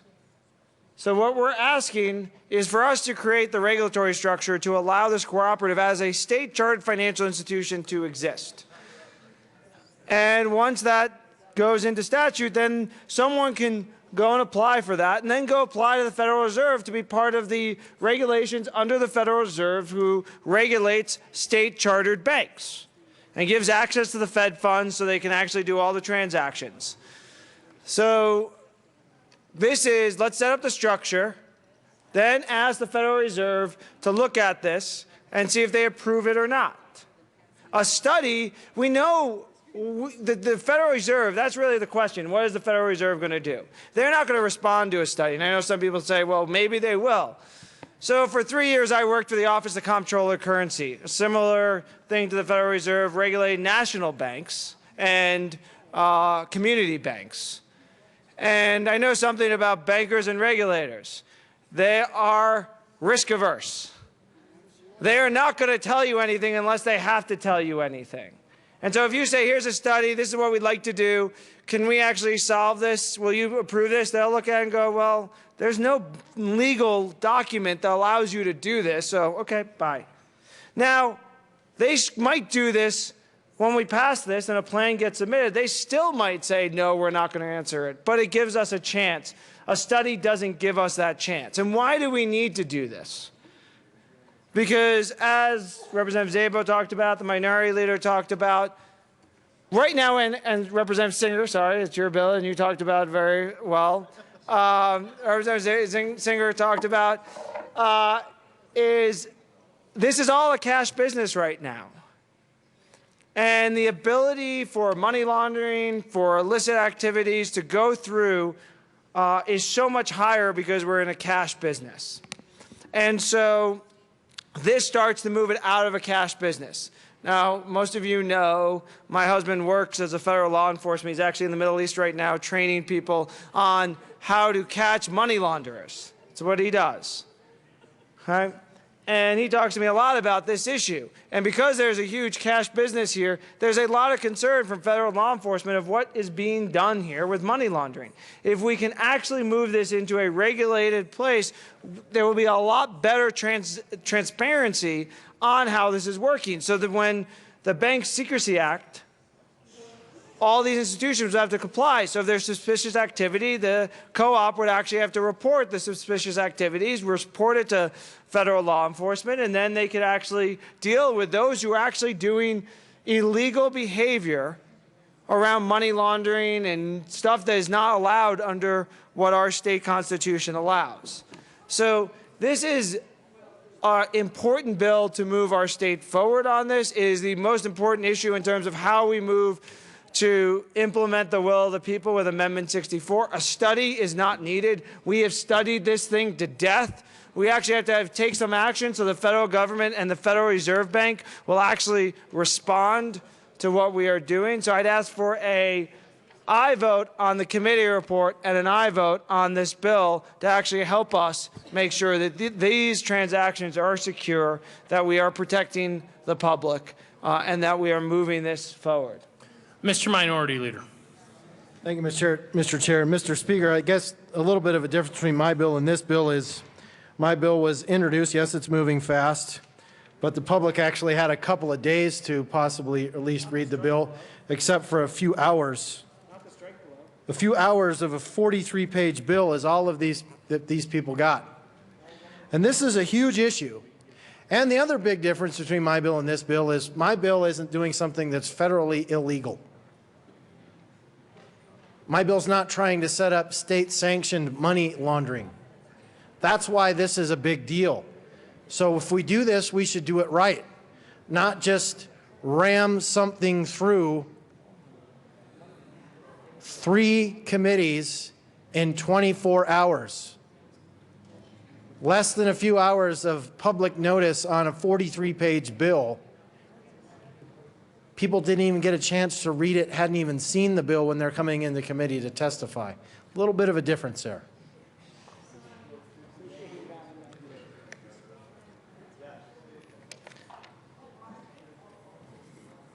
Members, I'm not saying something doesn't need to be done, but I have a serious issue with this process. And that's why I urge an aye vote on Representative Szabo's motion to reject the Appropriations Committee report. Representative Singh. Thank you, Mr. Chair. And I think I just heard a comparison between a multi-page amendment and a 43-page bill. A 43-page bill that I didn't get to read through before we heard it in committee. Now, marijuana is a 10th Amendment issue, and I praise Representative Singer for being a man ahead of his time.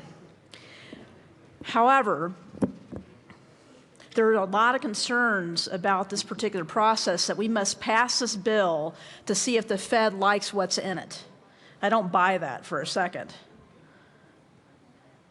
And the fact that we heard money laundering, money laundering, money laundering, money laundering, and oh, by the way, money laundering and money laundering.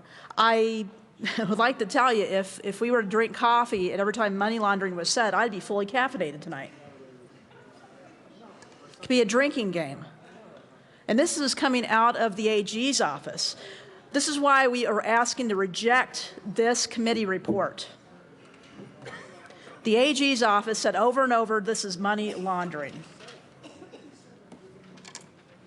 So, members, he had also admitted that we and the team that came up behind to testify on this bill also said this is not going to be like a regular credit union.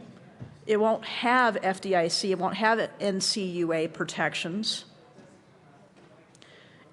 And although this is a 10th Amendment issue, we saw where the feds had raided 4 pot shops in the past couple weeks. I don't trust this issue where we have to present legislation in order to get some kind of buy-in, because if we don't have some of these protections now, and there's been admitted that bad actors may use the system, this would make it awfully easy for the feds to come in and raid this particular co-op. But besides that, there are a lot of questions about this. And again, I don't want to vote yes on anything that resembles money laundering after it's been said 10 times in a committee on a bill that we didn't get a chance to read.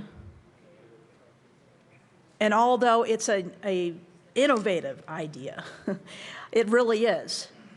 However, I think it does need some more study, and that's why we're asking you to reject this committee report.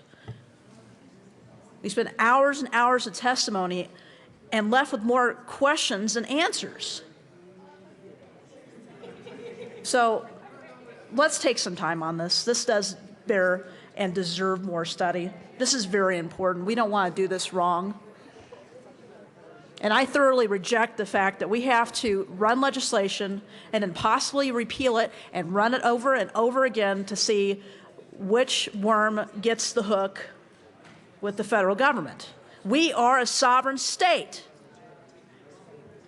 We should be able to present a plan with a committee of correspondence and get buy-in, like a partner, because the states created the federal government.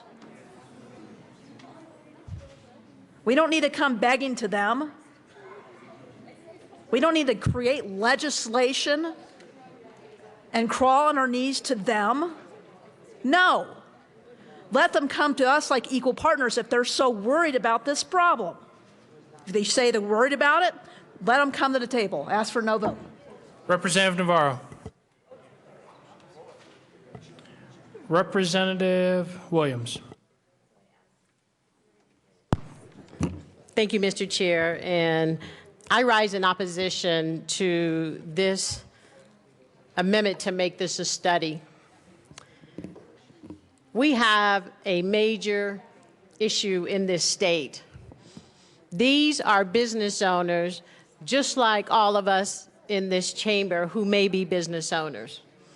This is a very, very cash-intense business. I've heard the stories of business owners having to carry the cash to pay their taxes, hundreds and hundreds of thousands of dollars in King Soopers bags, because banks do not do business with them. They cannot do business with them. And so therefore, we as a state We cannot wait for the feds. The state of Colorado, we need to provide a framework in which we can help our business owners here in the state of Colorado that are doing business. This is about accountability.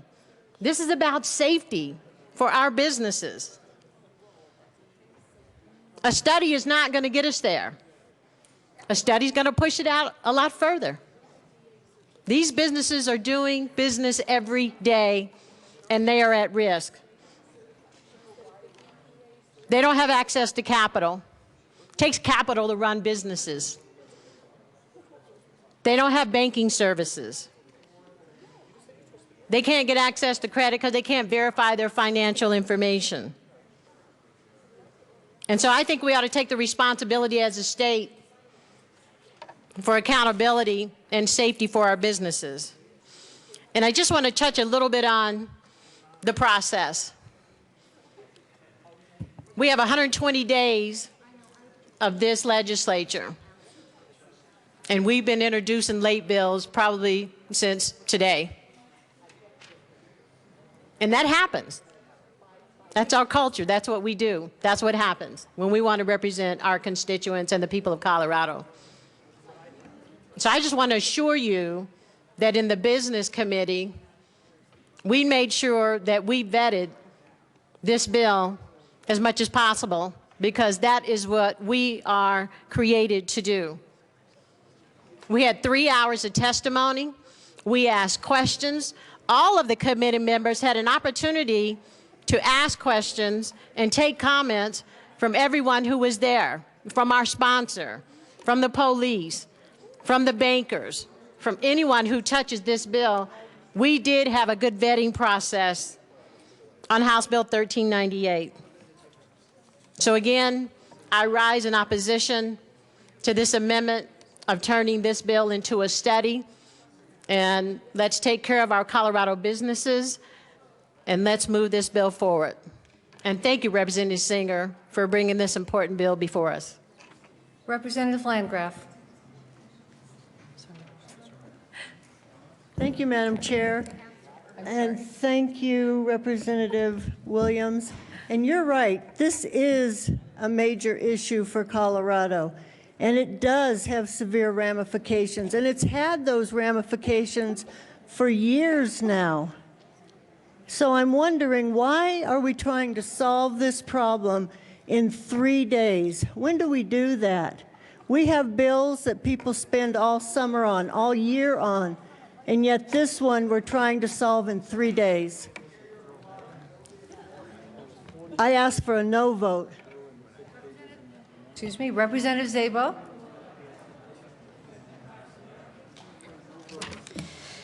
Thank you, Madam Chair. And I just want to go over, I thought that Representative Williams and I were sitting in the same committee, but I don't have the same outcome. If you take the 3 hours that she said that we were able to vet this bill, 43 pages, that's about 3 minutes a page. I don't know that that would be completely vetting it, but I guess that's just my opinion. I guess why I want to keep the study in and why it's so important is we had different people from different walks of life, I guess, or different walks of this industry come in, and the testimony was differing. Some people said that we've only been talking about this for a couple weeks, when other people said we've been talking about this for 2 years. What I asked for in committee too, and I'd like to see, and I believe Representative Singer, there is a resolution, is that correct out there? Okay, there's a Senate resolution, and has it been, do you know? Okay, I'm just wondering if it has. That, to me, that was, everybody said that we have to have this bill in order to tell the feds that we need this. And I asked, couldn't we just do a resolution? We do that constantly here, and we send it all kinds of places, to Barack Obama, to this group, to that group, to every other group. So I wasn't sure why we couldn't just put all of this into a resolution and send it to the feds, whoever, right, needs to be. But I guess that wasn't a good way to do it.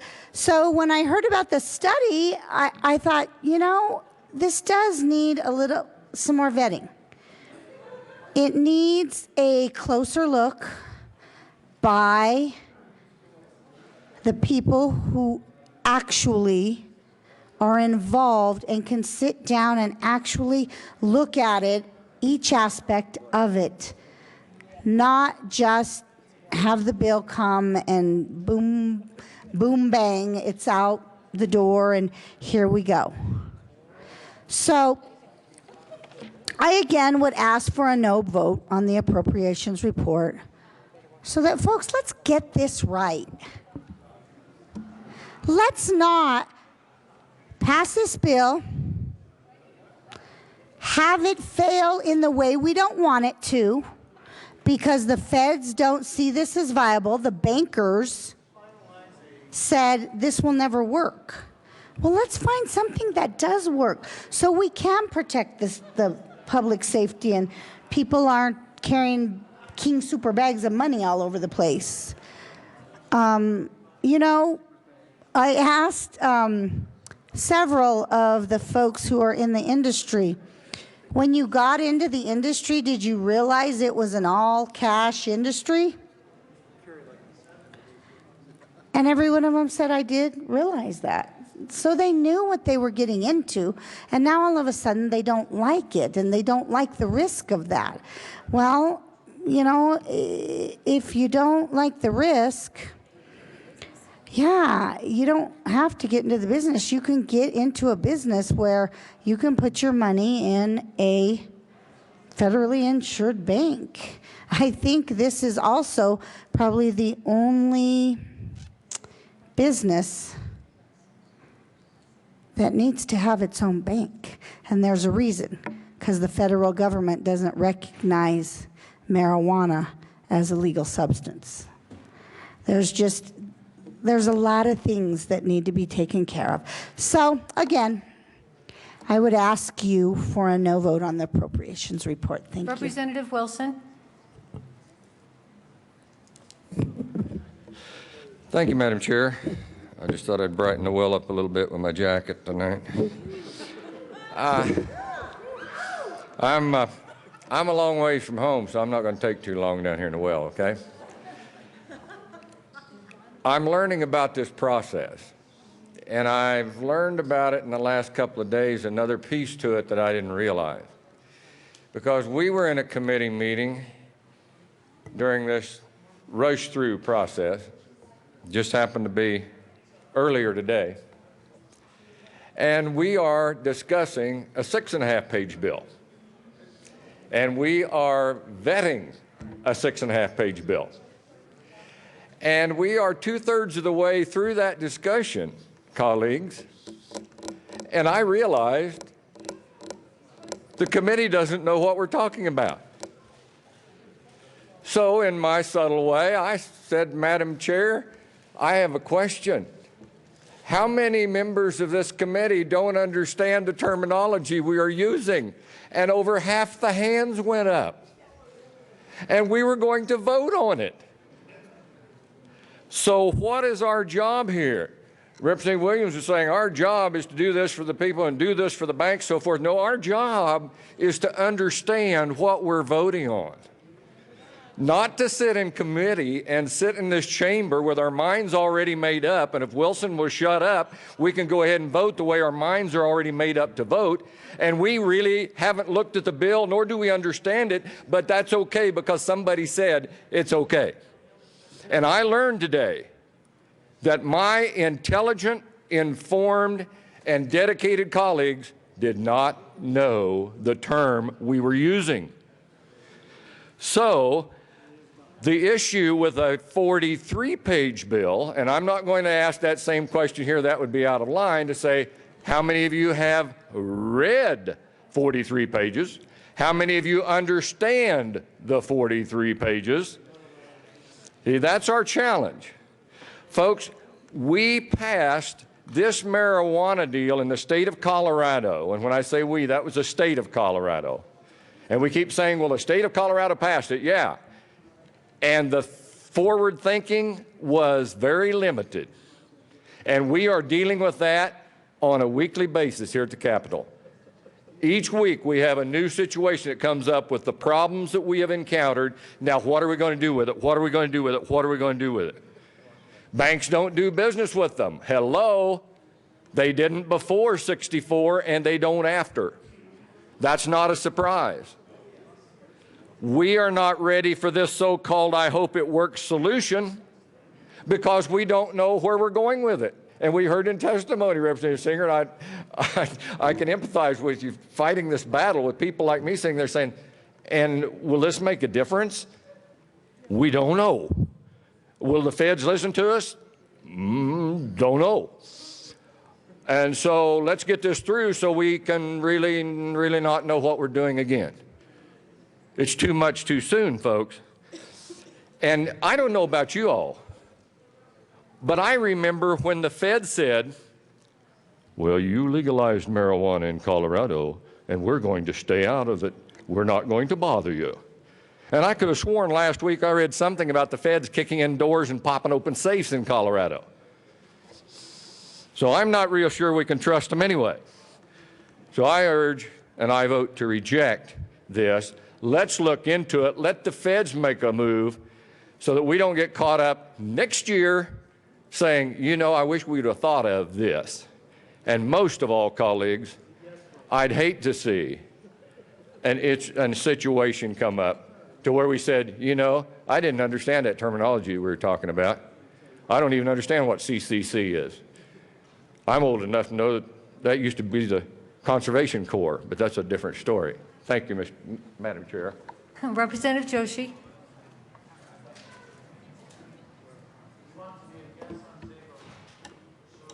I already know. Thank you, Madam Chair. Members, I stand here in support of Representative Szabo's motion to reject the Appropriation Committee report. The reasons are, we have already heard several times. This is a very big bill, was rushed. We don't even have all the information. But let me read a few statements that I just found in the Denver Post as I was just waiting here to come up here. The representative of the Banking Association said, thank you very much. Representative Sane. I'm sorry. Excuse me, I'm sorry, I didn't know what was going on here. Representative Joshi, a Thank you, Madam version. Chair. I shall continue. So the representative of the Banking Association, this is the quote out of the Denver Post. He doubts the system would gain Federal Reserve approval, mostly because marijuana remains illegal under federal law. And then he says, quote, if I am wrong, I will be the first to admit it and wish them well, he said of the proposal. But I don't think I am wrong. That just tells you that the banking industry does not think this thing is going to work. And then, further, a spokesman at the Federal Reserve Bank refused to comment about the bill or the concept of the co-op system. So feds, they don't want to tell us anything either. This is something we have heard before. Let's pass the bill so we can find out how the bill works. Haven't we heard that before? And then, very interesting comment right after that. Co-sponsor Senator Pat Stedman agreed the bill does not actually solve the problem with marijuana and banking. Members, the co-sponsor doesn't even think this is going to work. So I ask for yes vote on Representative Szabo's motion. And members, the motion in front of us is the approval of the Appropriations Committee report. To the Appropriations Committee report, Representative Sane. Yeah, I'll stand. Hey, look, this is great. A taller version of Representative Sane. I would just like to add on to Representative Joshi's comments, and I've never been this tall before. This is great. That the other thing we heard, and I forgot to mention this earlier, members, is that we heard from the governor's office that the feds just refuse to talk to us. And if the feds refuse to talk to us, and the problem that's been described by the sponsor as these folks stuffing money into mattresses, this 43-page bill becomes a great big mattress. That's all it is. If we don't have FDIC and we don't have NCUA, this is a great big mattress waiting to burn up and catch a match and burn to the ground. That's what this is. This is a fancy mattress, which is very uncomfortable. I have to stack a lot of those on here. But I'd also like to say my colleagues have been extremely professional by saying things like vetting. Vetting. In 24 hours, this isn't vetting. You can't possibly vet something like a marijuana bank. This is a three-winged circus to push this through the last 4 days. This is clowns coming out of the cannabis car. This is crazy. This is crazy the last 4 days saying, hey, let's make a marijuana bank. Really? Really? The last 4 working days, this is what our great idea is, a great big mattress. Now, I appreciate the thought behind the idea. I do. I really do.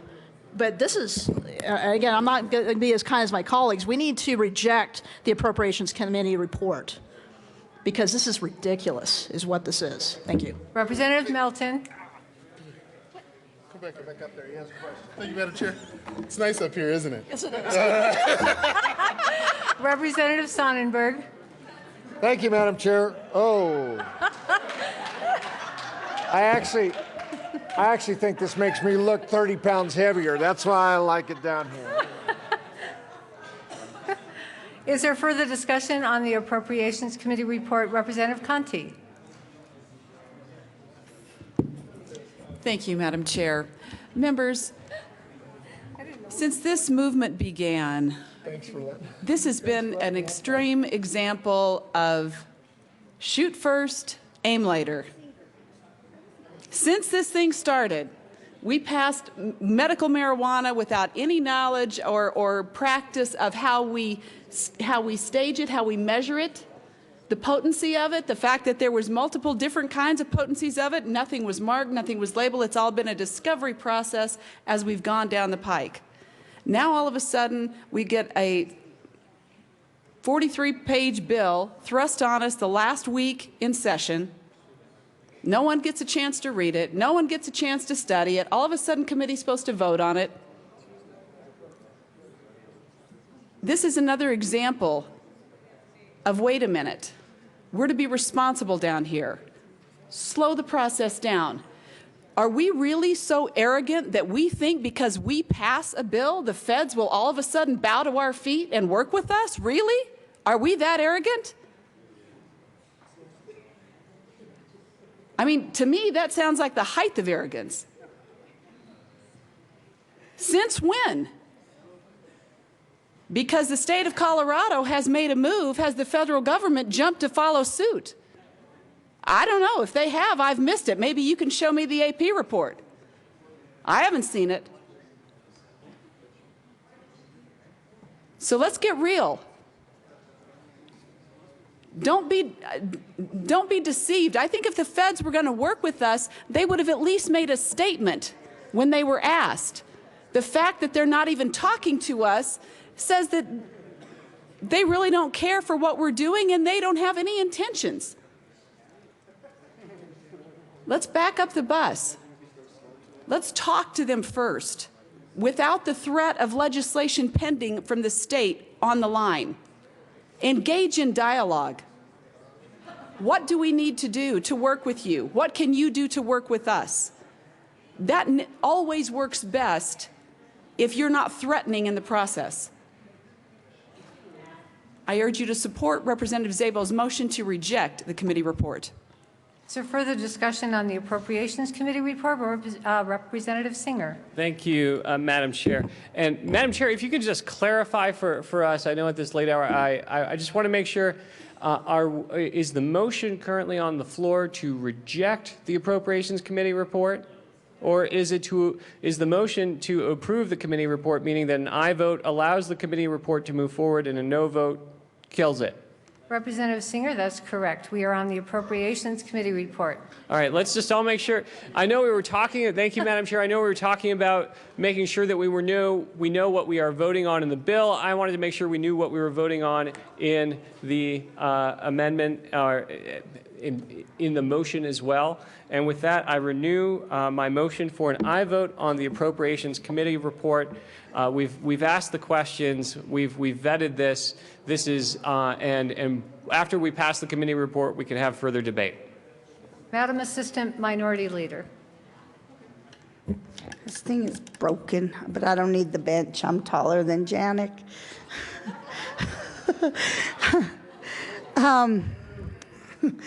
I urge a no vote on the Appropriations Committee report. Thank you. Seeing no further discussion, the question before us is the adoption of the Appropriations Committee report. All those in favor say aye. Aye. All those opposed say no. No. The Appropriations Committee report is adopted. Representative Singer, to the bill.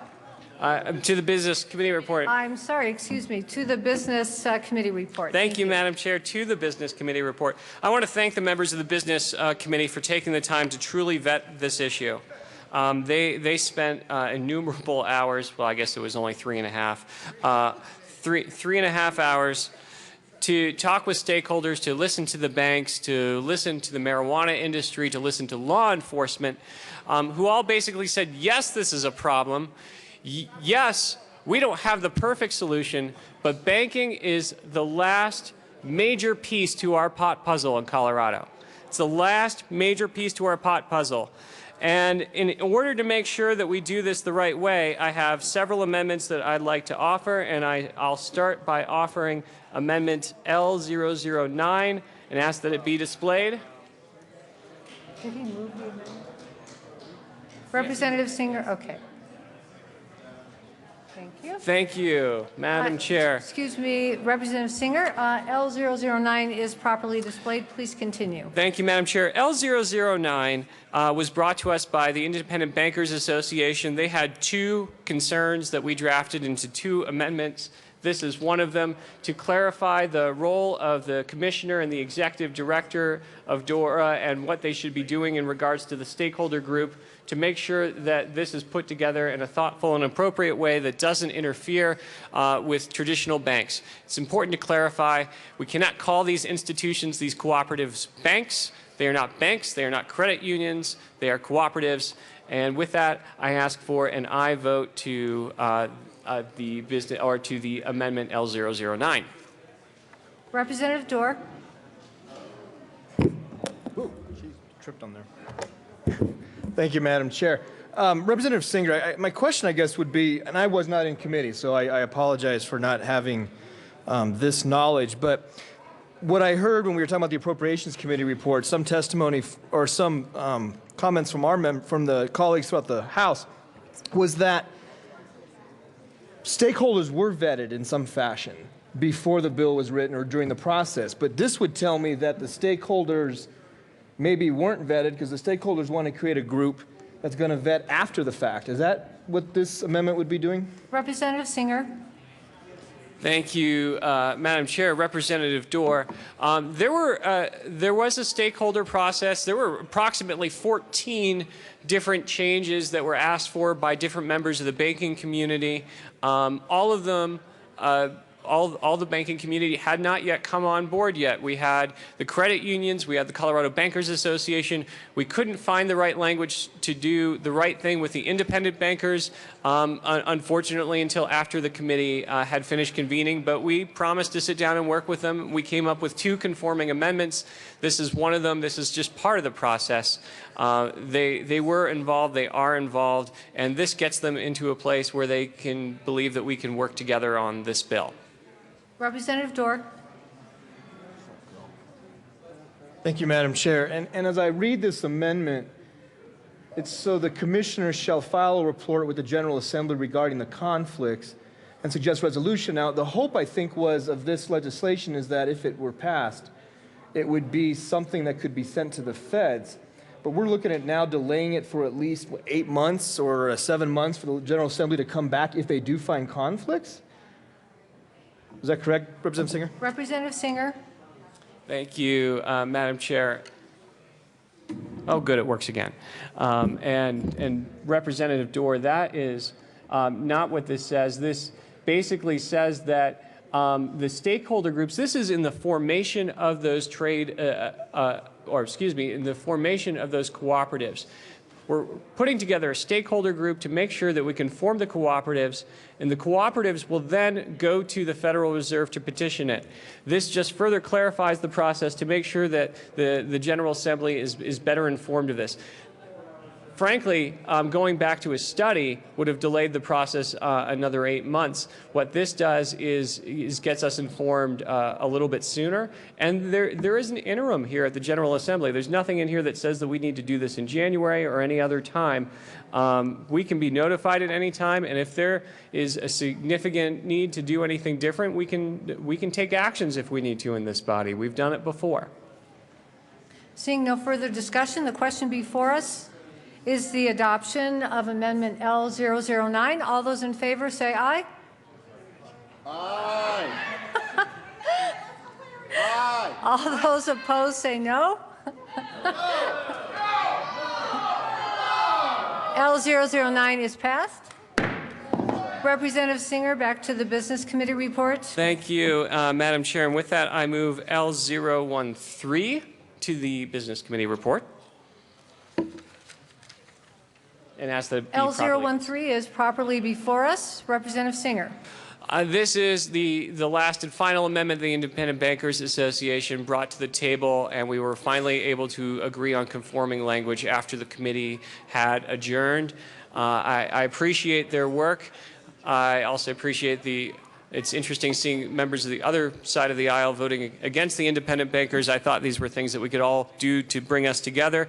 This makes conforming language with the UCC, which is something that is even more complicated than this bill by a long shot. With that, I ask for an aye vote on L013. Seeing no, is there a discussion on this amendment? Seeing none, the question before us is the adoption. Representative Dorr?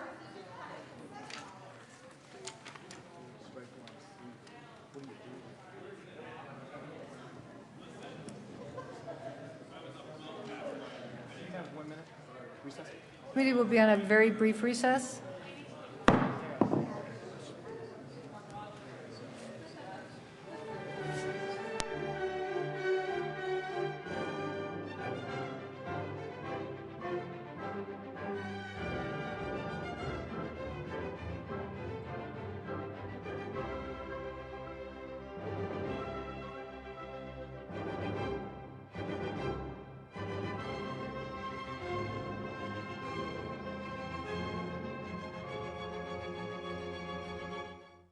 Committee will come back to order. Is there further discussion on L013? Seeing no further discussion, the question before us is the adoption of L013. All those in favor say aye. Aye. All those opposed say no. Seeing the L013 passes. Representative Singer, back to the Business Committee report. Thank you, Madam Chair. It was the Business Committee that really took all of these pieces of information into account and really made sure that we thoroughly vetted this issue. This is not something that we can wait for any further. We had one particularly harrowing situation that I described where there was a marijuana dispensary owner, legitimate business owner. Former employees knew where he thought they knew where he was hiding his money and stashing his money away. Ultimately, they dragged him out to the desert, tortured him, and then proceeded to cut and remove body parts from him, thinking that he would tell him where the money was. And this is the kind of things that we can prevent if we actually create a financial service system that works. And without this committee report, without this bill, we will not get there. Last but not least, I just want to respond to what one person mentioned here. They said that, in fact, well, this is their problem. They should have known they got into this. Well, guess what? There's a case of mistaken identity every now and then. And if someone's hiding $250,000 under their mattress and the criminal gets the wrong idea or the wrong address, they're not all incredibly smart. They break into your house or your neighbor's house or your friend's house, because that's what's going to happen. It's not just these business owners, it's our entire community that's protected by this. And with that, I ask for an aye vote on the Business Committee report. Representative Dorr. Thank you, Madam Chair. The committee report, and reading it over, one of the issues that I have concerns with is that the bill was amended so that it inserts after, on page 4, line 10, it says businesses, and it says insert or an entity that provides goods and services to a licensed marijuana business. Now, the issue with that being that marijuana industries right now are licensed by the state of Colorado. They go through a process to get the license.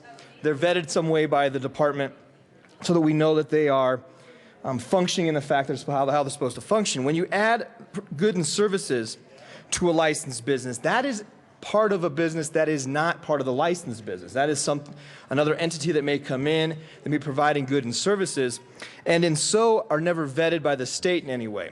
So when the state has an issue, the co-op now we're going to go to, if the co-op is created and this marijuana business is going into the co-op, we know from the start they've at least gone through a process with the state. If we're going to have a goods and services operation use the co-op because for some reason or another they cannot find a place to bank at a credit union or bank, they have not gone through the vetting process. And so there's the challenge of why were they not allowed to participate with a bank, a traditional bank or traditional credit union? What is the issue that they have?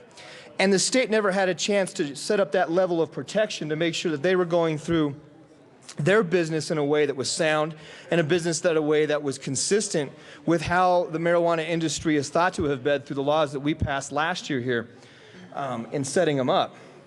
And so the concern would be that by having these entities there, you could have one bad actor. You could have a bad actor who is the goods and services operation, and it would taint then the marijuana operation, which is duly licensed in the state of Colorado. And so being the duly licensed entity being tainted, the whole co-op then has an issue. And the tainting of the co-op would lead then obviously to the bigger sort of issue where if we're trying to create an institution in the state of Colorado that houses money, acts as a financial institution, and the cooperative now is tainted by a goods and services operation that has not been vetted as a duly licensed operation in the state of Colorado, we have a problem. And that problem is some bad actor has come in essence, poisoned the well. And the trust of the cooperatives in general have issues. And those trusts that we have as we have sanctioned as a state on them puts into question then, does the cooperative work? Are we letting those come in that are bad actors in general? And in so I think we should make this committee report start off in a very sound position and remove the goods or services part. And that is why I offer Amendment L030 and ask that it be displayed. Did they get one yet? L030 is properly before us. Representative Dorr. Thank you, Madam Chair. This amends the committee report to strike lines 1 through 16 and go back to, I think, what the bill initially was, and we get rid of the goods and services operations to be allowed to use the cooperatives, and I ask for a yes vote. Representative Singer. Thank you, Madam Chair, and thank you, Representative Dorr. There is a pervasive, pernicious problem related to our marijuana industry, and it goes beyond just what happens inside our licensed marijuana industry, because unfortunately, the workers who work at marijuana dispensaries and the people who supply the marijuana dispensaries are all hurt by the fact that the Fed Reserve and the federal government is not listening to these concerns and not taking public safety into account. But with that, I understand in the spirit of compromise and in the spirit of making sure that we do a thorough job and get this off on the right foot and put it in what I would consider the most restrictive terms for this bill, I will reluctantly agree to Amendment L030 to take out those goods and services individuals and just stick with the licensed marijuana dispensaries that have gone through that thorough vetting process, even though they are not the only ones at risk. And they are not in physical risk, not just risk of arrest. And with that, I'll leave it at that. Is there further discussion on the amendment? Seeing none, the question before us is the adoption of L030 to the Business Committee report. All those in favor say aye. Aye. All those opposed say no. No. L030 is passed. To the Business Committee report, Representative Singer, is there any further discussion? Thank you, Madam Chair. No further discussion, no further business for the Business Committee report on my side. I just encourage an aye vote. Seeing no further discussion, the question before us is the adoption of the Business Committee report. All those in favor say aye. Aye. All those opposed, no. The Business Committee report is adopted. We are back to the bill. Is there further discussion on House Bill 1398? Thank you, Madam Chair. I just want to Representative Singer. Thank you, Madam Chair. I just want to clarify a couple things. The Federal Reserve and the Feds, as in the federal government, are two different entities. So let's make sure people understand the Federal Reserve is a separate entity, a non-governmental entity, and what we are doing is asking to create cooperatives so we can let those co-ops come and apply with the Federal Reserve to allow for transactional merchant services. This has nothing to do with the federal government. If the Federal Reserve turns them away, says this template is wrong, then we have a negotiating point. And there was the question that was brought up, when did the federal government ever respond to us? Well, when Amendment 64 passed, we finally got the Cole memo and several other memos from our U.S. Department of Justice that explain what we should be doing with our marijuana industry if we want to avoid federal intervention, not making sure that this doesn't go into the black market, making sure this doesn't go into the hands of kids or criminals or cartels. Those are the types of things that this bill will do, is it will take this out of the black market, take it out of the dark and into the light. And with that, I encourage an aye vote on this bill. Representative Joshi. Thank you very much, Madam Chair, and thank you, Representative Singer, for this bill. We all realize that this is the problem. Nobody is denying that there is a problem with banking and marijuana industry. We all know that. The real issue is how we want to handle it. But this is not the right way to handle it.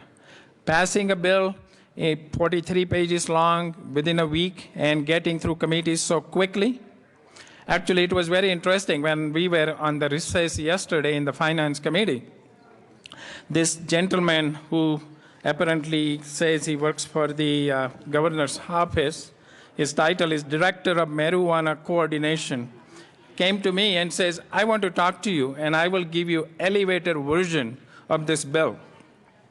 How could you give an elevator version of a 43-page long bill? But again, this is how the bill is being pushed. So we don't have to just pass the bill so we can find out. We have to really study this, see what the problem is, how it would work. And before we come up with any bill, why doesn't the governor pick up the phone and call Mr. President and invite him for a beer in the governor's mansion?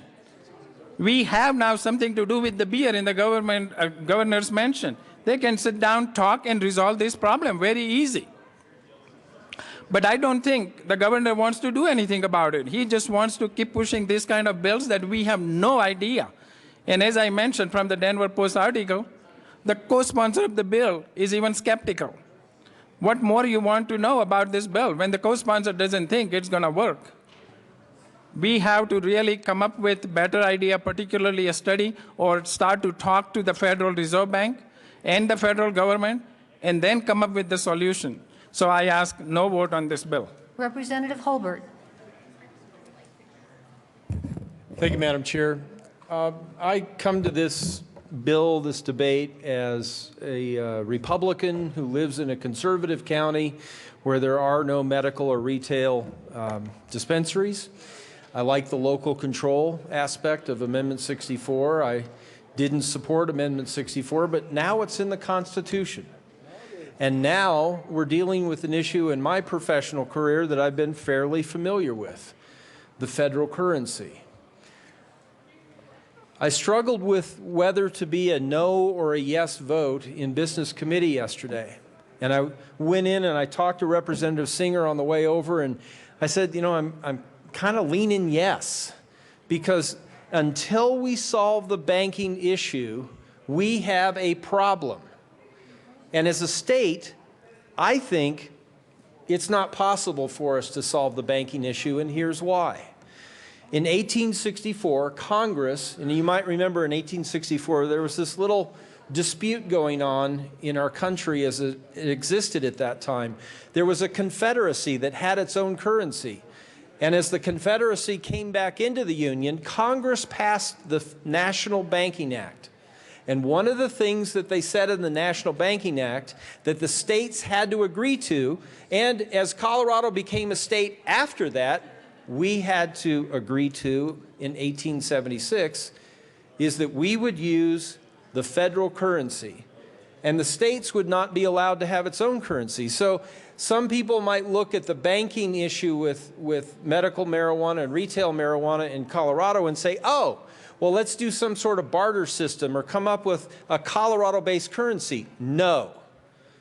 I hope that you know something about me, that I like states' rights and the 10th Amendment, but that's one thing the states have allowed the federal government, have delegated to the federal government. We have given the federal government the power to have a federal currency. So we can't solve this with a state currency. We have to solve it with a federal currency. And as Representative Singer very rightly, correctly pointed out, the Federal Reserve, which didn't exist in 1864, isn't part of the federal government. I like to think of the Federal Reserve as basically a trade association. Well, who are the members of that trade association? They're federally chartered banks and own subsidiaries of those federally chartered banks. Then you ask, well, who owns this? I possess this $5 bill, but who owns it? Well, look right here at the top. It's a Federal Reserve note signed by the Treasurer, the Treasury Secretary. So it's a combined effort of our federal government, the Treasury, and this private entity called the Federal Reserve. Now, the Federal Reserve, through its members, control digital banking. If you want to use a credit card, a debit card, a check, you've got to be authorized through a member of that private organization to be able to transact that business, and that's the problem. Our state, no state can do that. We must do it with this. Then we hear that the marijuana industry in Colorado is largely cash-based.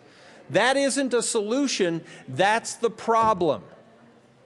Using cash is not the solution, it's the problem. Why? Because just like occurred, or very similar to, I don't mean to slander, to blemish the legitimate legal business in Colorado, but think back to what happened in South Florida when cocaine trafficking started to come through there. The money laundering, the volume of this that people were collecting, and then having to find some way to convert this piece of paper into the banking system meant that they had to transfer huge quantities, piles, rooms, buildings full of these into the digital environment of banking. So how did they do that? They found intermediaries, maybe commercial real estate investors. Would you go out and buy a building or a large piece of land or an airplane or anything with a room full of these so that you could have a tangible asset that wasn't these anymore? And then that legitimate business, or supposedly legitimate business, would take these and put them in a bank. That's what money laundering is. And money laundering is illegal unless, apparently, government does it. And that's what the co-op is. It's an intermediary entity that would take large quantities of these from the legitimate business. This is not illicit drug dealing, as was the case in Florida, but would take large quantities of these. And now we have these little buildings all over Denver and other municipalities in Colorado where those dispensaries are located. And they have huge quantities of these. And that's a liability. That's a risk. As Representative Singer rightly pointed out, criminals are understanding that if they go in guns a-blazing, they want these more than the plant product, the marijuana. Why? Because this is much easier to deal with than that. Maybe they take both. But can you imagine having a business where you have $100,000 in cash, or $500,000, or $1 million, or millions in cash, and you don't have any place to put it? I want to help solve that problem. I truly want to help solve that problem. But we can't do it at the state level. We don't have the authority. Why? Right back to the National Banking Act of 1864. We can't make one of these for our state, and we have to have the approval of Congress for the Department of Treasury to participate, and then that private entity, that group called the Federal Reserve, to say, yes, we will do that. So is this bill the right solution? I have struggled with that. I've pledged to the people in the industry as a conservative Republican who did not support Amendment 64. I want to help solve the banking issue, because until we do, I believe that we allow the door for the cartel and illicit business to come in and be a shadow, a black mark on what the voters of Colorado have made a legitimate legal business here. So how do we do that? This bill proposes that we go to the Federal Reserve and ask those federal chartered banks and their wholly owned subsidiaries to allow into membership into what is effectively, in my opinion, a trade association. It's a private entity. So, members of that entity, federally chartered banks and your wholly owned subsidiaries, you are not allowed to participate in this industry. The federal government will not allow those banks to bank the marijuana business. The federal government says those subsidiaries are not allowed to bank this business. So banks and subsidiaries of banks, would you allow these new co-ops entry into the Federal Reserve, your private organization, so that they can compete with you in a market that you're not allowed to do business in? No. Now, the proponents have suggested in testimony that we need to at least ask that question, because we don't know what the answer to that question is until we have a co-op and until we ask that question. Okay, but ask yourself, no matter what your opinion is of federally chartered banks where you think they're wonderful or something else, do you really think that they're going to entertain the notion of allowing a separate entity that they cannot own, they cannot control, they cannot compete with those co-ops, they can't do this business? Do you really think that they're going to allow these co-ops into their exclusive organization? Why would they? I think that the banks would rather say, and we heard here, they would much rather see Congress act, and we heard this in testimony from Mr. Childers down at Colorado Bankers Association. If the federal government says yes, those federally chartered banks and or their subsidiaries can bank this business, not all banks would want to do this, but some would. And that's the solution. Is that what this bill is? No, it isn't. This bill says let's create a new entity and have them compete with those federally chartered banks and their subsidiaries, and let's go ask them to allow these co-ops into their exclusive group. I think that there's less than zero chance that they would say yes. Why in the world would they say, yes, we want to have new entities come in to compete with us for business that we're not allowed to do? I think that's a silly question to ask. And I have debated this back and forth. I voted yes on the bill out of Business Committee to Finance. But I'm really coming to the point where this is an unworkable idea. And I struggle. I'm back to where I was in committee. I want to solve this problem, but unfortunately, I can't look at House Bill 1398 and say this is a viable option. This can't work. Representative Dorr.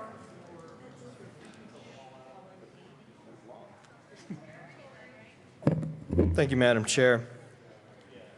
Representative Holbert, the only thing you didn't really bring up in that, I guess, is Colorado's option. I guess they could secede and create their own currency. Members, I know this legislation, the intent of it is, in some ways, the intent is almost like a Hail Mary pass without any receivers down the field. We don't know what this is going to do, and the chances of the feds turning around and saying, oh, you passed some legislation, we'll change the way we do things, probably won't happen.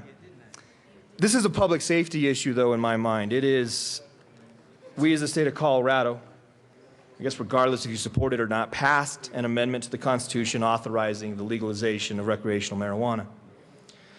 And in doing so, we put a lot of things into motion of which I don't think we were fully prepared for, and we've seen that over the last 2 years, this being one of them. How do you bank? How do you place the money in a place that allows these businesses, which we have authorized to exist, to operate in a way that allows them to not only be legal, but be legal in the way that they handle money? I didn't like the amendment to the Constitution. I didn't support it, but it's there. And so now I believe we as a legislative body need to look at the issues. And not really as much from a political perspective, but from a public safety perspective. And the feds are seeing this go around the nation to an extent. And when we use the term Fed, I think that's part of the problem we have in this dialogue is the term Fed is sort of used as one unified idea that, oh, it's the feds, it's the federal government. But in reality, we're dealing with many moving pieces here.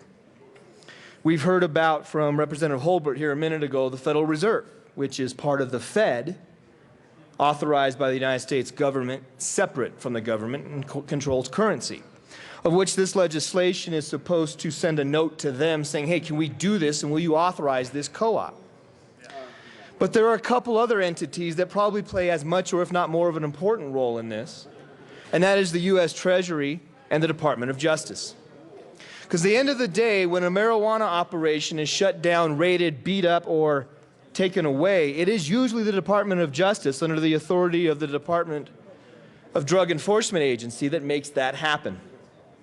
And so to forget that, that is the nucleus of what we're dealing with here. Those are the ones that we have to make sure that they understand what's going on. We have to follow, I think, and turn to their guidelines.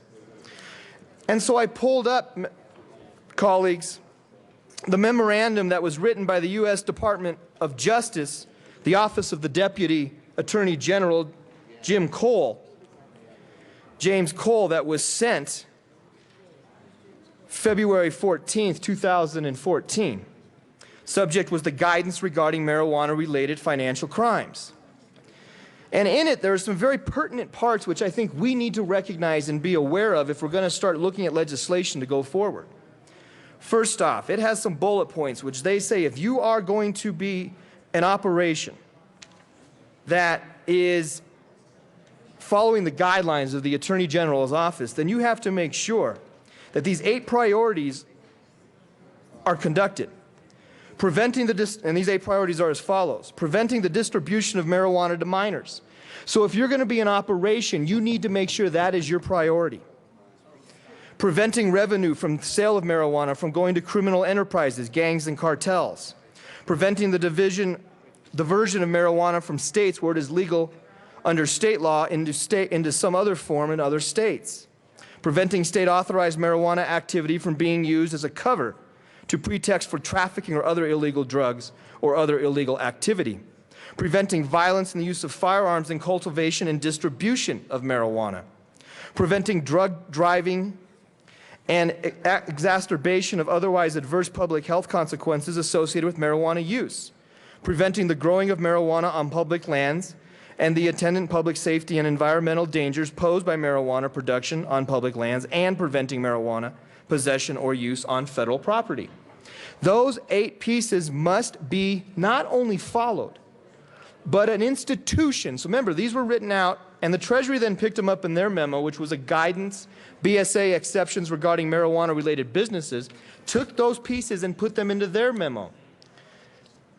In essence saying, if you are going to be a financial institution that accepts money from a marijuana operation, that money and the business that it comes from must assure that these 8 points are being followed. Not just guided by them, but assure that they're being followed.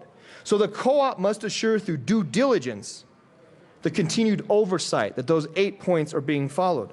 When you go back to the DOJ memo, it says the provisions of the money laundering statutes and unlicensed money remitter statutes and the Bank Secrecy Act remain in effect with respect to marijuana-related conduct.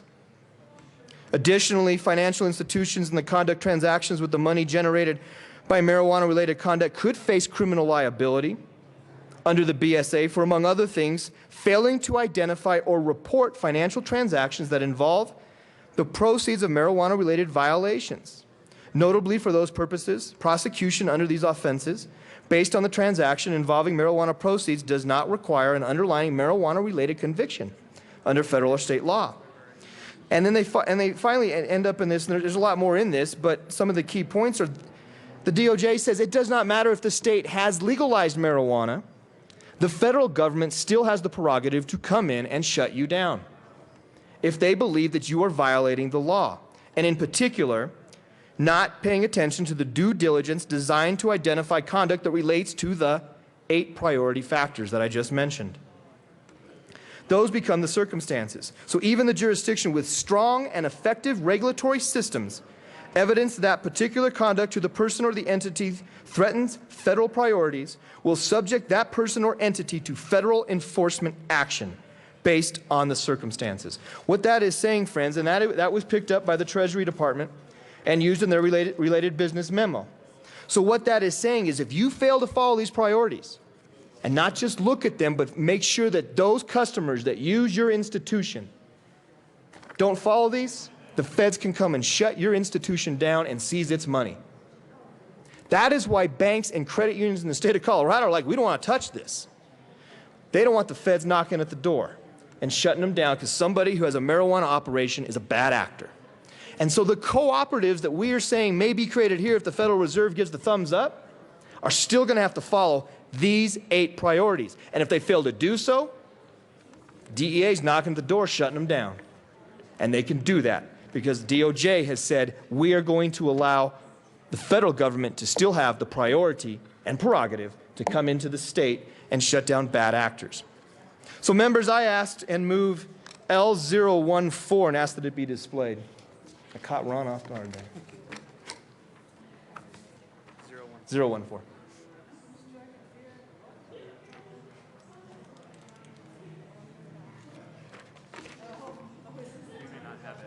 Oh.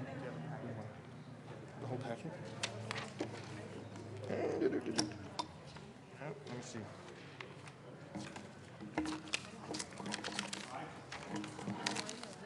Committee will stand in a brief recess. Sorry. Committee will come back to order. L014 is properly displayed before us. Representative Dorr. Thank you, Madam Chair. Members, L014 is taking these 8 priority points, the 8 points that I read that are written in the Department of Justice memo, also written in the Department of Treasury's memo, that says you must follow these. And if you're going to be a financial institution that accepts marijuana money, you must follow these. And if you don't, you're in trouble. So we as a state have to look out for institutions that we're going to say, you can do your finances here. We better make sure that they know what they're going to be doing. So these 8 points need to be followed. And if they are not followed, if the due diligence is not done by the cooperative to find that whoever is using them is violating one of these 8 or more than one of these 8, then not only will they have to report it, but if it's found that they did not report and did not identify through due diligence, then their charter will be pulled. The co-op will not exist. Because we can't risk this going bad. If we're going to try this experiment, furthering the experiment of marijuana legalization, this can't go bad. And if we have bad actors out there continuing to do things that violate these 8 points, I'll guarantee you it goes bad, and it goes bad quickly. I ask for a yes vote. Representative Singer.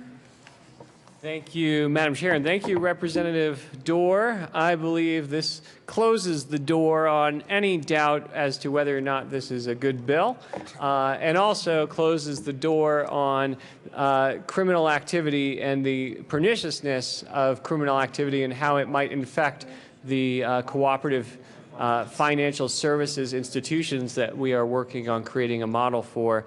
And the feds have been very clear. If this happens, they're going to step in anyway. And when Representative Wilson talked about raids that happened because of Colombian drug money laundering, it's specifically because of this memo and these 8 key points. So this is already out there. So with that, I too will encourage an aye vote to Amendment L014.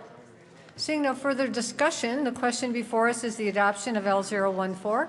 All those in favor say aye. Aye. All those opposed, no. L014 is passed. Is there further discussion on House Bill 1398? Representative Rankin. Well, members, I won't keep you long. I just have one serious concern on this bill that I really don't believe has been discussed yet. And I go back a little bit and tell you where it came from.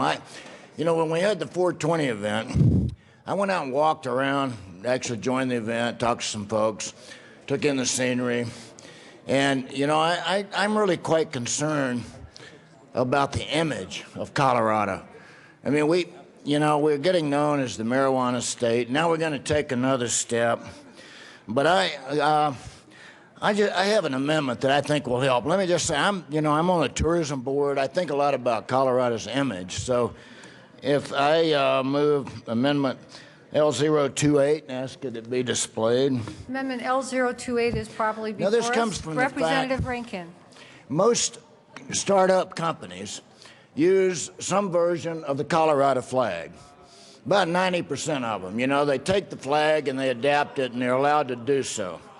But, you know, I don't really think it's appropriate for marijuana-based industries to use the Colorado flag. So I'm proposing an alternative. May I have the display of what I'm proposing?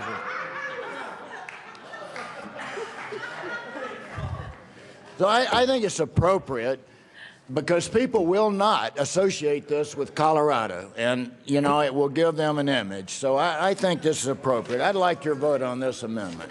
Representative Singer. Thank you, Madam Chair. Representative Rankin, I didn't know you were out there on 420 or I would have joined you. You know, I don't know if this belongs in the bill, but I do know I would be happy to work with you and the majority leader and the speaker and the minority leader to get you late bill status. We may need to amend this into the Colorado app bill that Representative Tyler brought up. I mean, who doesn't want to press on that now? I think this is, while this wasn't thoroughly a hashed out conversation, I think you've rolled this one up perfectly. Oh, and gosh. I encourage an aye vote. Representative Singer, I think you've been doing this too long. Representative Rankin.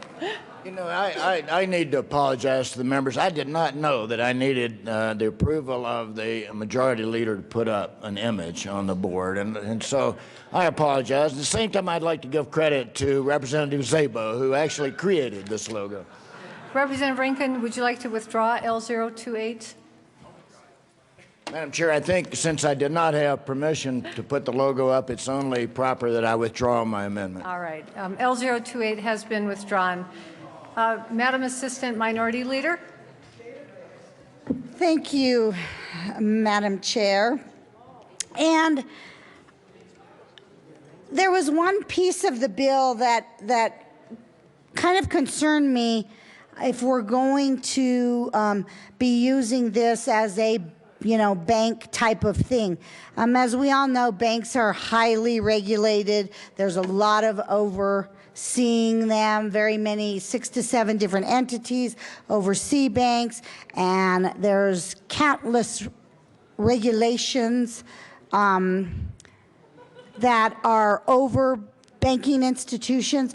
And right now, as the bill is stated, there's only the commissioner will oversee these co-op marijuana banks.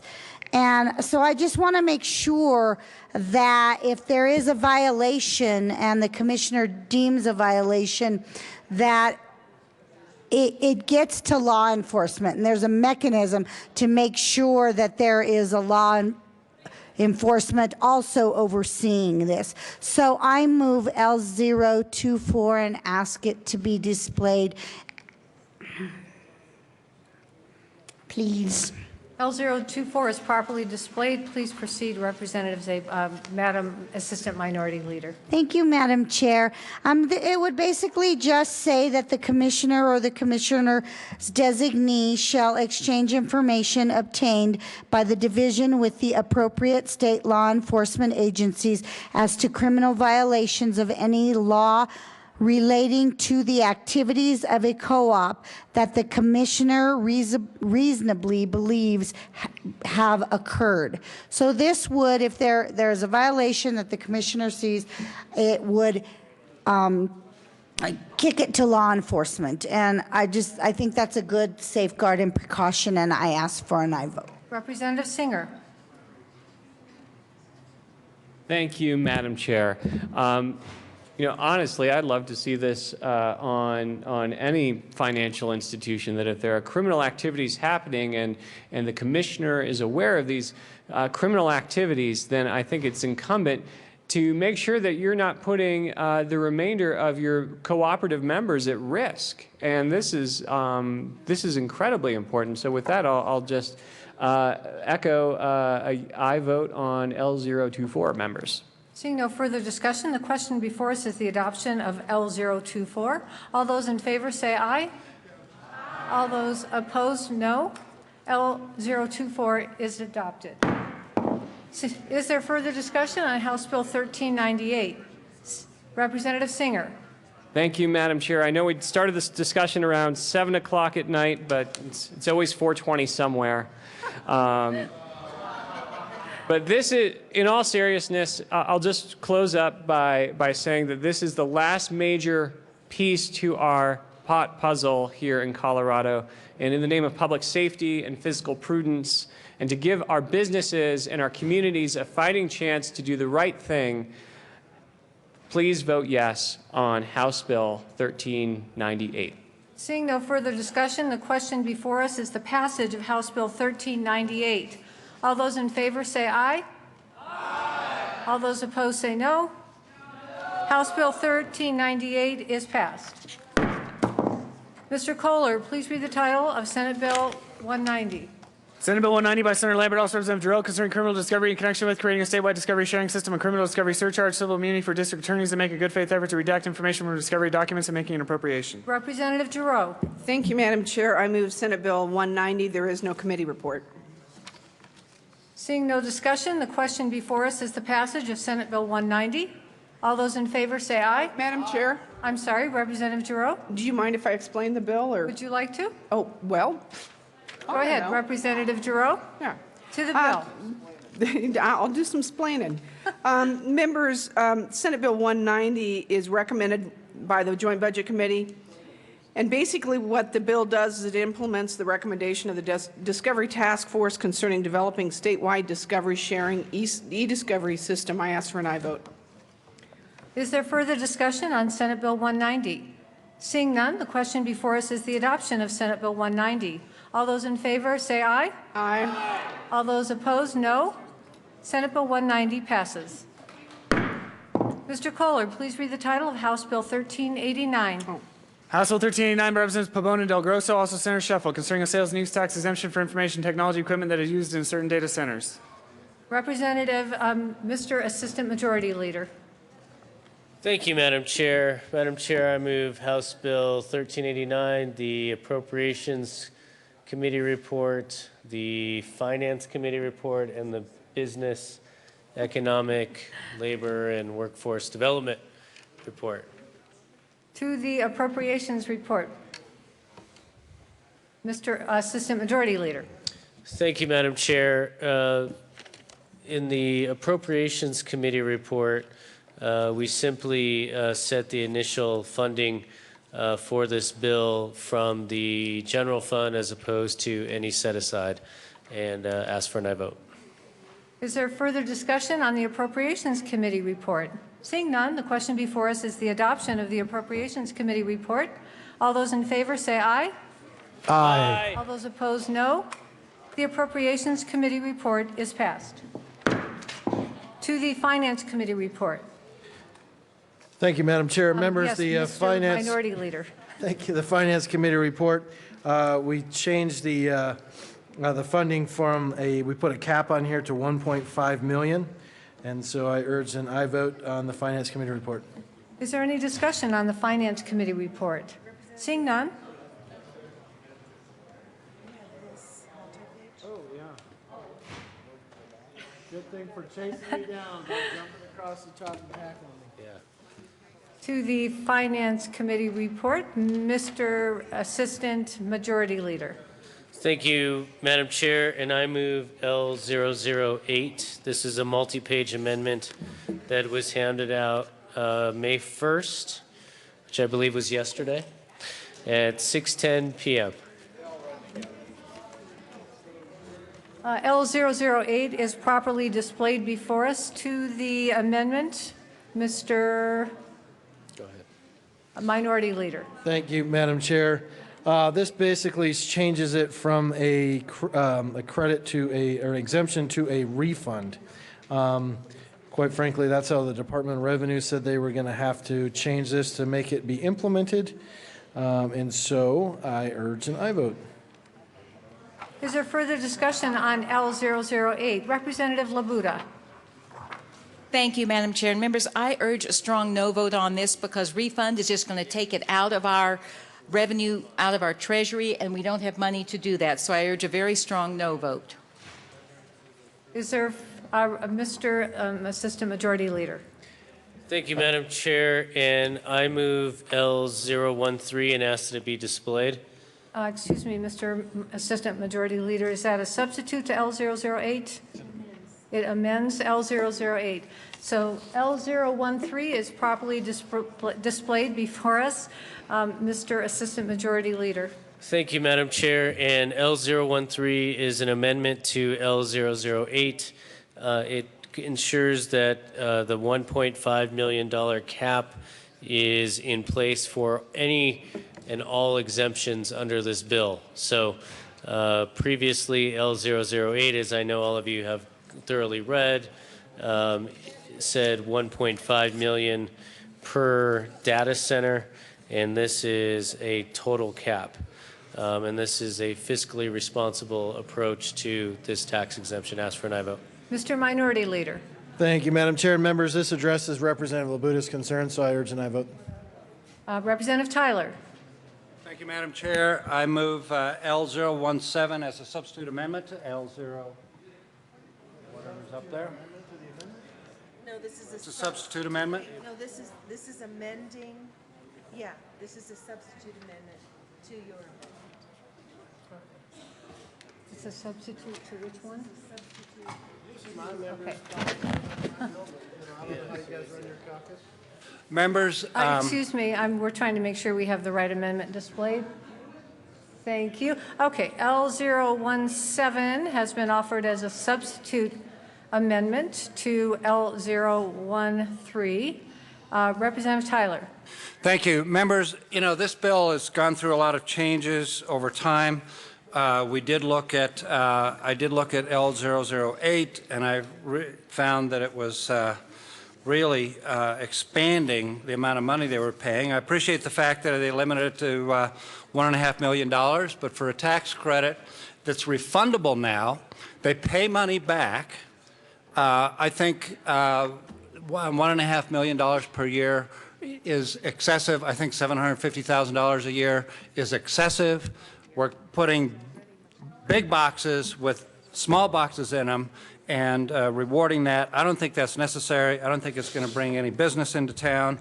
And I think we ought to at least pilot this in a way to see if it does any good whatsoever, which I think it will not, and I think I would like to see that limited to $750,000 rather than $1.5 million. Mr. Minority Leader. Thank you, Madam Chair. Members, the initial fiscal note on this was $14 million. We went through a process and basically struck it down to about $1.5 million. So we've already significantly lowered the fiscal note on this. To back up, especially since it's refundable is a term I just heard here just a second ago. The way the original bill was set up as an exemption. Well, there's an exemption, but you can't cap an exemption because you're saying that you're exempt from paying tax on these products. Well, you can't really cap that. So we had to make it refundable so they pay it, and then we can actually cap and then control the refund back. There was no other way to do that. So we had to move it to a refund to actually make this workable. Quite frankly, to qualify, you have to make $30 million worth of investment. So each one of these, to qualify, you got to make $30 million worth of investment on a brand new facility or $15 million worth of refurbishing of a facility. So 1.5 basically doesn't do a whole lot anyway.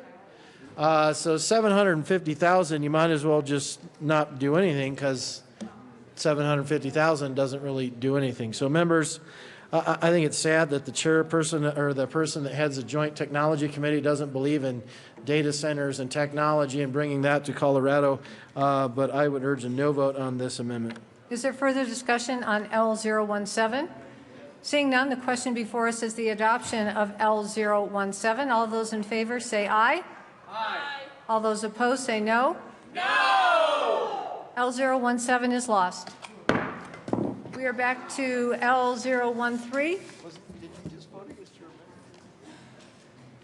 Would anyone, Mr. Minority Leader? Thank you, Madam Chair. I move urge an aye vote on L013.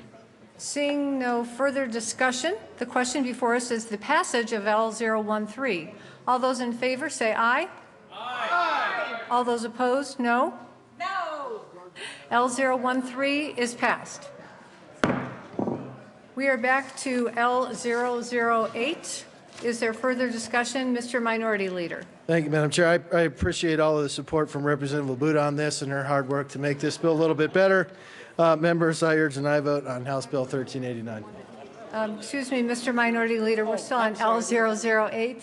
L08, I urge an aye vote. Okay, thank you. Is there further discussion on L008? Representative Labuda. Thank you, Madam Chair. I urge a no vote on this. All these amendments are coming. You won't recognize this bill at all when it's finished. It's had so many changes since it came in, and it was bad to start with, and this is just making it worse. So I urge a no vote on this. Representative Tyler. Thank you, Madam Chair. I urge a no vote on this amendment also.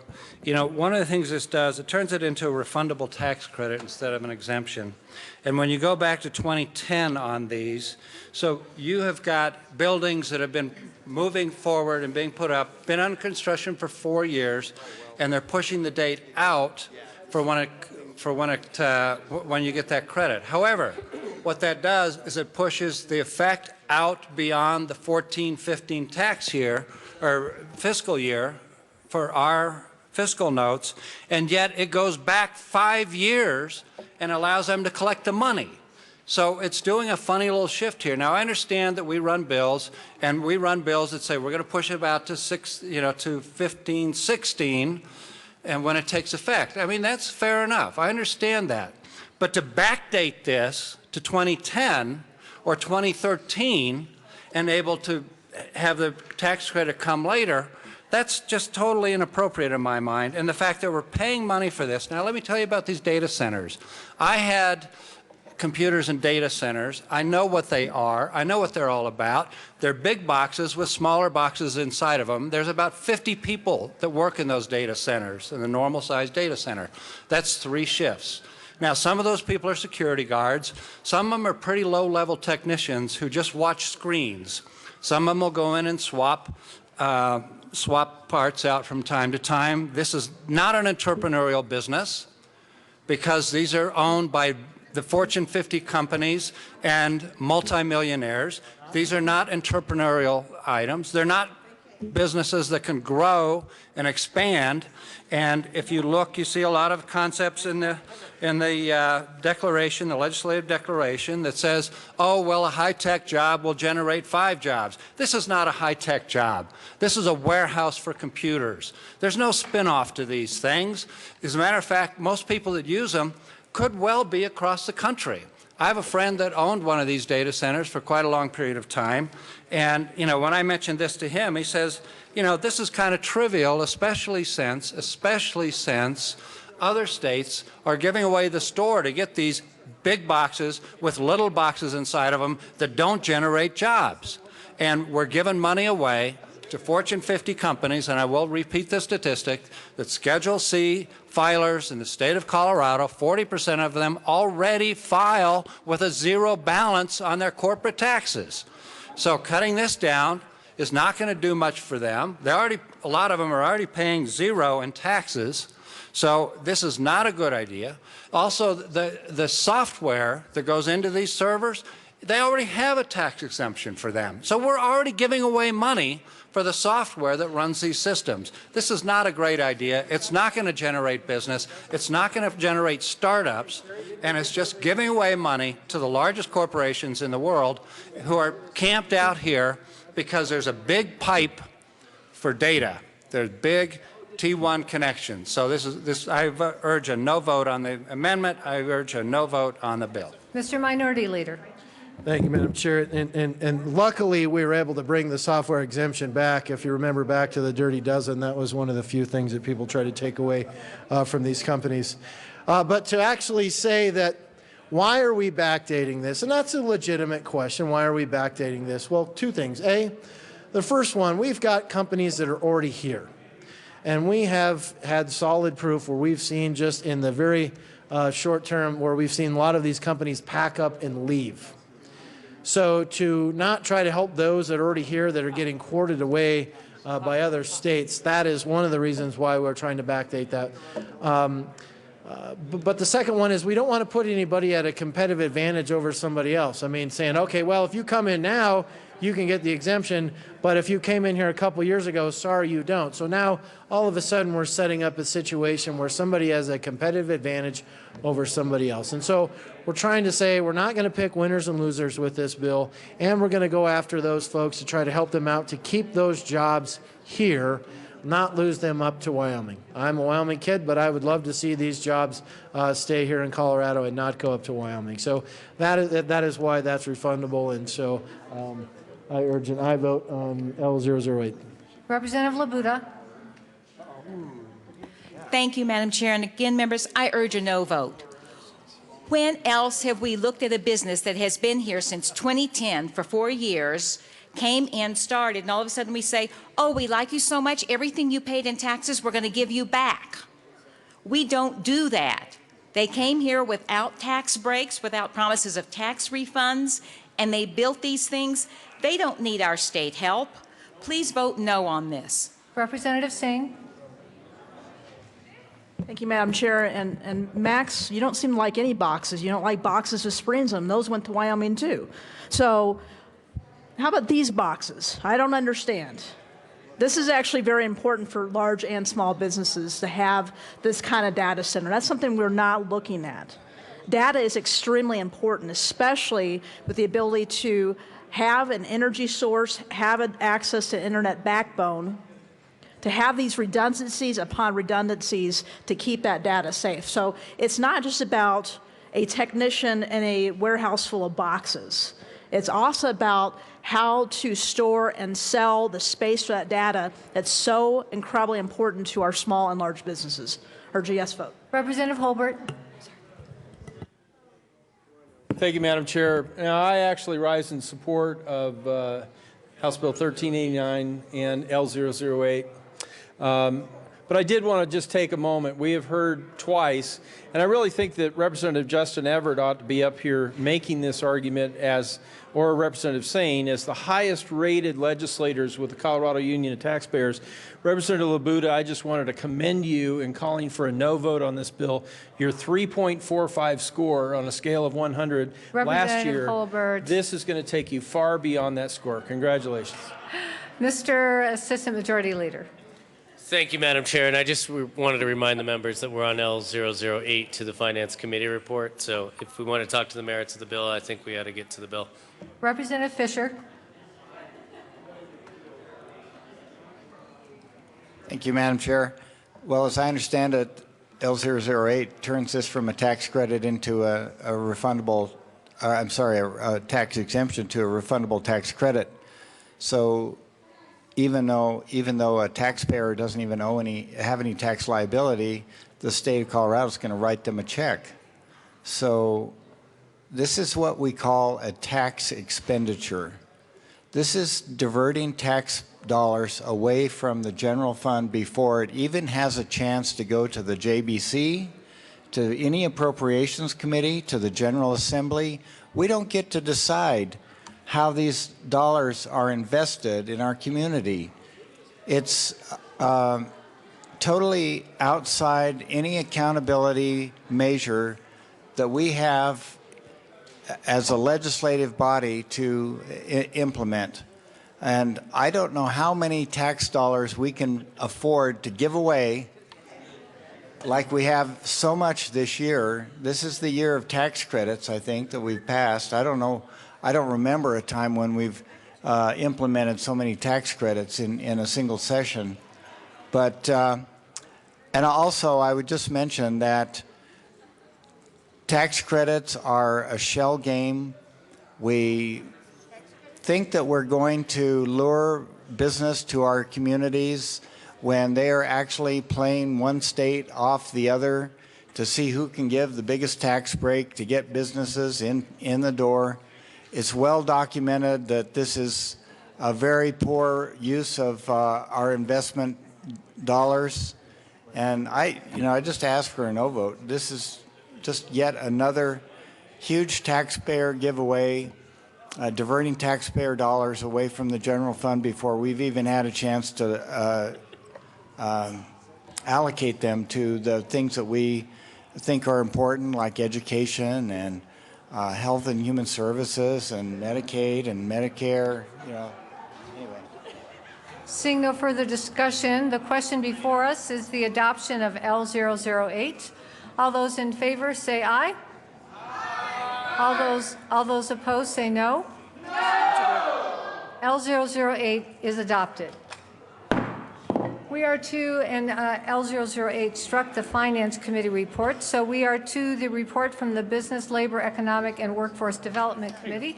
Mr. Assistant Majority Leader. Thank you, Madam Chair. And the Business, Labor, and Economic Workforce Development Committee did excellent work on this bill, tightened many of the provisions in the bill, and asked for an aye vote. Representative Labuda. Thank you, Madam Chair.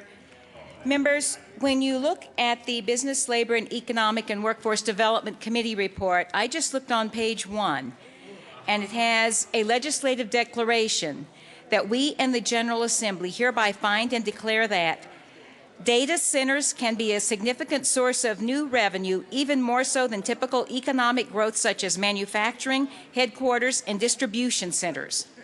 I'm a member of the General Assembly, and for me that is not true. That's one of many reasons to reject this committee report, and I ask for a no on it.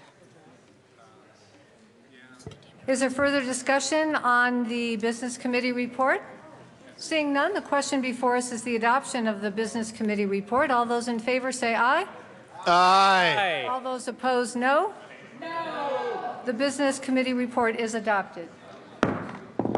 We are to the bill. Is there further discussion on House Bill 1389? Mr. Minority Leader. Thank you, Madam Chair. I appreciate all of the support that we've heard tonight and how this is a great bill. And this is going to do a lot to kickstart Colorado and push us a little further into the technology realm. And so I urge an aye vote.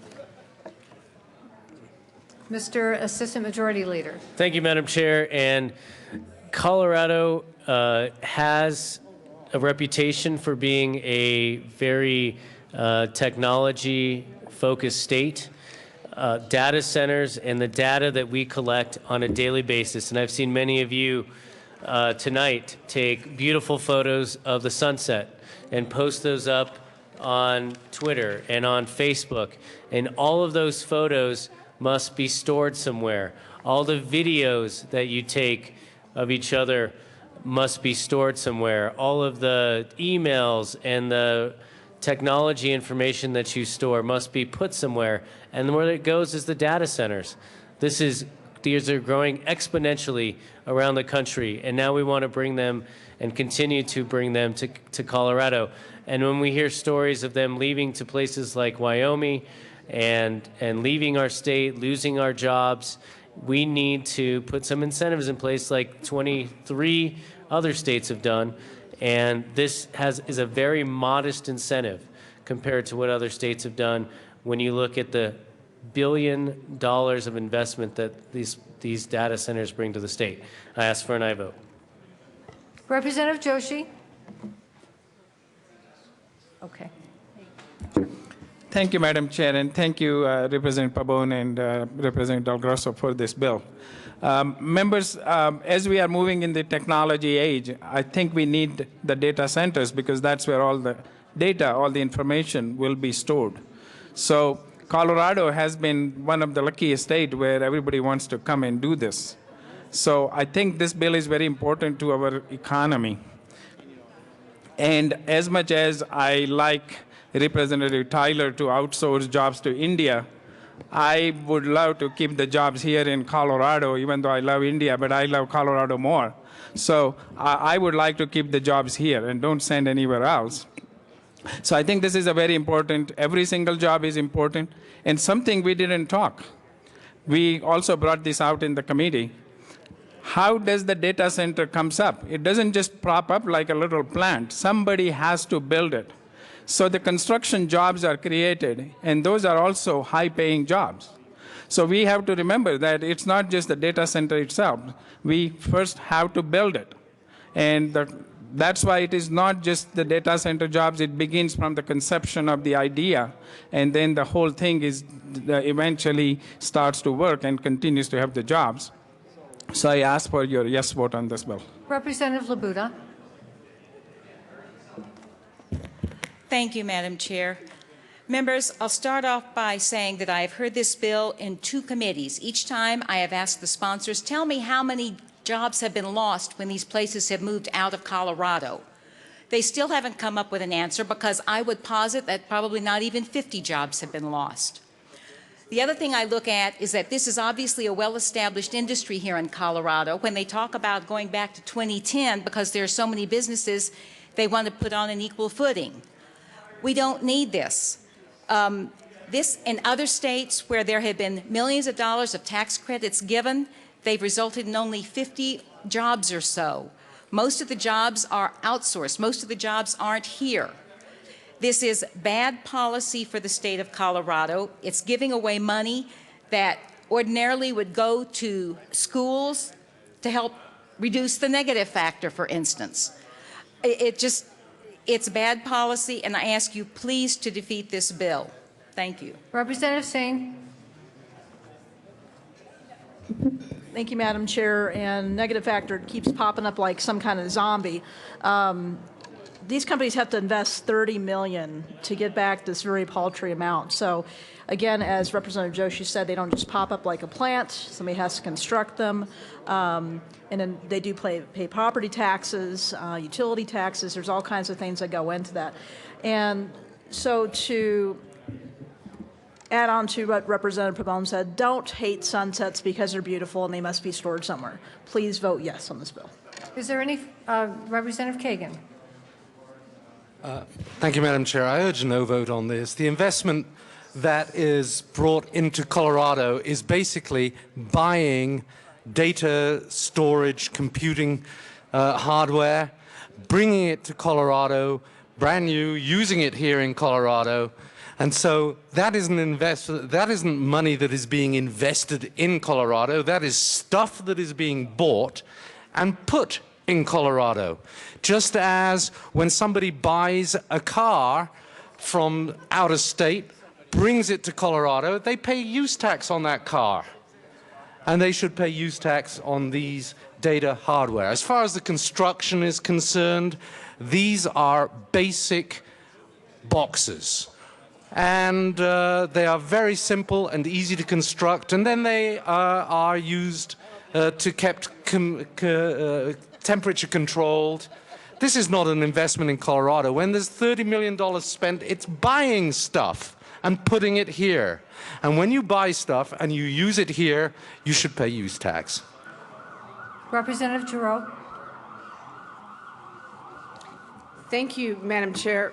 I don't think that siren is for me. Colleagues, this is all about advanced industries. That's what this bill is about. It's about Good bill. Vote yes.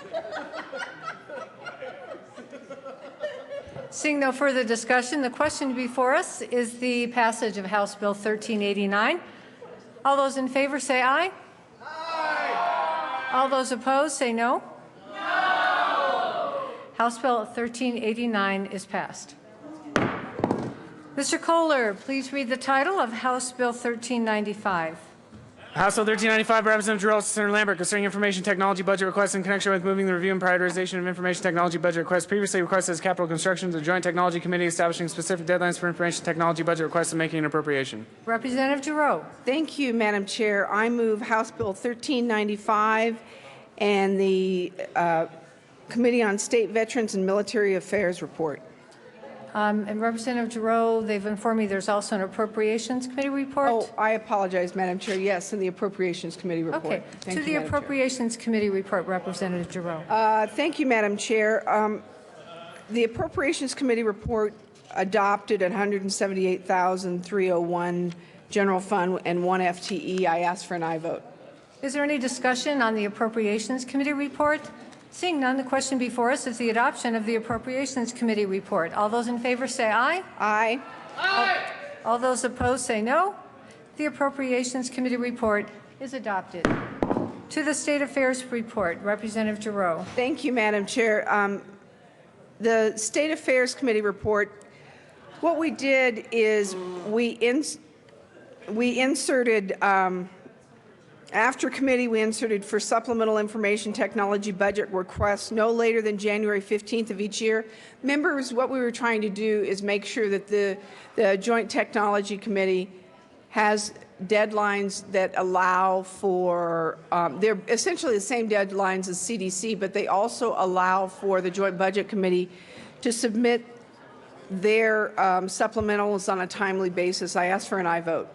Seeing no further discussion, the question before us is the passage of the State Affairs Committee report. All those in favor say aye. All those opposed say no. The committee report is adopted. Representative Giroux, to the bill. Thank you, Madam Chair. Members, I've got another amendment here, but before I run that, I want to explain that what this bill does is it transfers the responsibility for prioritizing IT requests from Capital Development Committee to the Joint Technology Committee. That's the basis of the bill. And with that, I move L002 and ask that it be displayed.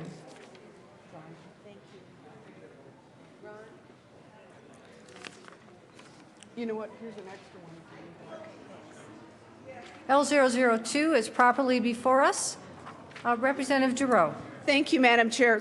Members, when this bill has not only been through, we had a meeting with the Joint Technology Committee and the CDC, and we discussed what type of limitations we wanted within the bill. One of the issues that we discussed was the fact that we wanted to have rules developed as far as the amount of dollar amount that could be studied by the Joint Technology Committee. And so rather than having a $500,000 amount in statute, we amended that to joint rule. So that's part of what this amendment does.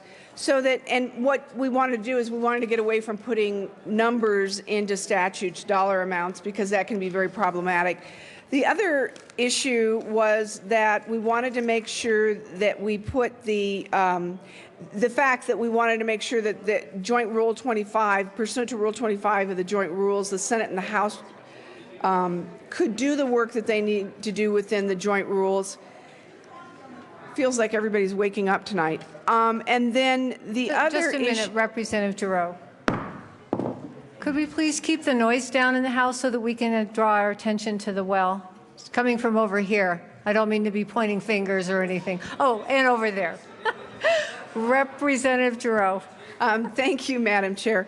And members, the other issue, so what we were trying to do is we wanted to make sure that we kept dollars in joint rules, but we also wanted to make sure that in statute, the deadlines were put in statute. We have had a problem at the Joint Budget Committee level at times getting information from OSPB for the budgets on a, you know, they're doing great work. I'm not complaining about OSPB. They're great people, but getting them to get their work in on a timely fashion so we can stay to our deadlines. So this bill has a similar deadline as far as we have the deadlines in statute, we have the dollar amounts negotiated by rule within rulemaking. And with that, members, I ask for an aye vote on L002. Seeing no discussion, the question before us is the passage of L002. All those in favor say aye. Aye. All those opposed say no. L002 is adopted. Representative Giroux. Thank you, Madam Chair. Members, if you have any questions about the bill, I mean, the simplest form to describe it is that we will now have a Joint Technology Committee that will be tasked with doing the, well, excuse me, with the responsibility of prioritizing the IT requests from the administration, from wherever they come from, the different departments. It will also be the responsibility of JTC to work with a staff person, and we've got, I think we've got what, it's $173,000, which was in the Appropriations Committee report, to pay for a staff person, and we also have that one FTE. That staff person will be able to make independent recommendations to the JTC. They'll also be able to have the expertise to help us as a body make the right choices in our IT requests. I ask for an aye vote. Madam Assistant Minority Leader. Thank you, Madam Chair. And members, I ask for an aye vote also. This is a this has been the task of the CDC for the last 20 years. For the last 20 years, and this year, when we were going over our budget prioritization, the committee came in and briefed us for about 20 minutes about the IT projects. These IT projects really need to be vetted more, just like we vet the capital development priorities, where the school comes in, gives us their needs, explains everything to us. We have proposals. We have all the information we need. That is the proper way to know what the state needs and to spend the money correctly. And this will be an asset to that project. So I ask for an aye vote. Representative Giroux. Thank you, Madam Chair. And Representative Szabo, thank you very much for your comments. She also reminded me the funding source for this committee is going to be general fund. So with that, I ask for an aye vote. Seeing no further discussion, the question before us is the passage of House Bill 1395. All those in favor say aye. Aye. All those opposed, no. House Bill 1395 is passed. Mr. Kohler, please read the title of Senate Bill 210. Senate Bill 210 by Senators Cadman and Aguilar, also Representatives Sonnenberg and Kraft-Tharp, concerning the conduct of examinations of insurers by the Commissioner of Insurance in connection with requiring a pre-examination conference and a conference to be held before issuance of a draft examination report. Representative Kraft-Tharp. Thank you, Madam Chair. I move Senate Bill 14-210. Is there any discussion on Senate Bill 210? Representative Kraft-Tharp. Thank you, Madam Chair. Members, Senate Bill 210 makes a small change to the manner in which the Division of Insurance addresses market conduct examinations of insurance companies operating in Colorado. This is a statutory process allowing the Colorado Division of Insurance to evaluate the practices and operations of the insurance company operating within the state. Is there further discussion on Senate Bill 210? Representative Stevens. He didn't raise his hand. Representative Sonnenberg. I was just trying to be the pretty face. Well, I think it worked. Representative Stevens. Yes, to the bill. Thank you, Madam Chair. Madam Chair, I move Amendment L005 and ask that it be displayed. L005 is properly before us. Representative Stevens. Yes, thank you, Madam Chair. Madam Chair, what this basically says is if the commissioner permits a carrier to issue or continue a health benefit plan that doesn't comply with the federal act, then the exemption from the federal act applies permanently to all health benefit plans issued in the state. And I'd urge a yes vote. Is there further discussion on L005? Seeing none, the question before us is the passage of L005. All those in favor say yes. Aye. All those opposed say no. No. L005 is lost. Is there further discussion on Senate Bill 210? Representative Kraft-Tharp. Thank you so much, members, for your attention this evening, and we ask for an aye vote. Seeing no further discussion, the question before us is the passage of Senate Bill 210. All those in favor say aye. Aye. All those opposed, no. Senate Bill 210 is passed. Mr. Kohler, please read the title of Senate Bill 201. Senate Bill 201 by Senator Newell, Representative Singer, concerning reestablishing a Child Protection Ombudsman Advisory Work Group to develop a plan for accountable autonomy for the Child Protection Ombudsman Program. Representative Singer. Thank you, Madam Chair, and I move Senate Bill 201. Is there discussion on Senate Bill 201?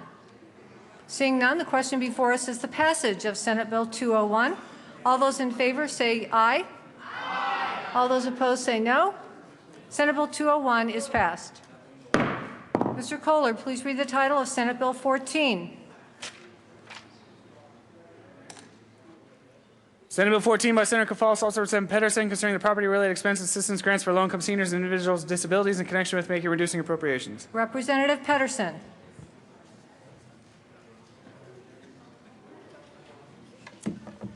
Thank you, Madam Chair. I move the Health and Human Services Community Report and the bill.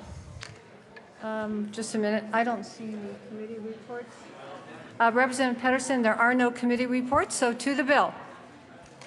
Thank you, Madam Chair. This is a great bill to help seniors with, and also people with disabilities with the expanded PTC rebate, and I ask for your support. Is there discussion on Senate Bill 14? Representative Sane. Thank you, Madam Chair. We heard this in the Poverty Task Force, and not surprisingly, it passed by a party line vote. Members, the problem I have with this bill is simply this. It's not that we don't want to help those in need or elderly. The problem is we have to pass this bill because we passed SB 252 last year. Because we need to protect a constituency that has to pay higher rates. I urge a no vote. Is there further discussion on Senate Bill 14? Seeing none, the question before us is the passage of Senate Bill 14. All those in favor say aye. Aye. All those opposed say no. No. Senate Bill 14 is passed. Mr. Kohler, please read the title of Senate Bill 124. Senate Bill 124 by Senator Zenzinger, also Representative Fields, concerning programs to develop leaders for low-performing public schools in connection with making appropriation. Madam Speaker Pro Tem. Thank you, Madam Chair, and I move Senate Bill 124 and ask for an aye vote. Is there any discussion on Senate Bill 124? Mr. Minority Leader. Thank you, Madam Chair. And Representative Fields,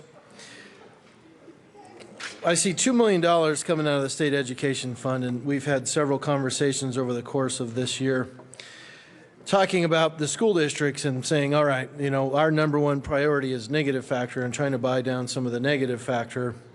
Give us some of these monies with no strings attached. Are we hearing from a lot of these districts? Because I got a letter earlier on in the session that said the number one priority for us is give us money back in the negative factor if you're going to do any of that stuff. So I didn't see this program in that letter that they sent out to us from, I think it was about 170 districts that said this is what kind of our priorities would be. Is this something that they had talked about, they said they wanted to do on top of the negative factor? Madam Speaker Pro Tem. Thank you, Madam Chair, and thanks for the question.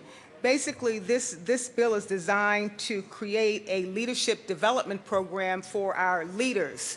Currently in the state of Colorado, we have 190 priority improvement schools, or either they're in a turnaround school status, and leadership does matter.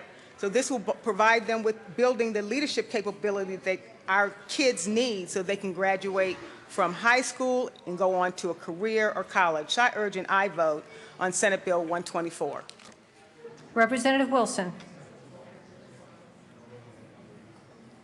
Thank you, Madam Chair. And Representative Fields, I agree with what Mr. Minority Leader was pointing out. One of the concerns that I had with this as I looked through the fiscal note was, of course, the dollars. But as I read it, 60% of the money is all that goes to the schools for those turnaround grants. Am I reading that correctly?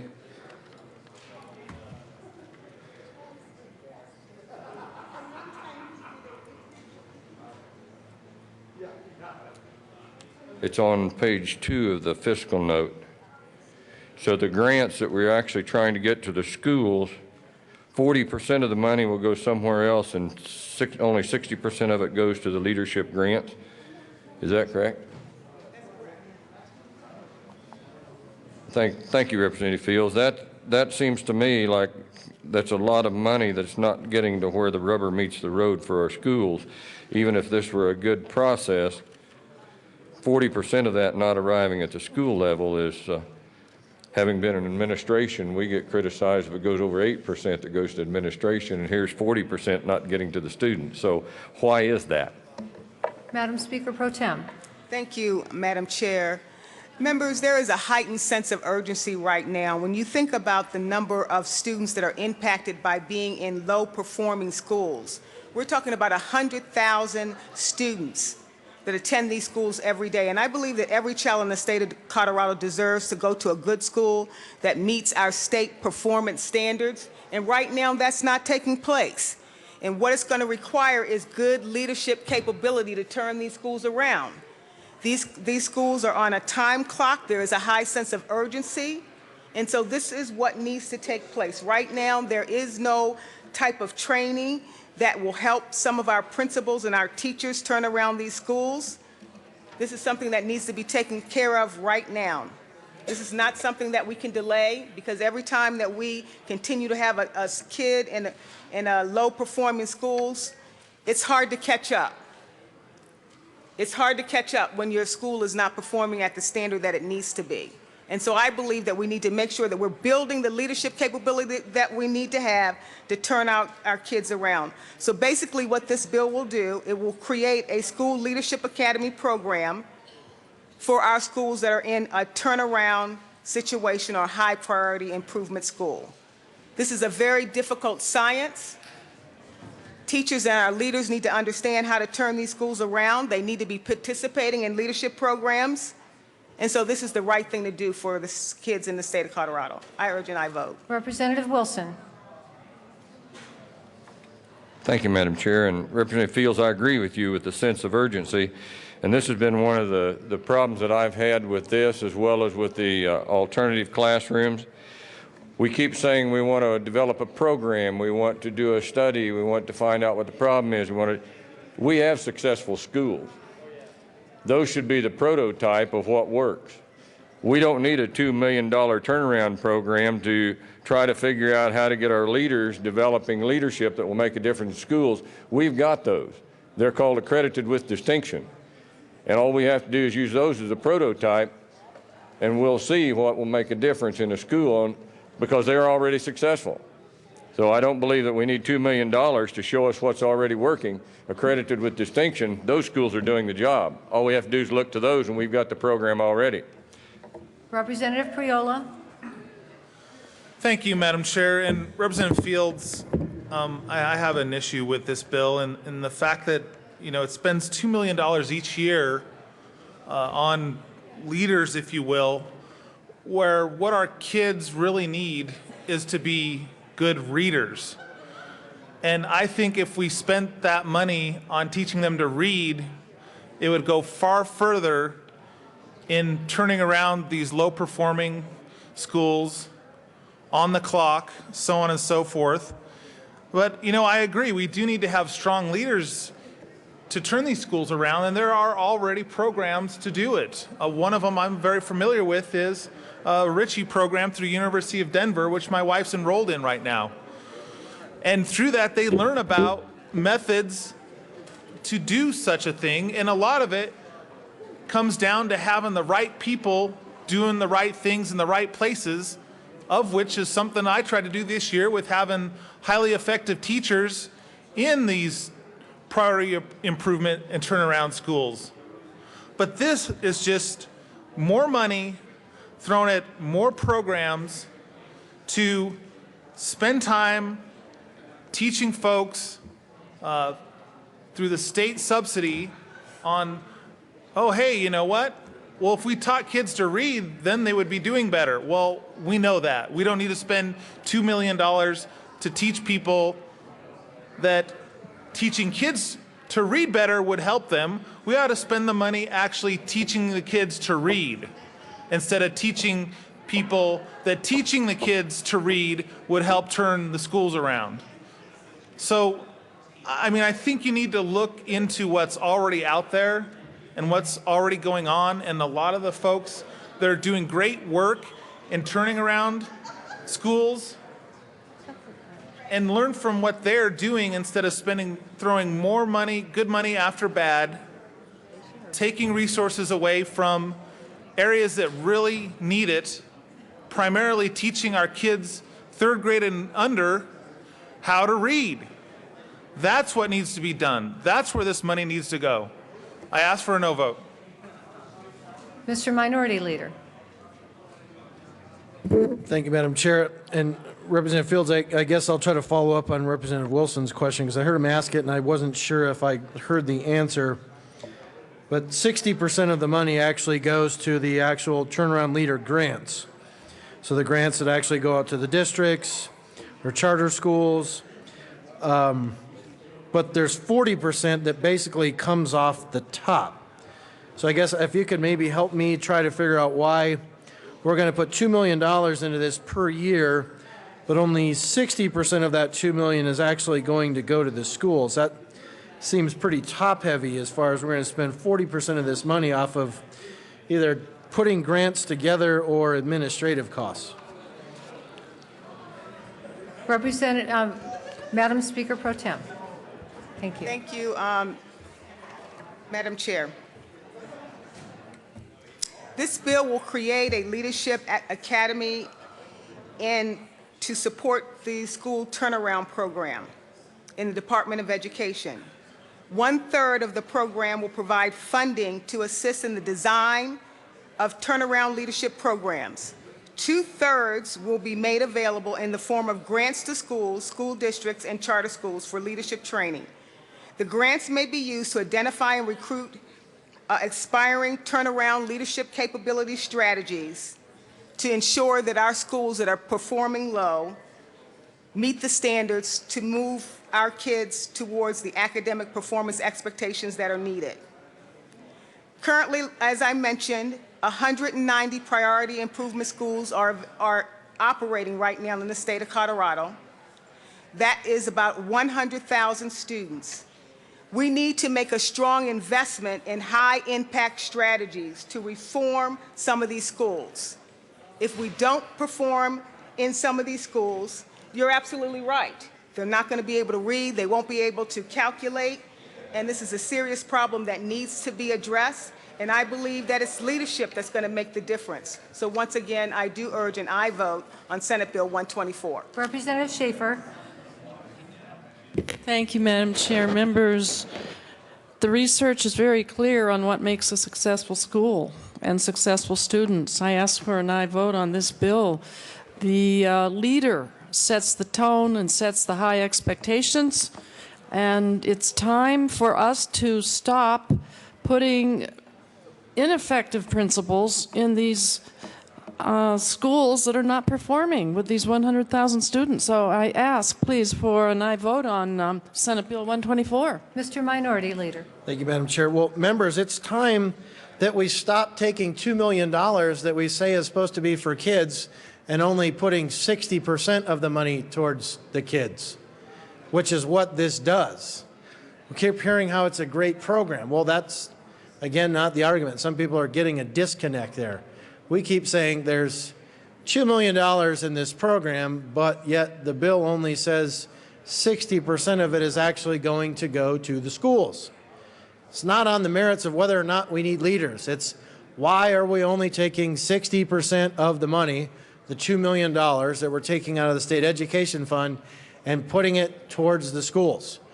Where is the other 40% going? And I keep hearing, well, this is a good program. It's time we start helping these kids out. Okay, that's great.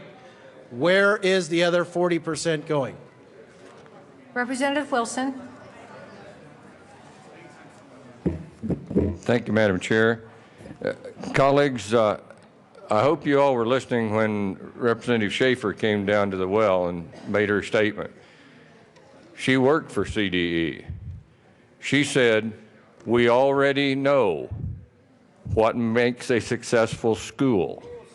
We already know what's necessary. It's effective leadership. We don't need the grants to figure it out. We just need to get the effective leadership in there. So I rest my case. The $2 million could be better spent somewhere else. We know the answer to the problem already. We don't need to spend $600,000 putting together what we think we might need for a program and then have 60% of it going to the schools, put 100% of it towards improving principal leadership. End of story. Thank you, Madam Chair. Is there further discussion on Senate Bill 124? Seeing none, the question before us is the passage of Senate Bill 124. All those in favor say aye. Aye. All those opposed say no. Senate Bill 124 passes. Mr. Kohler, please read the title of Senate Bill 192. Senate Bill 192 by Senator Hodge, also Representatives Becker and Wright, concerning the regulation of facilities licensed with regard to classified radioactive materials in connection with making an appropriation. Representative Wright. Thank you, Madam Chair.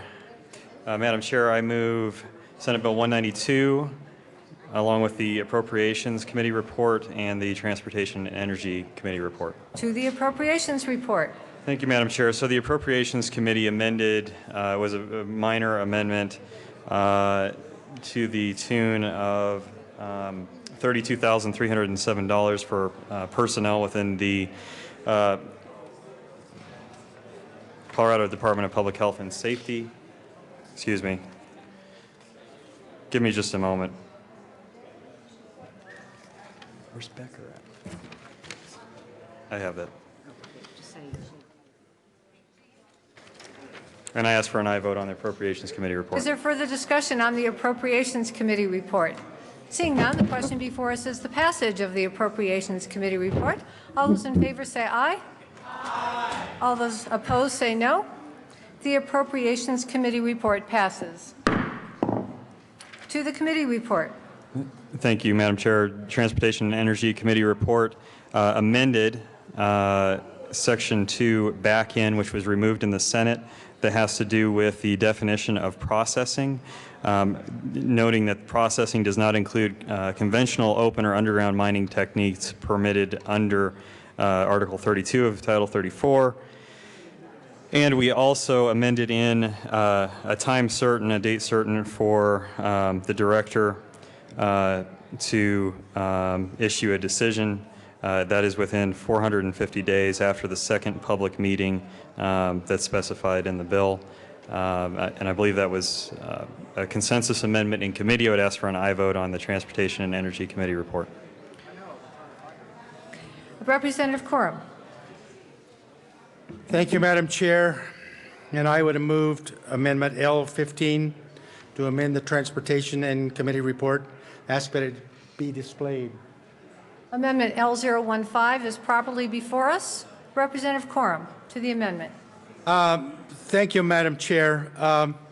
What this does is basically puts it, a lot of it back, the definitions that came out of the Senate. The Senate bill was stripped out, and they made these changes in the House, and it also puts back to the Colorado Department of Health to determine how it should be done. And I also have been in contact with Colorado Department of Health this evening. I have an email here somewhere offering their support. So I think this is a good amendment that where we can get the bill where it has some support. What happened in the House Transportation Committee report? By amending the Senate version, striking the Senate amendments out, there was a lot of support come out of that bill in the Senate because of the things that were taken out. One of the reasons that in the definitions, what they were trying to do was to take an issue and call it milling. And I was told that there was some correspondence with the Nuclear Regulatory Commission saying that this meets milling. I actually was able to obtain those reports, and the response was, and I will read it to you, it won't take but a minute. It says, we have recently become aware of the Black Range Minerals and Appalachian Technologies plans to move approximately 100 tons of uranium from Colorado to Casper, Wyoming. Once the ore is in Casper, we understand it will run through the ablation process. We discussed the attached correspondence in the Tallahassee area, and it appears that the ablation process would require a source material license. Now, members, a source material license is night and day between a source material license and a mill license. NRC, Colorado Department of Health and Environment, and the Colorado Division of Mining Safety have the expertise to handle this. They have the knowledge.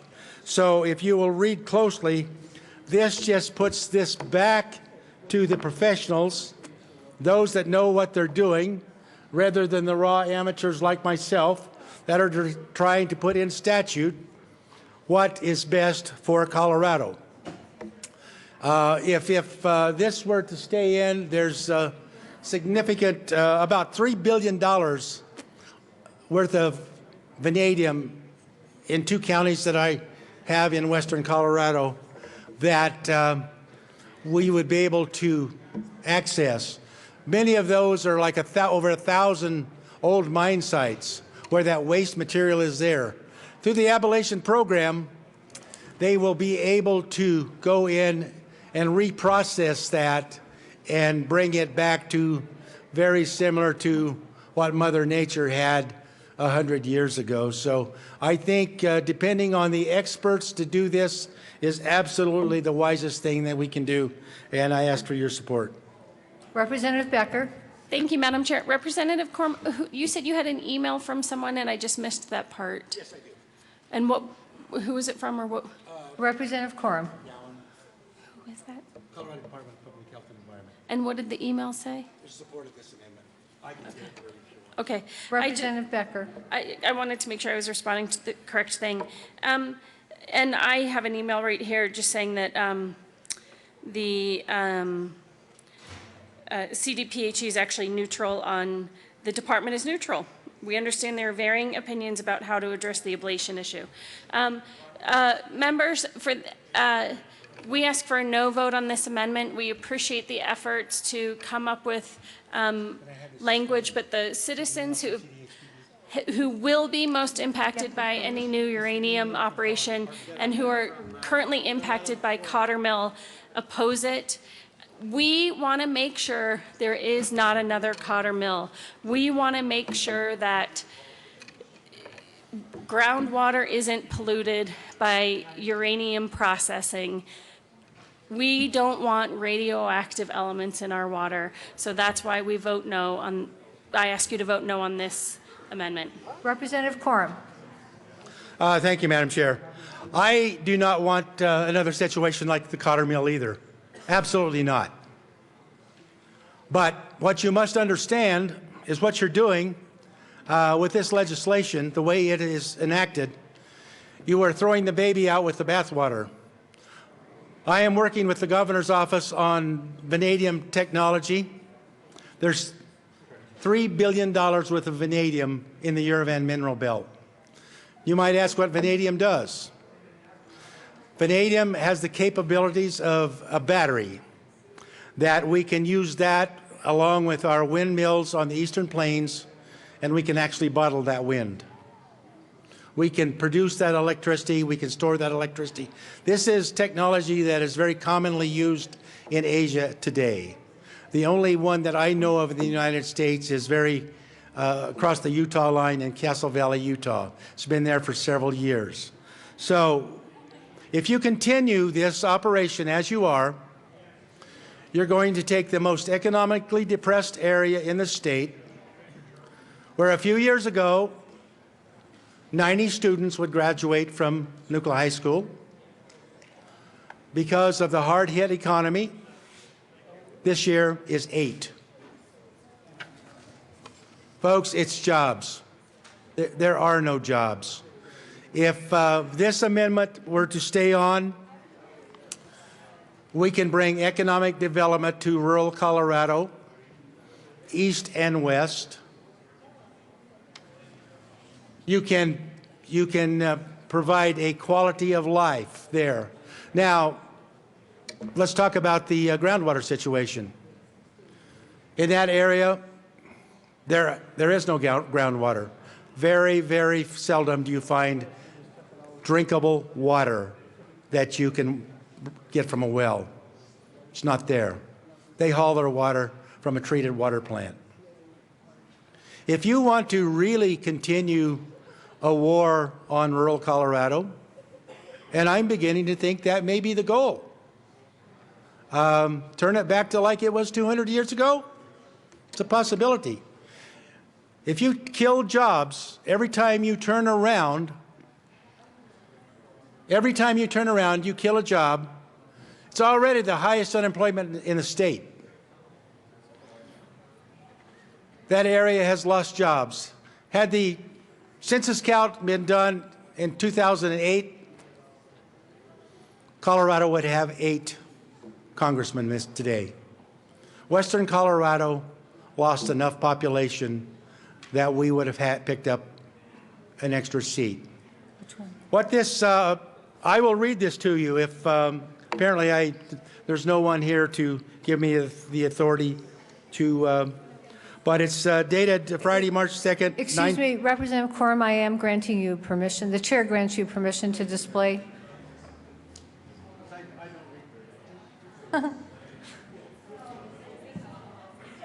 The document has been appropriately displayed. Representative Quorum. Thank you. As you can see, this is from Colorado Department of Health and Environment, Radiation Control, Karen McGowan. This is a good amendment. This is an amendment that will protect the citizens. That's pretty damaging. Protecting citizens is damaging, I'm told. I don't know who said that, but it will protect the situation so you never have another situation like the Cotter program. You have the technology. NRC, Division of Mining Safety, and CDHP will determine What is the proper way to do this? This $3 billion decision will not be determined by 65 raw amateurs who think they're doing the right thing. And folks, I'm going to tell you the biggest enemy of legislation is unintended consequences. And if you continue on the course that you are, the unintended consequences, you have killed $3 billion worth of work, the economy of rural Colorado. You've also taken the situation that with the wind towers, this is a win-win situation for both sides of the state. This is pure common sense. I honestly don't understand how anyone, if you do not trust your state agencies, if you do not trust Karen McGowan, Colorado Department of Health and Environment, you do not touch the Nuclear Regulatory Commission, you do not trust the Division of Mining Safety. If you have no trust in the folks that we have in these positions, we need to eliminate those positions entirely. I ask for a yes vote. Representative Wright. Thank you, Madam Chair. And respectfully, I have to disagree with some of the points that my colleague, Representative Corum, made on this amendment. Members, keep in mind that this bill and the Transportation and Energy Committee report are attempting to accomplish two things. That's to clean up radioactive groundwater that has been sitting in a radioactive state for the last 30 years in people's backyards, to purify their water, to make sure that we're not contaminating our rivers and streams and our groundwater with radioactive material. And then secondly, what the Transportation and Energy Committee report accomplishes is make sure that what happened with Cotter that contaminated this groundwater in the first place doesn't happen again. Now, Representative Corum mentioned the amateur hour in the well. Well, you know, he described the process in a way for every bill we run down here. None of us are experts on everything. However, there are experts in the CDPHE, specifically within the Hazardous Materials and Waste Management Division, who do this. This is their expertise. This is their profession, is to clean up and protect our health and safety from radioactive materials. So we are involving the experts. The Transportation and Energy Committee report involves the experts. What this amendment will do is involve, in my opinion, more of a bureaucratic process than what we have by just allowing the experts we already employ in the state of Colorado to do their jobs. So members, there has been a lot of talk about jobs on this specific amendment and the impact that it will have on jobs. Well, I share the concern of jobs in general in Western Colorado. I represent Western Colorado. I do not share the concern that this amendment will have, that the Transportation and Energy Committee report will have any negative impact on jobs. In fact, the bill does not prohibit these new technologies in any way or set higher standards than are applicable to any other uranium concentrating or milling technology. So members, I would ask, I believe this is a well-intentioned amendment, but I think it has also its own unintended consequences. We're asking the same department, CDPHE, containing the same experts, to look at this in essentially the same way, but we're asking them to do it with the federal government. So members, this is uncharted territory. This is new technology. The question is, are we going to protect our citizens from radioactive materials in their groundwater, in their rivers, in their streams, as quickly as possible? And I believe that the Transportation and Energy Committee report accomplishes that. Representative Corum. Thank you, Madam Chair. Let me slow down and explain things so you understand it. I was talking to Representative Becker. She said, this has nothing to do with vanadium. Well, folks, I'm going to tell you it does. Because the Uravan Mineral Belt is the only place in the world where uranium and vanadium are in the same formation. The only place in the world. Now, there's proven drilled out reserves in that area of 100 million pounds of uranium. There's proven reserves of 500 million pounds of vanadium. It is the same process. The mill that is currently in operation is in Blanding, Utah. It's a uranium vanadium mill. When that area was first started mining, uranium was not the product. Uranium was the byproduct. Fact is, the company was called VCA. If you don't know what that is, that's the Vanadium Corporation of America. But what does it do? The unintended consequences of what the actions taken in the Transportation Committee of stripping out those Senate amendments, what the Senate had put on, says that, one, you are going to define this as a milling operation. Nuclear Regulatory Commission says that it is not a milling operation. It would require not a milling license, but a source material license. Day and night between those two.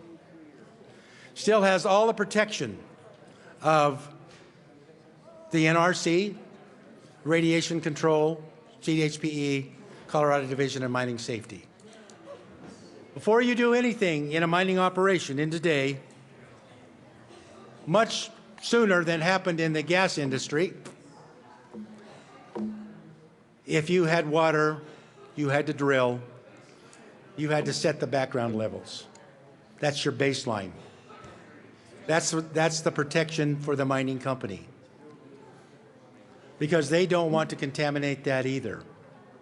But the fact is, 90% of the Uravan mineral belt is as dry as this room. You can go into a mine over there that you can walk into, and there's mining equipment that's been sitting there for 20 years. You change the fuel, you change the batteries, you change the filters, and you start it up because it's in a controlled environment. The state economic development program just opened up a new, it's called WEED-C, whatever, West End Economic Development Committee. One of their big issues that they're looking for is the development of this vanadium process to bring jobs. And it's not small jobs, it's big jobs. I mentioned earlier about the coal miners that lost their jobs, $100,000 jobs.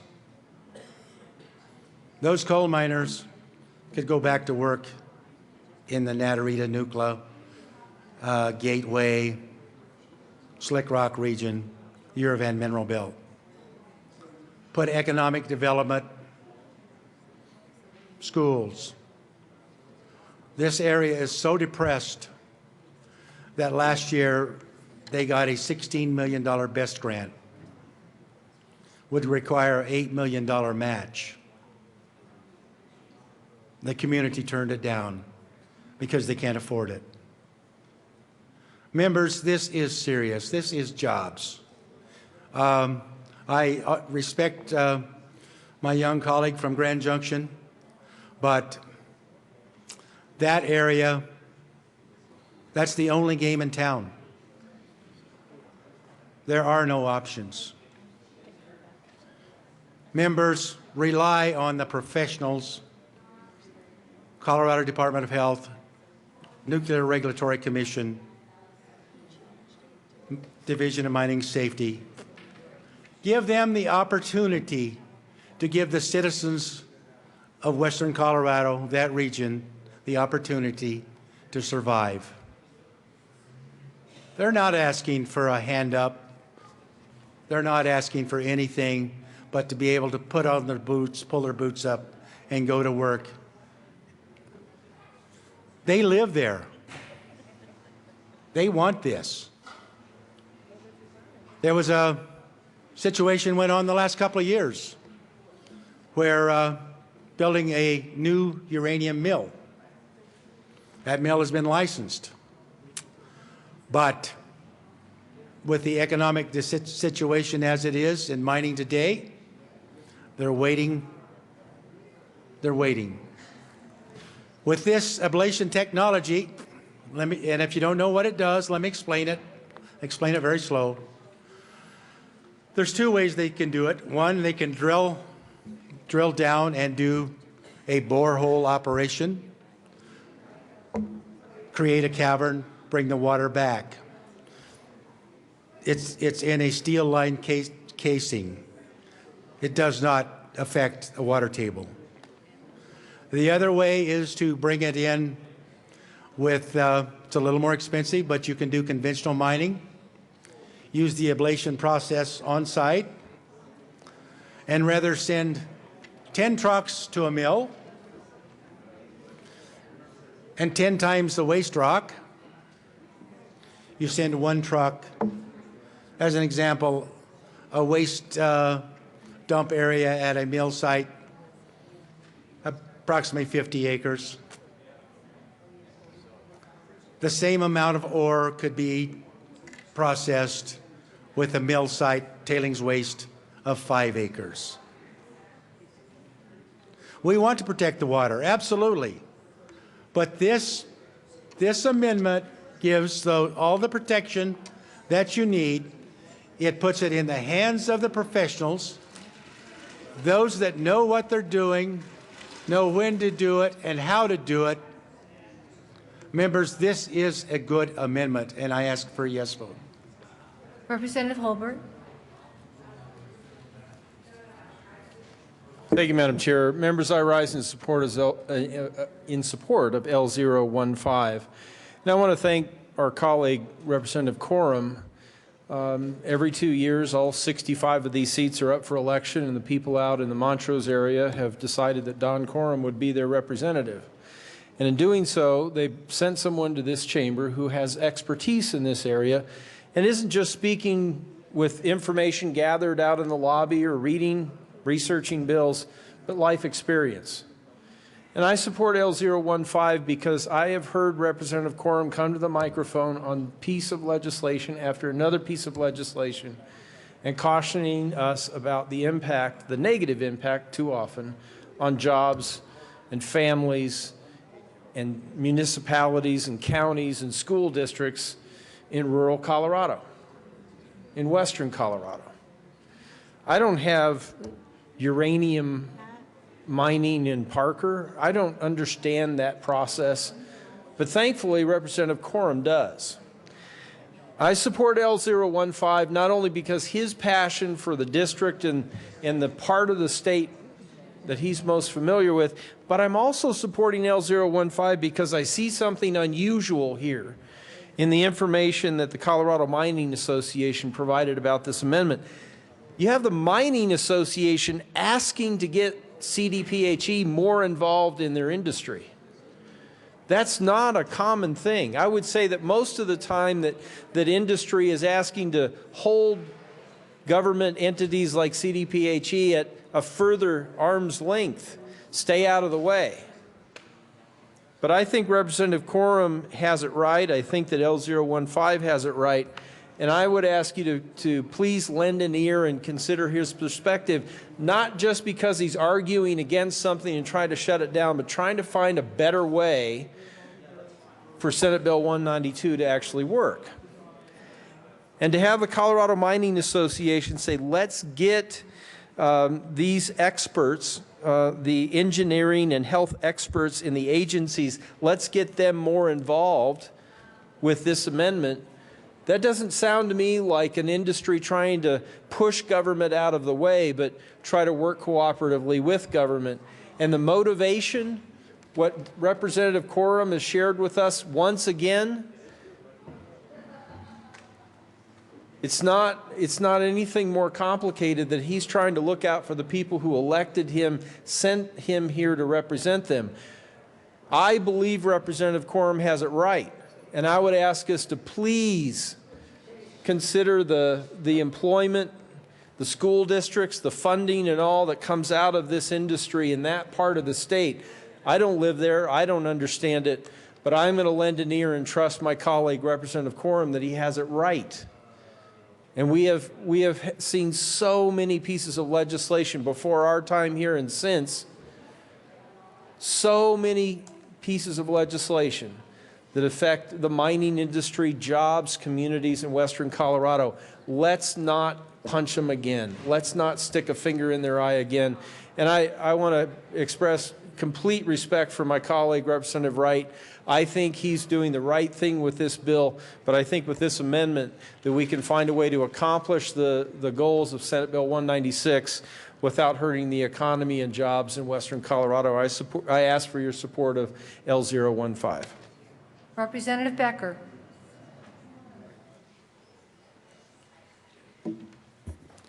We ask for no vote on this amendment. Again, it's all about keeping people safe and having the best process that works for all interests. I ask for a no vote. Representative Quorum. Thank you, Madam Chair. With your indulgence, I'm going to read a letter from the president of the Natarita Nuclear Chamber of Commerce. It was written this morning to the governor's office, Tracy Bentley, and to Carrie Klinker from the Economic Development. Hi, Tracy. I am deeply disappointed with the decision of the House Transportation and Energy Committee yesterday. Apparently, they unwound all the hard work of the Senate with the bill, ignored the agency testimony, and the bilateral support the bill had achieved when it was sent to the House. As I understand it, the amendments were all rejected, aside from conventional mining, to support that what if fear statements, the same what if statements that we have been hearing for the past several years in testimony regarding the Energy Fuels proposal. Energy Fuels is the milling permit that was granted by the NRC and the Colorado Department of Health and Environment. Proposed conventional milling operation located in the Paradox Valley. This information and fear is antiquated, and data use is outdated, and quite frankly, I can't imagine a considerate, open-minded individual paying much attention to it. Over and over in the hearings, scientific experts, not only in the industry, but within regulatory agencies as well, rejected the old science in favor of new science and the subsequent regulations that have been put in place. Absolutely, we need to protect our beautiful and unique state, making it an inviting, safe place to live and work. You know the story of the West End, almost all as well as anyone on the Hill, due to your genuine interest in helping us out and your willingness to listen, even when we don't agree. We are building a future for our sons and daughters. And I lost my page here, but we'll get back to it ASAP.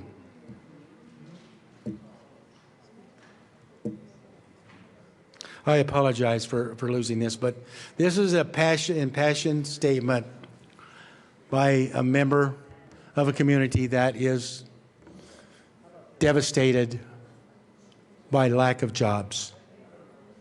There are no options. There's no big casino on the hill to bring tourists. There's no magnificent golf course. There's no ski run. All you have there is a bunch of hardworking people. Many have been there for generations. Many were pioneers, came in the 1880s, 1890s, have stayed. They have scratched out a living. They're not asking for anything but a fair shake. And I realize that half of the room is asleep, but If you're willing to sleep and not take into considerations the respected members of our Department of Health, Mining, Safety, Nuclear Regulatory Commission. So what? It's just jobs. Who cares? It's just life. Earlier today, we talked about suicide. Members, suicide in that region leads the state. It's one of the highest in the nation. Because you know what? Sooner or later, there is a breaking point. You can kill their opportunity. You can spoil their dreams.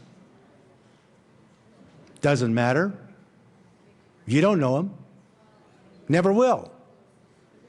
Probably not a one of you. Maybe three. I think Representative Scott's been to the area. Probably none of the rest of you.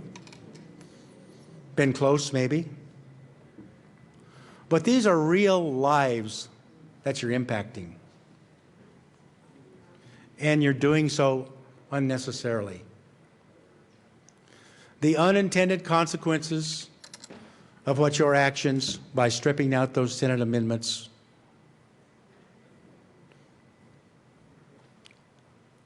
have lost all hope for this community. Can they move? Find another job? Absolutely. North Dakota is begging. Many of theirs in that region have gone to North Dakota. But they don't want to. That's where their great-grandparents, their grandparents, a mother, a daughter, a brother, or a sister are buried. Their roots are there. So you don't care. Their roots are there. By rejecting this amendment, you are telling the folks who reside in the Yerevan Mineral Belt, I don't give a damn about you. I'm more concerned about a situation that happened with Cotter Corporation. That was wrong, and it is wrong. There is no doubt about it. Mistakes were made. We all acknowledge that. But we're not doing anything to clean up the problem in Cotter. There's a system, talked to some folks out of Texas, with electrocution. They're able to take that water, bring it up, electrocute it, separate the radium, the uranium, the radionuclides, other heavy metals that might be in there, treat the water, and re-inject it. It's a good process. I talked to the guy, I said, please come to Colorado, and he said, not coming to Colorado. I could never afford to do business in Colorado. You have a problem there that you're going to have to solve yourself, because the climate there is not conducive for me trying to solve your problem. Members, let's solve the problem at Cotter Corporation. Absolutely. I stand with you 100%. I will do everything in my power to get that situation rectified, remediated as soon as possible. But members, don't throw the baby out with the bathwater here. Don't look at those folks and say, I don't give a damn about you. Your way of life means nothing to me. It doesn't matter. I don't know you. You don't vote for me. I will never meet you. I don't care. I don't care if I'm stepping on your dreams. I don't care. Do what you must. Seeing no further discussion, the question before us is the passage of L015. All those in favor say aye. Aye. All those opposed say no. No. L015 is lost. We're back to the Transportation Committee report. Representative Wright. Madam Chair, thank you. I ask for an aye vote. Seeing no further discussion, the question before us is the passage of the Transportation Committee report. All those in favor say aye. Aye. All those opposed say no. No. The Transportation Committee report is adopted. We are back to the bill. Is there further discussion on Senate Bill 192? Representative Wright. Thank you, Madam Chair. Again, this bill accomplishes two things for the people of Colorado. That's ensuring the folks that have been damaged by Cotter and their pollutants, the radioactive pollutants, that will be cleaned up. And it is ensuring future Coloradans that new experimental technologies and in future uranium operations will not continue to cause radioactive pollution in our groundwater, in our rivers and streams. That is what this bill is about. It's about our health and safety, about our environmental future, and I would ask for an aye vote. Seeing no further discussion, the question before us is the passage of Senate Bill 192. All those in favor say aye. Aye. All those opposed, no. No. Senate Bill 192 passes. Mr. Kohler, please read the title of Senate Bill 197. Senate Bill 197 by Senators Jones and Herpin, also Representatives Foote and Kraft-Tharp, concerning high-performance transportation and enterprise transparency. Representative Foote. Thank you, Madam Chair. I move Senate Bill 197, and I don't believe there's a committee report. To the bill, Representative Kraft-Tharp. Thank you, members, for your attention on this important issue. So just to remind you, a couple months ago, there were a number of public hearings up in the Northwest metro area in which members of the public came out loud and clear and told us, told CDOT, told you all that when we are looking at public-private partnerships in our transportation contracting, they want two things. Our public wants to be educated, informed, and involved. And second, our public wants a general oversight, check and balance from our state legislature. I encourage you to support Senate Bill 14. This bill provides public transparency and it provides legislative oversight. Thank you. Representative Foote. Thank you, Madam Chair. Members, we're talking about public-private partnerships here, and what this bill is going to do is it's going to make sure that the public is well represented in these public-private partnerships. So again, we urge an aye vote. Is there further discussion on Senate Bill 197? Mr. Minority Leader.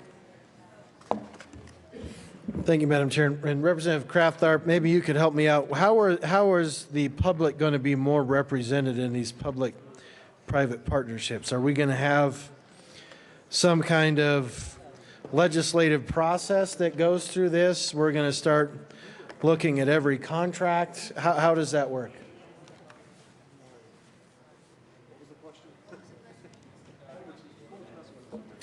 Mr. Minority Leader. Thank you, Madam Chair. No, I heard that this bill will allow the public to have more representation in this process. How is that going to do that? Are they going to have to bring the contract to the legislature? The legislature is going to go through the contract. We're going to have, I guess, veto power of the contract. What do you mean by there's more citizen representation in these contracts? Representative Foote.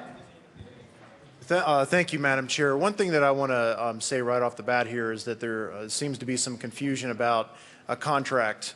This bill has nothing to do with legislative approval of a contract. That is something that we won't be doing here under this bill.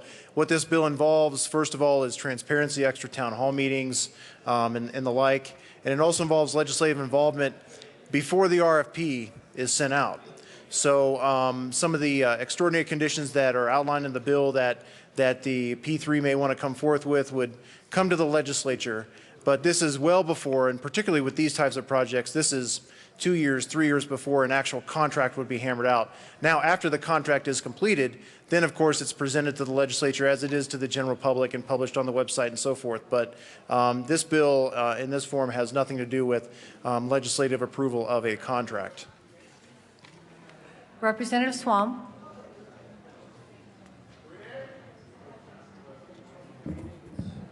Thank you, Madam Chair. Members, last Saturday, Representative Conti and I did a town meeting with Mike Shirotis. Mr. Shirotis is the head of the High Performance Transportation Enterprise.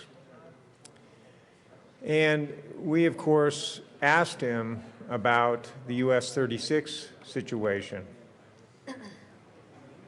because they were responsible for, at least in part, developing this proposal, which I think in the end is going to be a good improvement, transportation improvement for a very important transportation corridor in the metro area.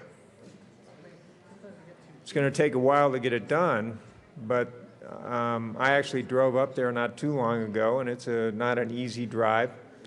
But it was interesting. Mr. Shirotis said that when they did this project, initially their approach was to largely go from the top down in terms of making sure that they had the public on board.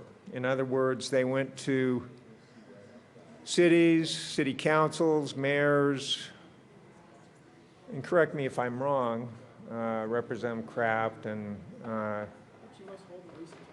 Mr. Representative Foote. At this point, sorry, I'm not sure I have my own name down right, but anyway, he said that going forward, if they were to do it over again, and in the future, they're going to go more in the direction of town meetings, because you need to get the citizenry involved in this, and so they're going to do that, and I don't doubt that they will. This is their charge, to develop these kind of transportation projects. So he did say that the kind of highly emotionally charged meetings that occurred when this US 36 situation blew up, I don't know when it was, last winter, there was a lot of yelling and screaming and shouting and not much rationality that went into those meetings. And I fear that this bill is a response to those irrational meetings that occurred. Now, I've got to remind my Democratic colleagues that I was here when the FASTER bill went through, and the High Performance Transportation Enterprise came out of the FASTER bill. That was one of the fruits of that legislation, which was highly controversial at that point. And so, and that was passed, I believe, without a single Republican vote. And here we are, Democrats now kind of turning their backs on what I think, like it or not, this is where funding for transportation in the state is coming from. We haven't raised the gas tax, and Mr. Shirotis went over these issues. We haven't raised the gas tax since about 1990. When you factor in inflation and the fact that cars have become more fuel efficient, we're simply not keeping up with the needs in the transportation needs in the state. We can't get money out of the general fund. We tried, I know that this year. That didn't happen. So we're left with projects like US 36, public-private partnerships, where we've got companies that are willing to step up in exchange for taking some of the tolling revenue, and not all of the lanes on US 36 are going to be tolled. They're called managed lanes or express lanes. I think they're going to dramatically improve the performance of US 36, those managed lanes. And I'm a supporter. I have been for quite a while. And I think we've got a good, successful example of them already on I-25 north going towards US 36. I don't know if you use that, Representative Foote, but occasionally you probably do if you're in a rush. Now one other thing that Mr. Shirotis said during the town hall was he was concerned about a bill like this because it's not easy to put together these public-private partnerships. And he said, yes, this bill would not preclude that kind of effort entirely, but he thought it was going to make it more difficult. And I know that he has to be somewhat cautious about how he comments on this sort of thing. And he did also say that going forward, they've learned their lesson. They understand that they need to get the citizens involved more and do it from sort of the grassroots rather than the top-down approach to this situation. And I just think that before we rush into legislation like this, it would make sense to give them a chance, see if it works, see if they do it right. I know that the state is also doing C-470. They're talking about putting managed lanes on C-470, which is over in my neck of the woods. And I support that.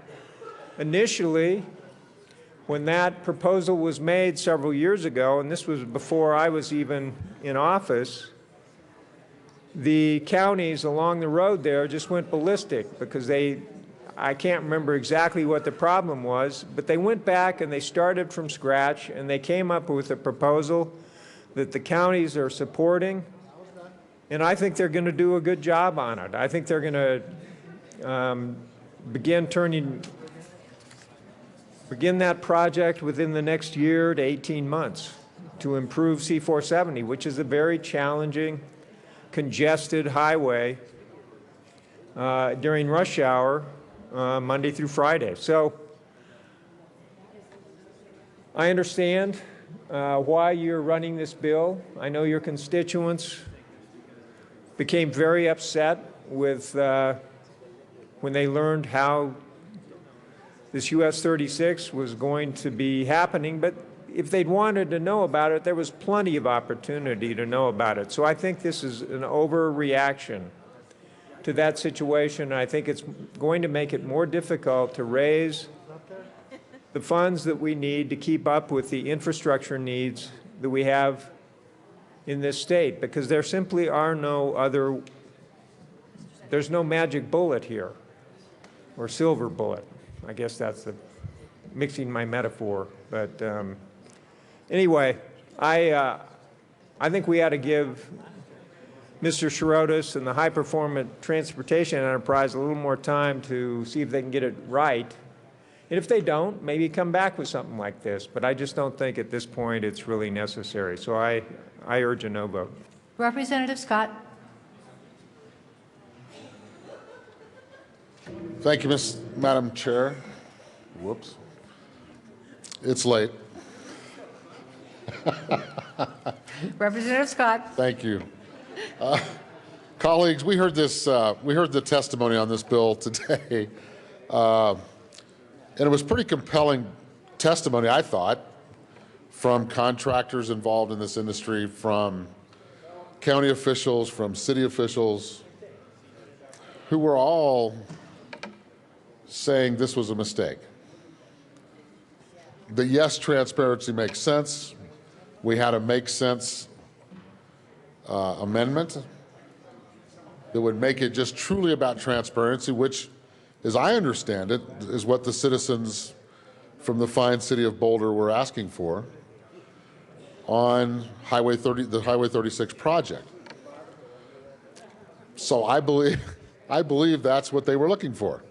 I think there were components of the bill that were put in there based on emotion and not fact. And I just find it troubling that the people that have to carry this whole process out, who we trust to do the job correctly, which is our CDOT folks, are not trusted enough to do this without these added pieces. They're more than happy to deal with the transparency piece. They've said that. The governor's office is more than willing to deal with the transparency piece. They have said that. But yet, the sponsors of the bill refuse to look at any of those options, which I find rather ironic because the guy that could veto the bill is the one asking for the change. So it's almost as if you're setting yourself up for that to happen, which I think is sad because you do need transparency in these projects. They're the livelihood of a lot of our programs and the highways and the bridges and the things that we need around the state of Colorado. And I think to stay on the right foot going forward, I think it would be very, very important to accept this as a transparency bill and leave it at that, and not go to an extreme level.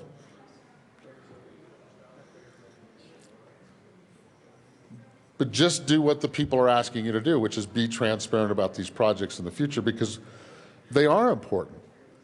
That's an incredible project that's going on right now on Highway 36. It's going to be amazing when it's completed.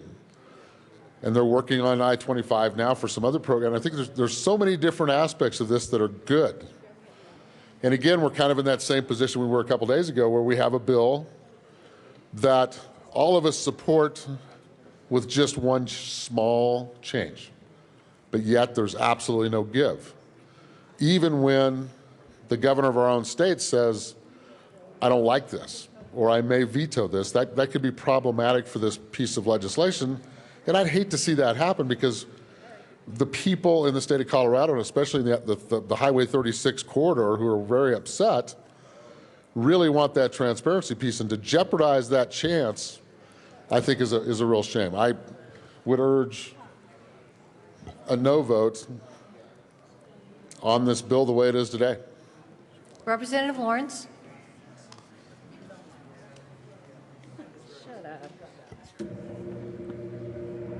Thank you, Madam Chair. And I was also in the Transportation and Energy Committee today when we heard this bill. And coming from the contracting side of the business, I would absolutely agree we need more transparency.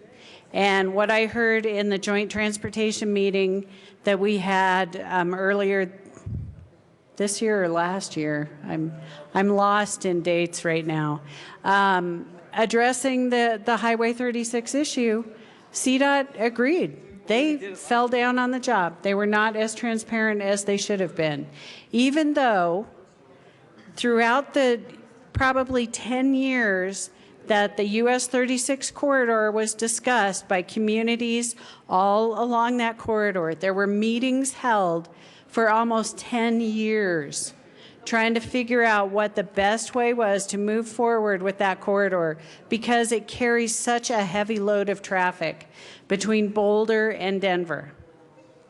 And there were public meetings held quite often, and they were publicly advertised.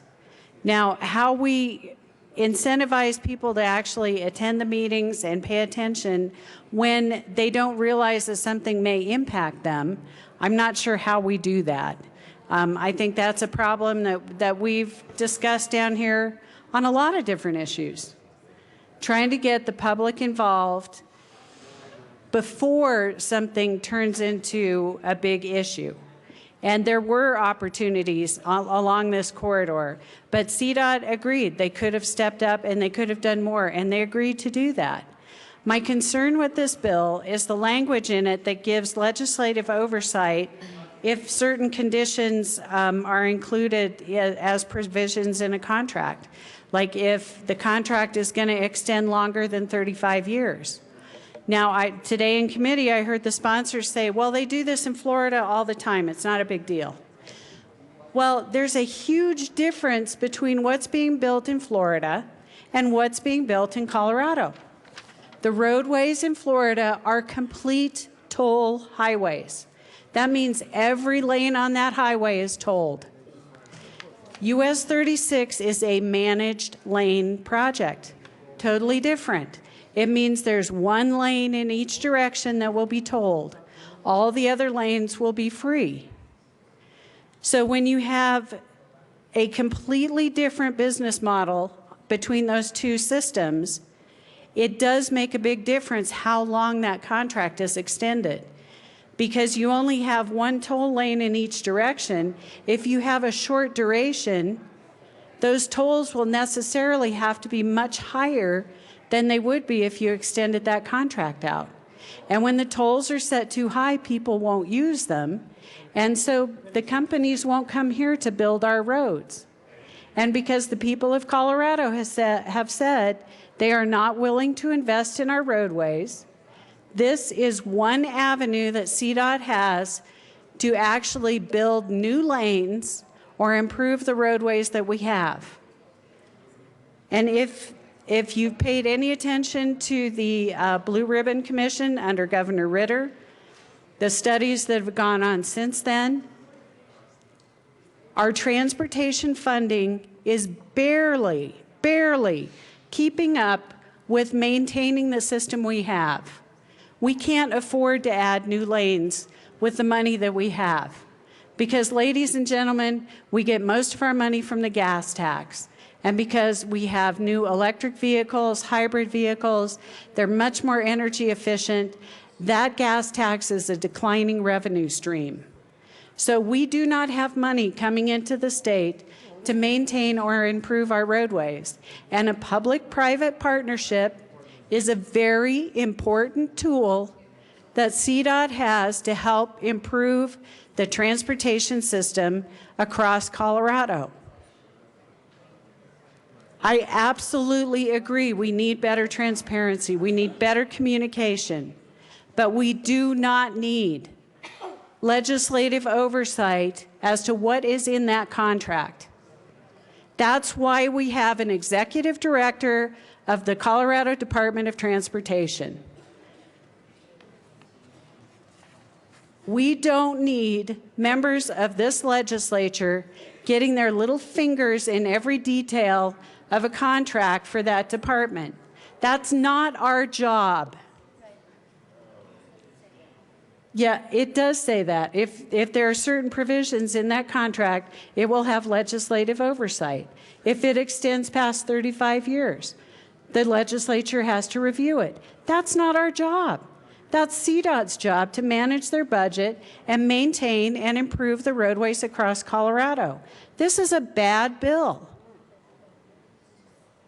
If it were just addressing the transparency issues, I would be fine with it, because I absolutely agree there are transparency issues with CDOT, and a lot more than are addressed in this bill. But the legislature's job is not to micromanage every department and every contract undertaken for the state of Colorado. I would urge a no vote on this bill. Representative Foote. Thank you, Madam Chair, and Representative Lawrence. I'm curious if you can point to me somewhere in this bill where it says that we're going to be doing these things that you mentioned in the contract. I'm happy to take a look at it, but I'll tell you right now that that's not what it says. And one thing that I want to point out is that for those of us that have actually looked at the US 36 deal, what we notice, or what we have noticed, is that there are hundreds of millions of dollars to be made in this US 36 deal. This is a highly profitable deal. It's projected by the private company, the concessionaire. And it's hard for me to believe that these companies are suddenly going to go away, because there's extra transparency, and then there's the check and balance that the legislature approves. You know, one thing that we should keep in mind is this is actually going to help the P3 deals. This is going to help, because we are creating a process where the public will buy in, not like what happened with US 36. And one thing I should mention is that I was at those meetings, and there were a lot of people that were there that were your normal everyday people that were wondering, what in the world is going on here? Why are we doing a 50-year deal? I'm not even going to be around in 50 years. Why are we doing this long of a deal? Why are we doing this? Why was this put on to us? Why can't we see the contract? All of these questions that normal people had. And for those of you that were there, I think that you would be able to say the same thing. So, again, members, happy to go point by point on this bill, but suffice it to say that this is going to be a bill that does help the state. It does help P3s. and this is a good bill for Colorado, so please vote yes. Representative Lawrence. Thank you, Madam Chair. Well, Representative Foote, on page 9, it says, except as otherwise provided in subparagraph 4 of this paragraph, the transportation enterprise shall not issue a request for proposal. It goes on, a term that exceeds 35 years after completion of the surface transportation infrastructure. And again, I'm not saying these companies aren't going to come here, that this is going to shut this down completely. What I'm saying is, and you raised this point in Transportation Committee, you compared Colorado to Florida. That is apples and oranges. Complete tolled highways, one managed lane in each direction, totally different business models. You have to have a longer period of return on investment because you only have one tolled lane in each direction. If you have a shorter period of time, those tolls will be so high that no one will use those tolled lanes, which will make it economically unsound, which, as these companies are looking at coming here to build these roadways, they're going to say, nope, we can't make any money on that. We're not going to come there. I'm not saying that the transparency really has anything to do with the P3 project. They're not as concerned about the transparency as they are about the return on investment. What I'm saying is that the transparency portion of this bill is absolutely a public benefit. And I agree completely that the public needs to be better informed along the way. I agree they should be able to look at the RFP before it's drafted. They should be able to see the RFP when it goes out. And even though the language isn't in this bill, they should be able to see the RFP that's chosen by the successful contractor. That's not in this bill. I think that's probably one of the most important things that could be in here, so that the public has the opportunity to see who was chosen, what promises were made, and they're able to hold that company's feet to the fire along with CDOT's feet to the fire. That's not in this bill. It's not in this bill. You do not have the final contract awarded in here. Unless you changed it since committee. You have the RFP when it's going to be released. You don't have the awarded contractor.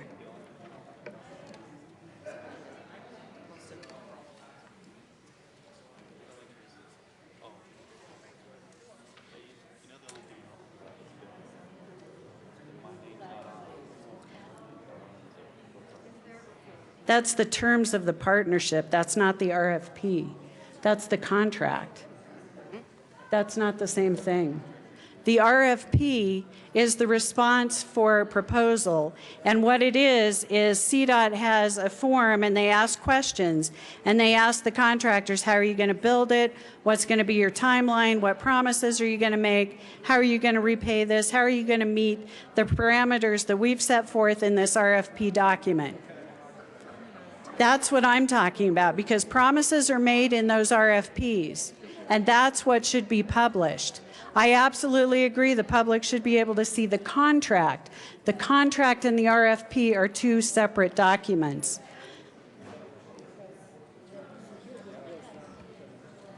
They're two separate documents. Transparency is a key for the state. I absolutely agree. But the state legislature shouldn't have any say over how long the contract is, how long the duration of the payback is. I still ask for a no vote on this bill. Representative Corum. Thank you, Madam Chair. We heard a lot about this bill in Transportation Committee today. The main things that we heard, if you look at the bill, page 9 and 10, I had an amendment to strike those out. I think everybody that was in opposition to this bill said if that was out, they would at least go to neutral, would not be in opposition. Some said they could support the bill. Seemed like a reasonable alternative to me.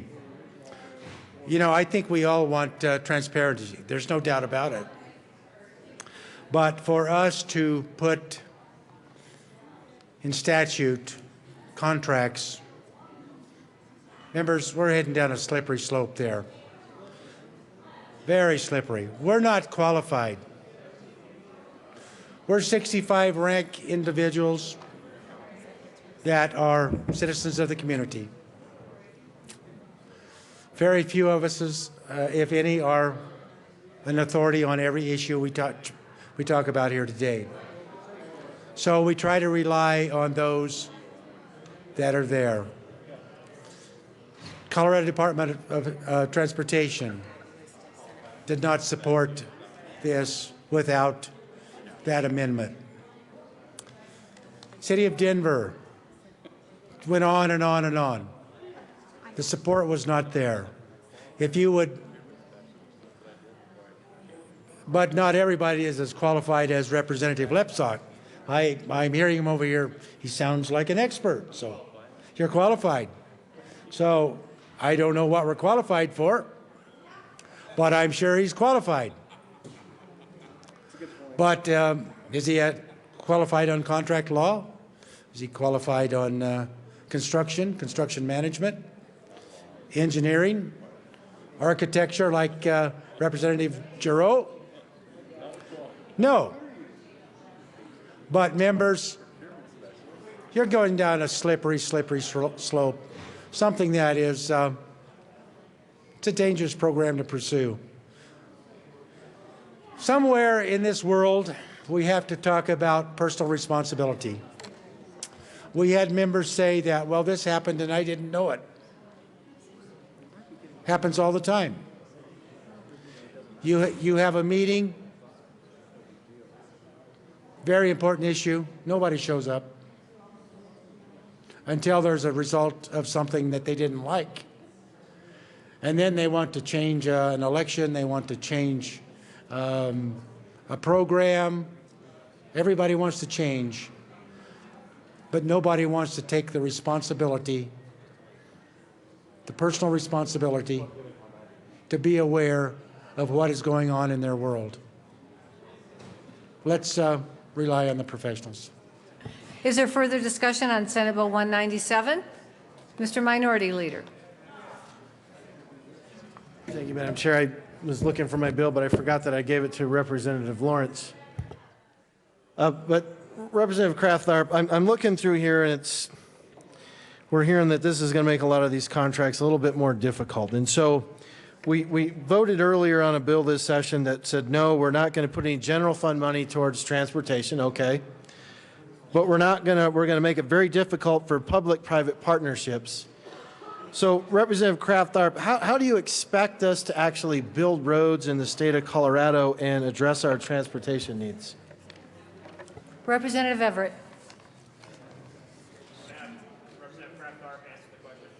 Representative Kraftharp. Representative Everett. I'm prepared to answer when he gets done. Thank you, Madam Chair. I want to kind of come back to this issue about the legislative approval. We're looking at, and I'm someone who grew up in a construction household. So my dad worked for a general contractor. I got to hear about all this all the time. Time is money when it comes to construction projects. The longer they're delayed, the more the cost goes up. And since we have a very finite amount of money that we can use towards transportation, obviously we want to build these projects as quickly as possible for as little as possible, to save money. With legislative approval with this deliberative body, as here we are on a Friday night, to have any sort of legislative approval with a few triggers, a term that exceeds 35 years up to completion of surface transportation infrastructure, which again is needed. If you're going to invest private equity in a road, you want to make sure you can get some return on it, because then it's just not worth your while. That's something that you actually have to have in these public-private partnerships. And then the non-compete clause. Obviously, if you're going to build a road, which you need to get some return off of, with US 36, you figure the return period is going to be longer with only one toll lane. You need to have these non-compete clauses. These are all triggers that require legislative approval. So what we're looking at, since we, as far as I can tell, and hopefully no special sessions, is that we meet for what, 4 or 5 months a year. So what happens is, for the rest of the year where we can't meet to address these issues. So we're looking at a possible delay of 1, maybe 2, maybe 3, depending on what the partisan makeup of this body, and just deliver a process that seems to be mucked up. So if we're mucking up the works and we're not able to approve these contracts because there has to be legislative oversight, the costs are going to go up and up and up. I think it's a completely unreasonable provision. I urge a no vote on the bill. Representative Kraft Tharp. Madam Majority Leader. Thank you, Madam Chair. I move that the committee rise and report progress and beg leave to sit again at 12:05 a.m. tomorrow. You have heard the motion. Is there any objection? Seeing none, the committee will rise. Madam Majority Leader. I withdraw. I need to lay over the balance of the calendar, don't I? I need to lay over this bill and lay over the rise and report. No, once you said rise and report, you're fine. That's okay. I can withdraw my motion. Please call on me so I withdraw my motion. I need to lay this bill over. I don't need it.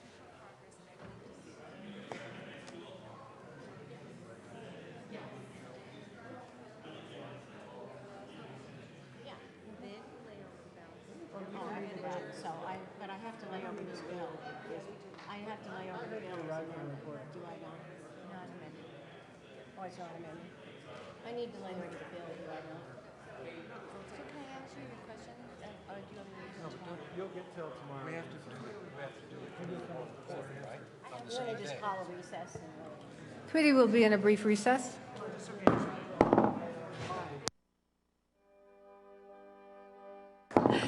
Committee will come back to order. Madam Majority Leader.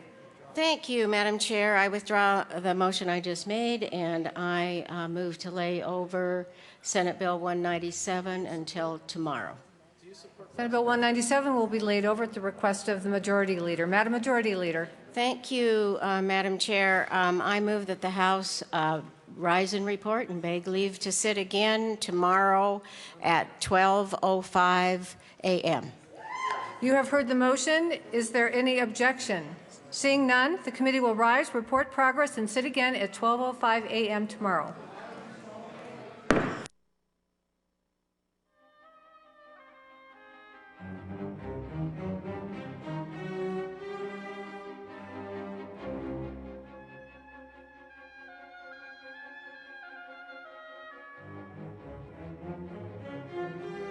The House will come back to order. Mr. Crowell, please read the report of the Committee of the Whole. Mr. Speaker, Committee of the Whole reports as follows. It has arisen, reports progress, and begs leave to sit again at 12:05 a.m. tomorrow. Sounds great. Madam Majority Leader, let's proceed out of order and do some concurrences.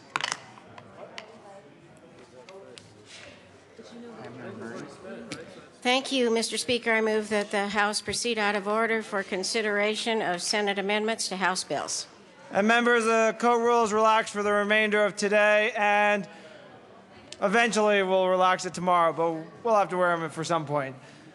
Seeing no objection, the House proceed out of order for consideration of Senate amendments to House bills.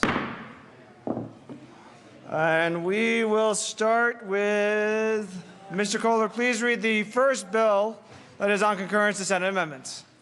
House Bill 1292 by Representatives Hamner and Murray, also Senators Johnston and Uleberry, concerning monies allocated to the state elementary and secondary public school system in connection with requiring increased supporting with the use of public monies by public schools, increasing the funding for public school capital construction, increasing the funding for the Colorado READ Act, and making an appropriation. Representative Hamner. Thank you, Mr. Speaker. I move that the House concur in Senate amendments to House Bill 1292. Please explain what the Senate did.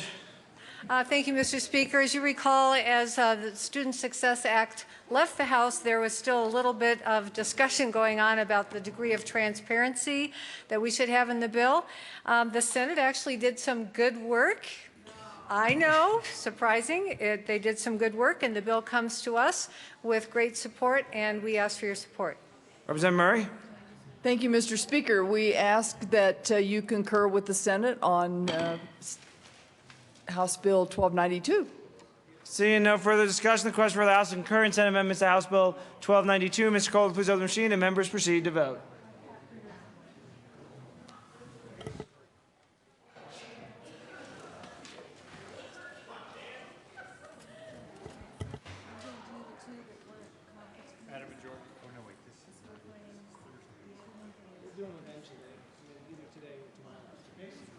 Representatives Becker, Conti, and Peniston. Representative Peniston excused. She's on her way back.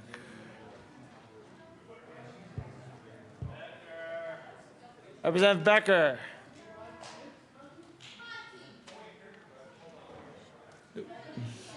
Wouldn't do that.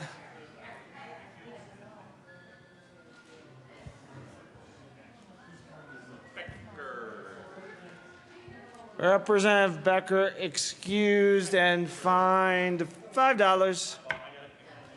Close the machine with 62 aye votes, 0 no votes, 3 excused, and 0 absent. House concurs in Senate amendments to House Bill 1292. Madam Majority Leader. Thank you, Mr. Speaker. I move for repassage of House Bill 1292 as amended. Seeing no discussion, the question for the House is the repassage of House Bill 1292 is amended. Mr. Cole, please open the machine, and members proceed to vote.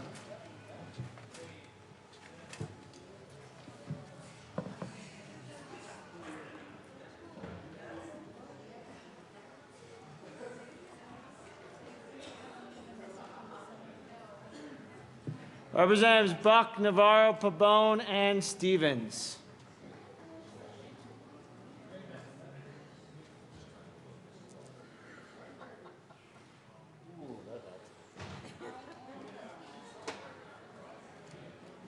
Close the machine with 57 aye votes, 5 no votes, 3 excused, and 0 absent. House Bill 1292 is repassed. Co-sponsors.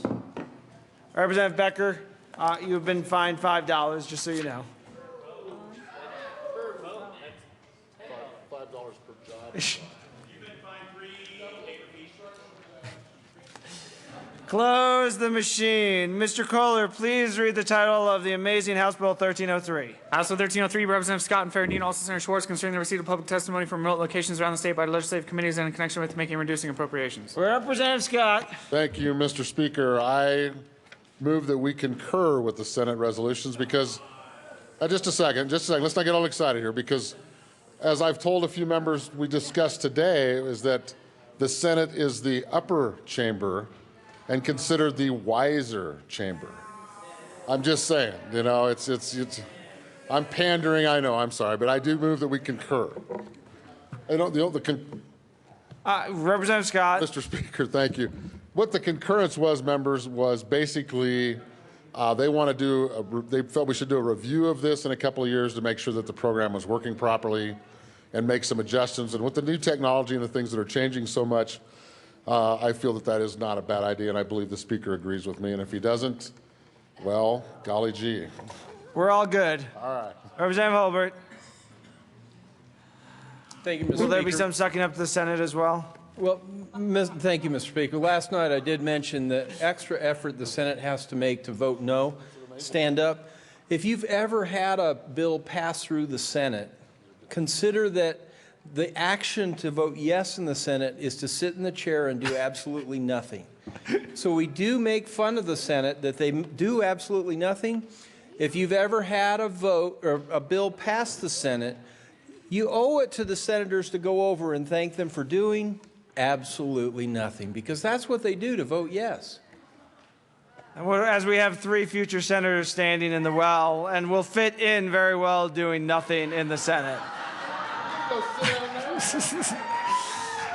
Future senators, go sit down.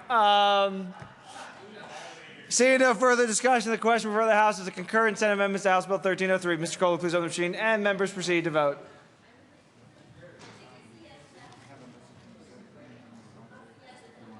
Yeah, we'll do that before we get there.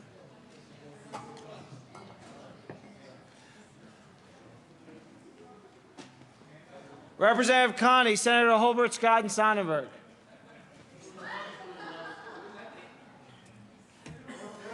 You are in the House. You have to actually do something. You can't be lazy yet. Close the machine with 63 aye votes, 0 no votes, 2 excused, and 0 absent. The House concurs in Senate amendments to House Bill 1303. Madam Majority Leader. Thank you, Mr. Speaker. I move for repassage of House Bill 1303 as amended. Seeing no discussion, the question for the House is the repassage of House Bill 1303 as amended. Mr. Kohler, please open the machine, and members proceed to vote.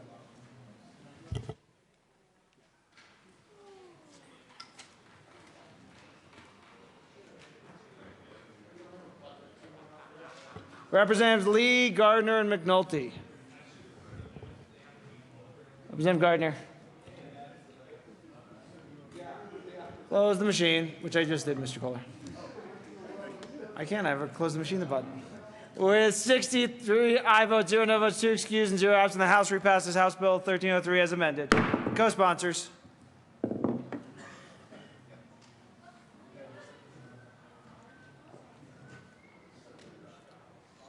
Close the machine. Representative Sonnenberg.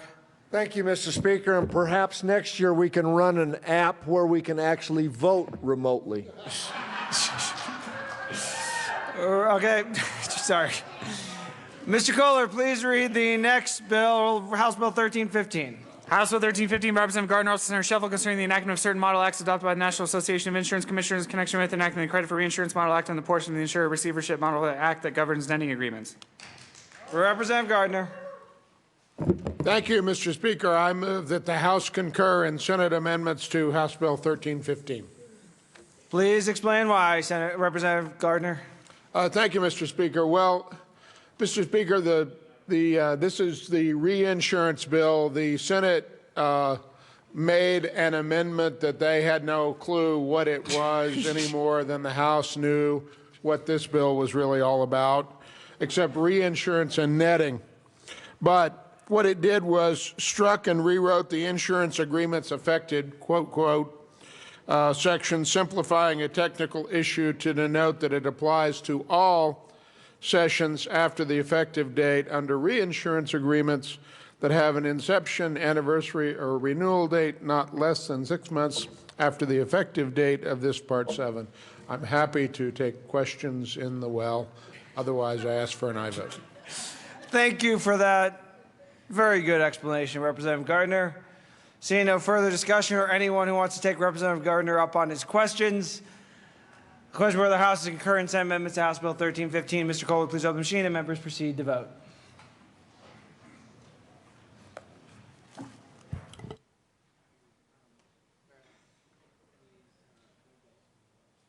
Close the machine with 63 aye votes, 0 no votes, 2 excused, and 0 absent. The House concurs in Senate amendments to House Bill 1315.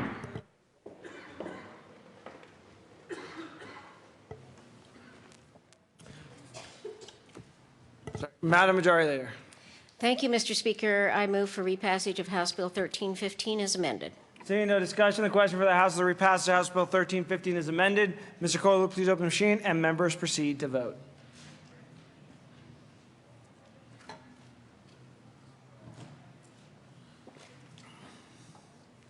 Representatives Del Grosso and McNulty.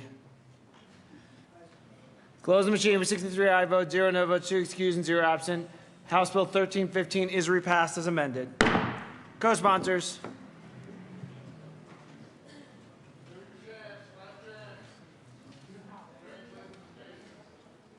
Close the machine. Mr. Kohler, please read the title of the House Bill 1298.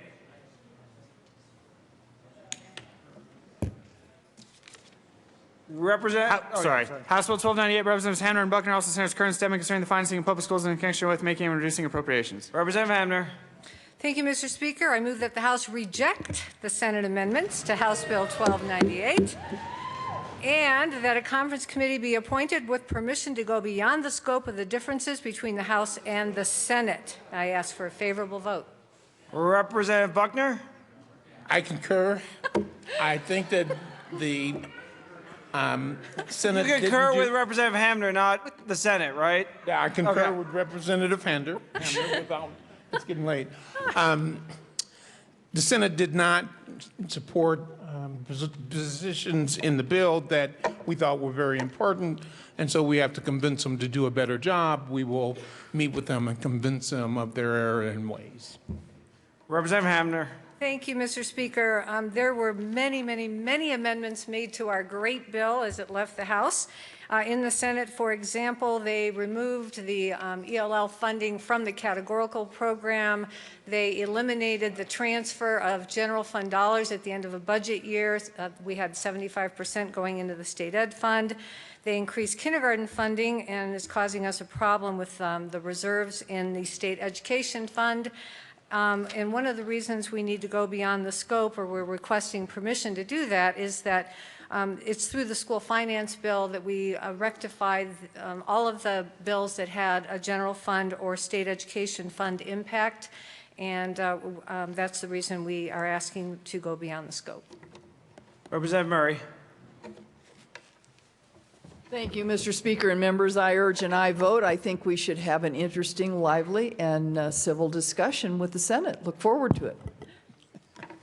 Seeing no further discussion, the question for the House is to reject Senate amendments to House Bill 1298 and form a conference committee that, with permission to go beyond the scope. Mr. Kohler, please open the machine and members proceed to vote.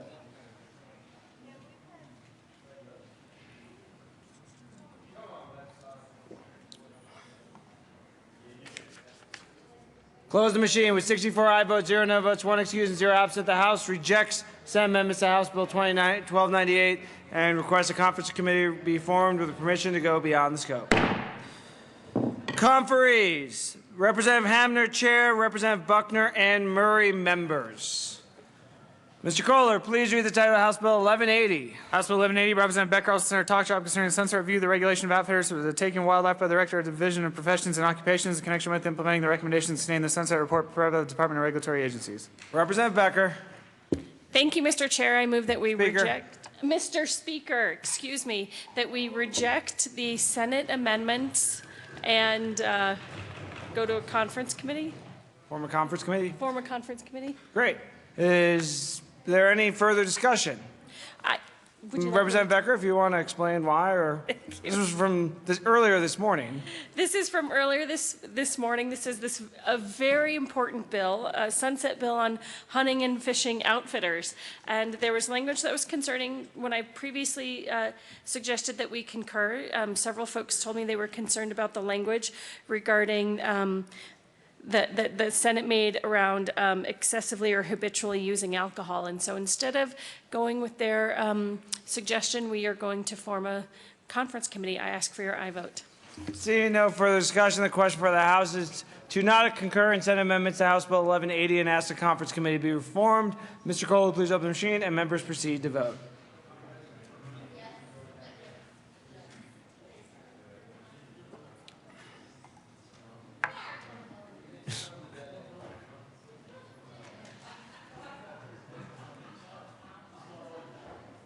Representative Priola and Stevens.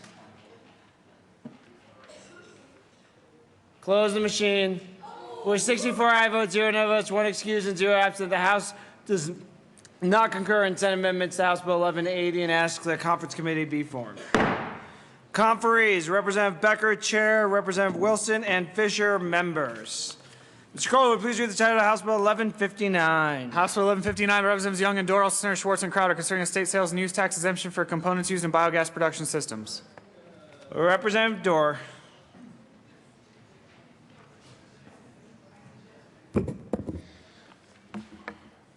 Thank you, Mr. Speaker. Much as it pains me, I ask that we concur with the Senate amendments. Please explain what the useless body did.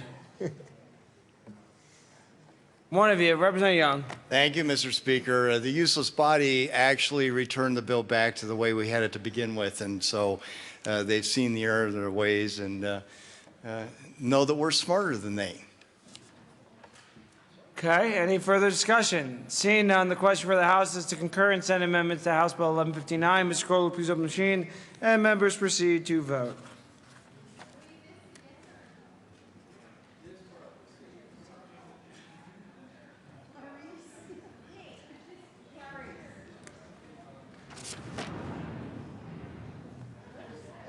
Those would be the trains. The ones that go by over on Santa Fe area. Yeah, close the machine. With just by my house every day, so don't worry. You gotta get used to it. With 64 aye votes, 0 no votes, 1 excuse, and 0 absent, the House concurs in Senate amendments to House Bill 1159. Madam Majority Leader. Thank you, Mr. Speaker. I move for repassage of House Bill 1159 as amended. Seeing no discussion, the question for the House is the repassage of House Bill 1159 is amended. Mr. Kohler, please open the machine, and members proceed to vote.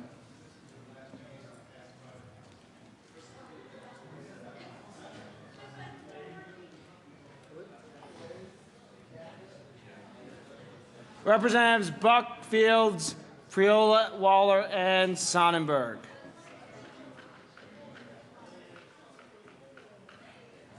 Buck and Friola.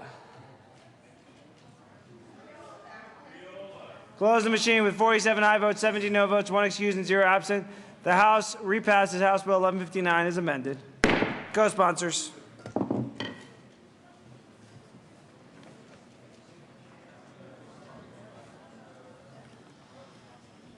Close the machine. Mr. Kohler, please read the title of House Bill 1288.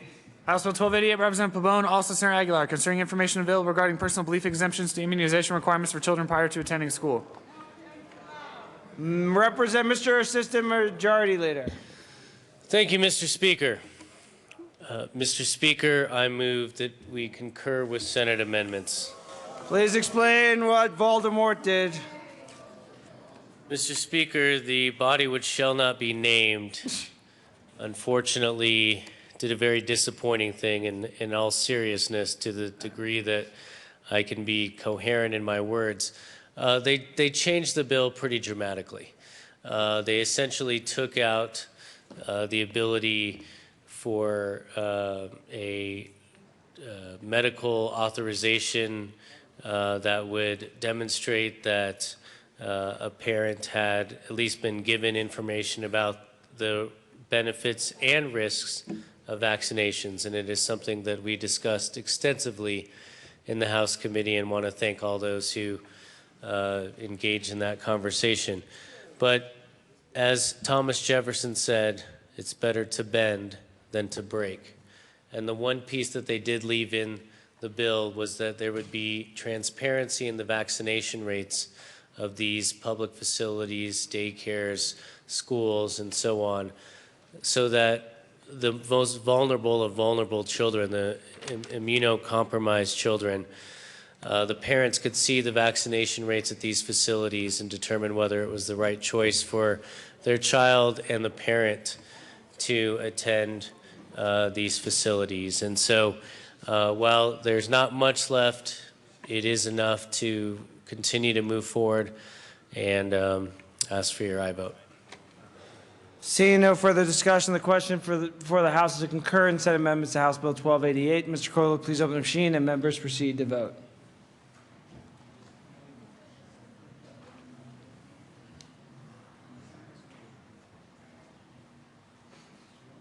Representative Swam and Waller. Close the machine. With 48 aye votes, 16 no votes, 1 excused, and 0 absent, the House concurs in Senate amendments to House Bill 1288. Madam Majority Leader. Thank you, Mr. Speaker. I move for repassage of House Bill 1288 as amended. Seeing no discussion, the question for the House is the repassage of House Bill 1288 as amended. Mr. Kohler, please open the machine, and members proceed to vote.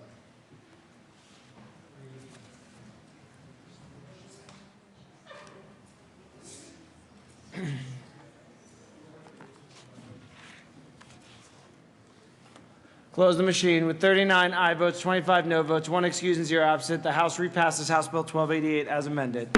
Co-sponsors.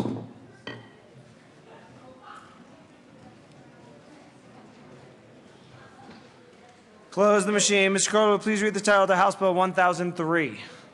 House Bill 1003, Representatives Nordberg and Sane, also Senators Cafalas and Lumber, concerning the exemption from state income tax of income that is earned by a non-resident individual working temporarily in state to assist with disaster emergency relief activities in connection with making and reducing appropriations. Representative Nordberg. Thank you, Mr. Speaker. I move the House concur with Senate amendments to House Bill 1003. Please explain. The Senate reduced the transfer from the general fund to the Controlled Maintenance Trust Fund for the appropriation. Representative Sane? Actually, that was my line. And I hate to tell you to concur with Senate amendments, and I know it's easier to make the hissing sound than the sucking sound that comes from the southern wing. And I really don't like this Happy Gilmore amendment that says the price is wrong, members. But since it is a reduction in appropriation, I'm going to urge a concurrence. See no further discussion from Sonny and Cher. Representative Sonnenberg. Thank you, Mr. Speaker, and I do have a question why we took away the sunset. Representative Nordberg. Thank you, Mr. Speaker. The Senate eliminated the sunset provision because natural disasters don't sunset. So that was kind of the thought process. If there's a tax exemption, 5 years from now, 10 years, when a natural disaster hits, those protections will be in place.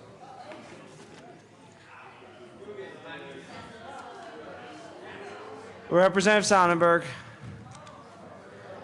Well, thank you, Mr. Speaker, and I think that creates a financing problem down the road when we can't anticipate what those natural disasters. This was intended to help with flood victims, solely with the flood victims for right now. I indeed have concerns, and this is my second time at the well. I'm not trying to help you, but you could always make a motion. Well, and I don't like to make a motion without sharing with my colleagues my intent, but I am going to make a motion that we reject Senate amendments. Okay? Yeah. Well, he said let him talk first. I will let him talk, and my time is done. Representative Nordberg. Thank you, Mr. Speaker. Let me just do a quick run through and see if I can clear up any confusion or concerns folks might have. House Bill 1003 creates a non-resident disaster relief worker tax exemption, which exempts non-residents from the state income tax if they come in following a disaster of any kind. So it's not just floods. So this would be fire, floods, tornadoes. An emergency declaration of the governor is required. So it would be contingent upon that emergency disaster. It lasts for 60 days following the governor's emergency declaration, so it's very narrow in scope. And the only people that this tax exemption really focuses on is emergency service workers, so firefighters, EMTs, police officers, others who come into the state as non-residents to assist in our time of need, as well as those who are working on critical infrastructure. In addition to that, though, Department of Revenue is not enforcing this mechanism because they cannot keep track of the emergency service workers and the other employees from out of state who are coming to repair critical infrastructure. So we can certainly do what we will, but I would ask that we concur with the Senate amendments. Representative Sane. Thank you, Mr. Speaker. I also renew a concurrence. Members, the Senate simply returned the bill to what it was. That's what they've done. And there is an opportunity cost for some of these skilled workers coming in from out of state to come to Colorado to help out at any kind of disaster. And so it's very limited in scope. And so simply, members, this just returns the bill to what it was. So I do urge a concurrence. Hold on 1 second, members. The House will stand a brief recess.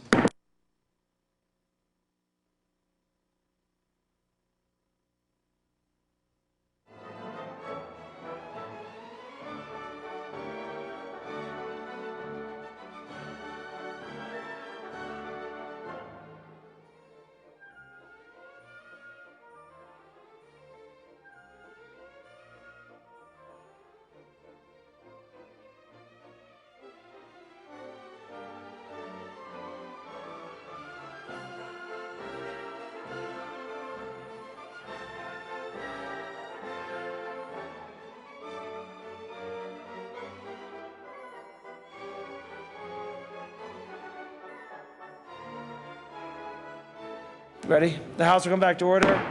Representative Sonnenberg will be granted another time to speak just to clarify. Thank you, Mr. Speaker. I did not make a motion. Thank you, Representative Sonnenberg. Seeing no further discussion, the question for the House is to concur in Senate amendments to House Bill 1003. Mr. Kortlandt, please open the machine, and members proceed to vote.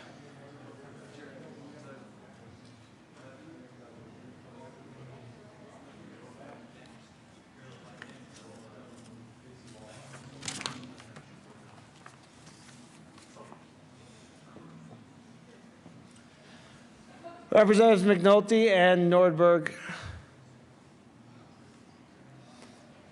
Close the machine with 64 aye votes, 0 no votes, 1 excused, and 0 absent. The House concurs in Senate amendments to House Bill 1003.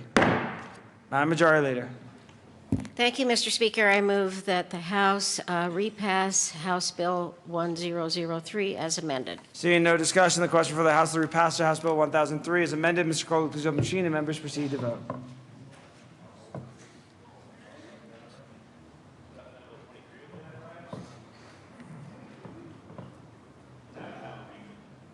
Representative McNulty and Ryden. Thank you. Close the machine with 64 aye votes, 0 no votes, 1 excused, and 0 absent. The House repasses House Bill 1003. Co-sponsors.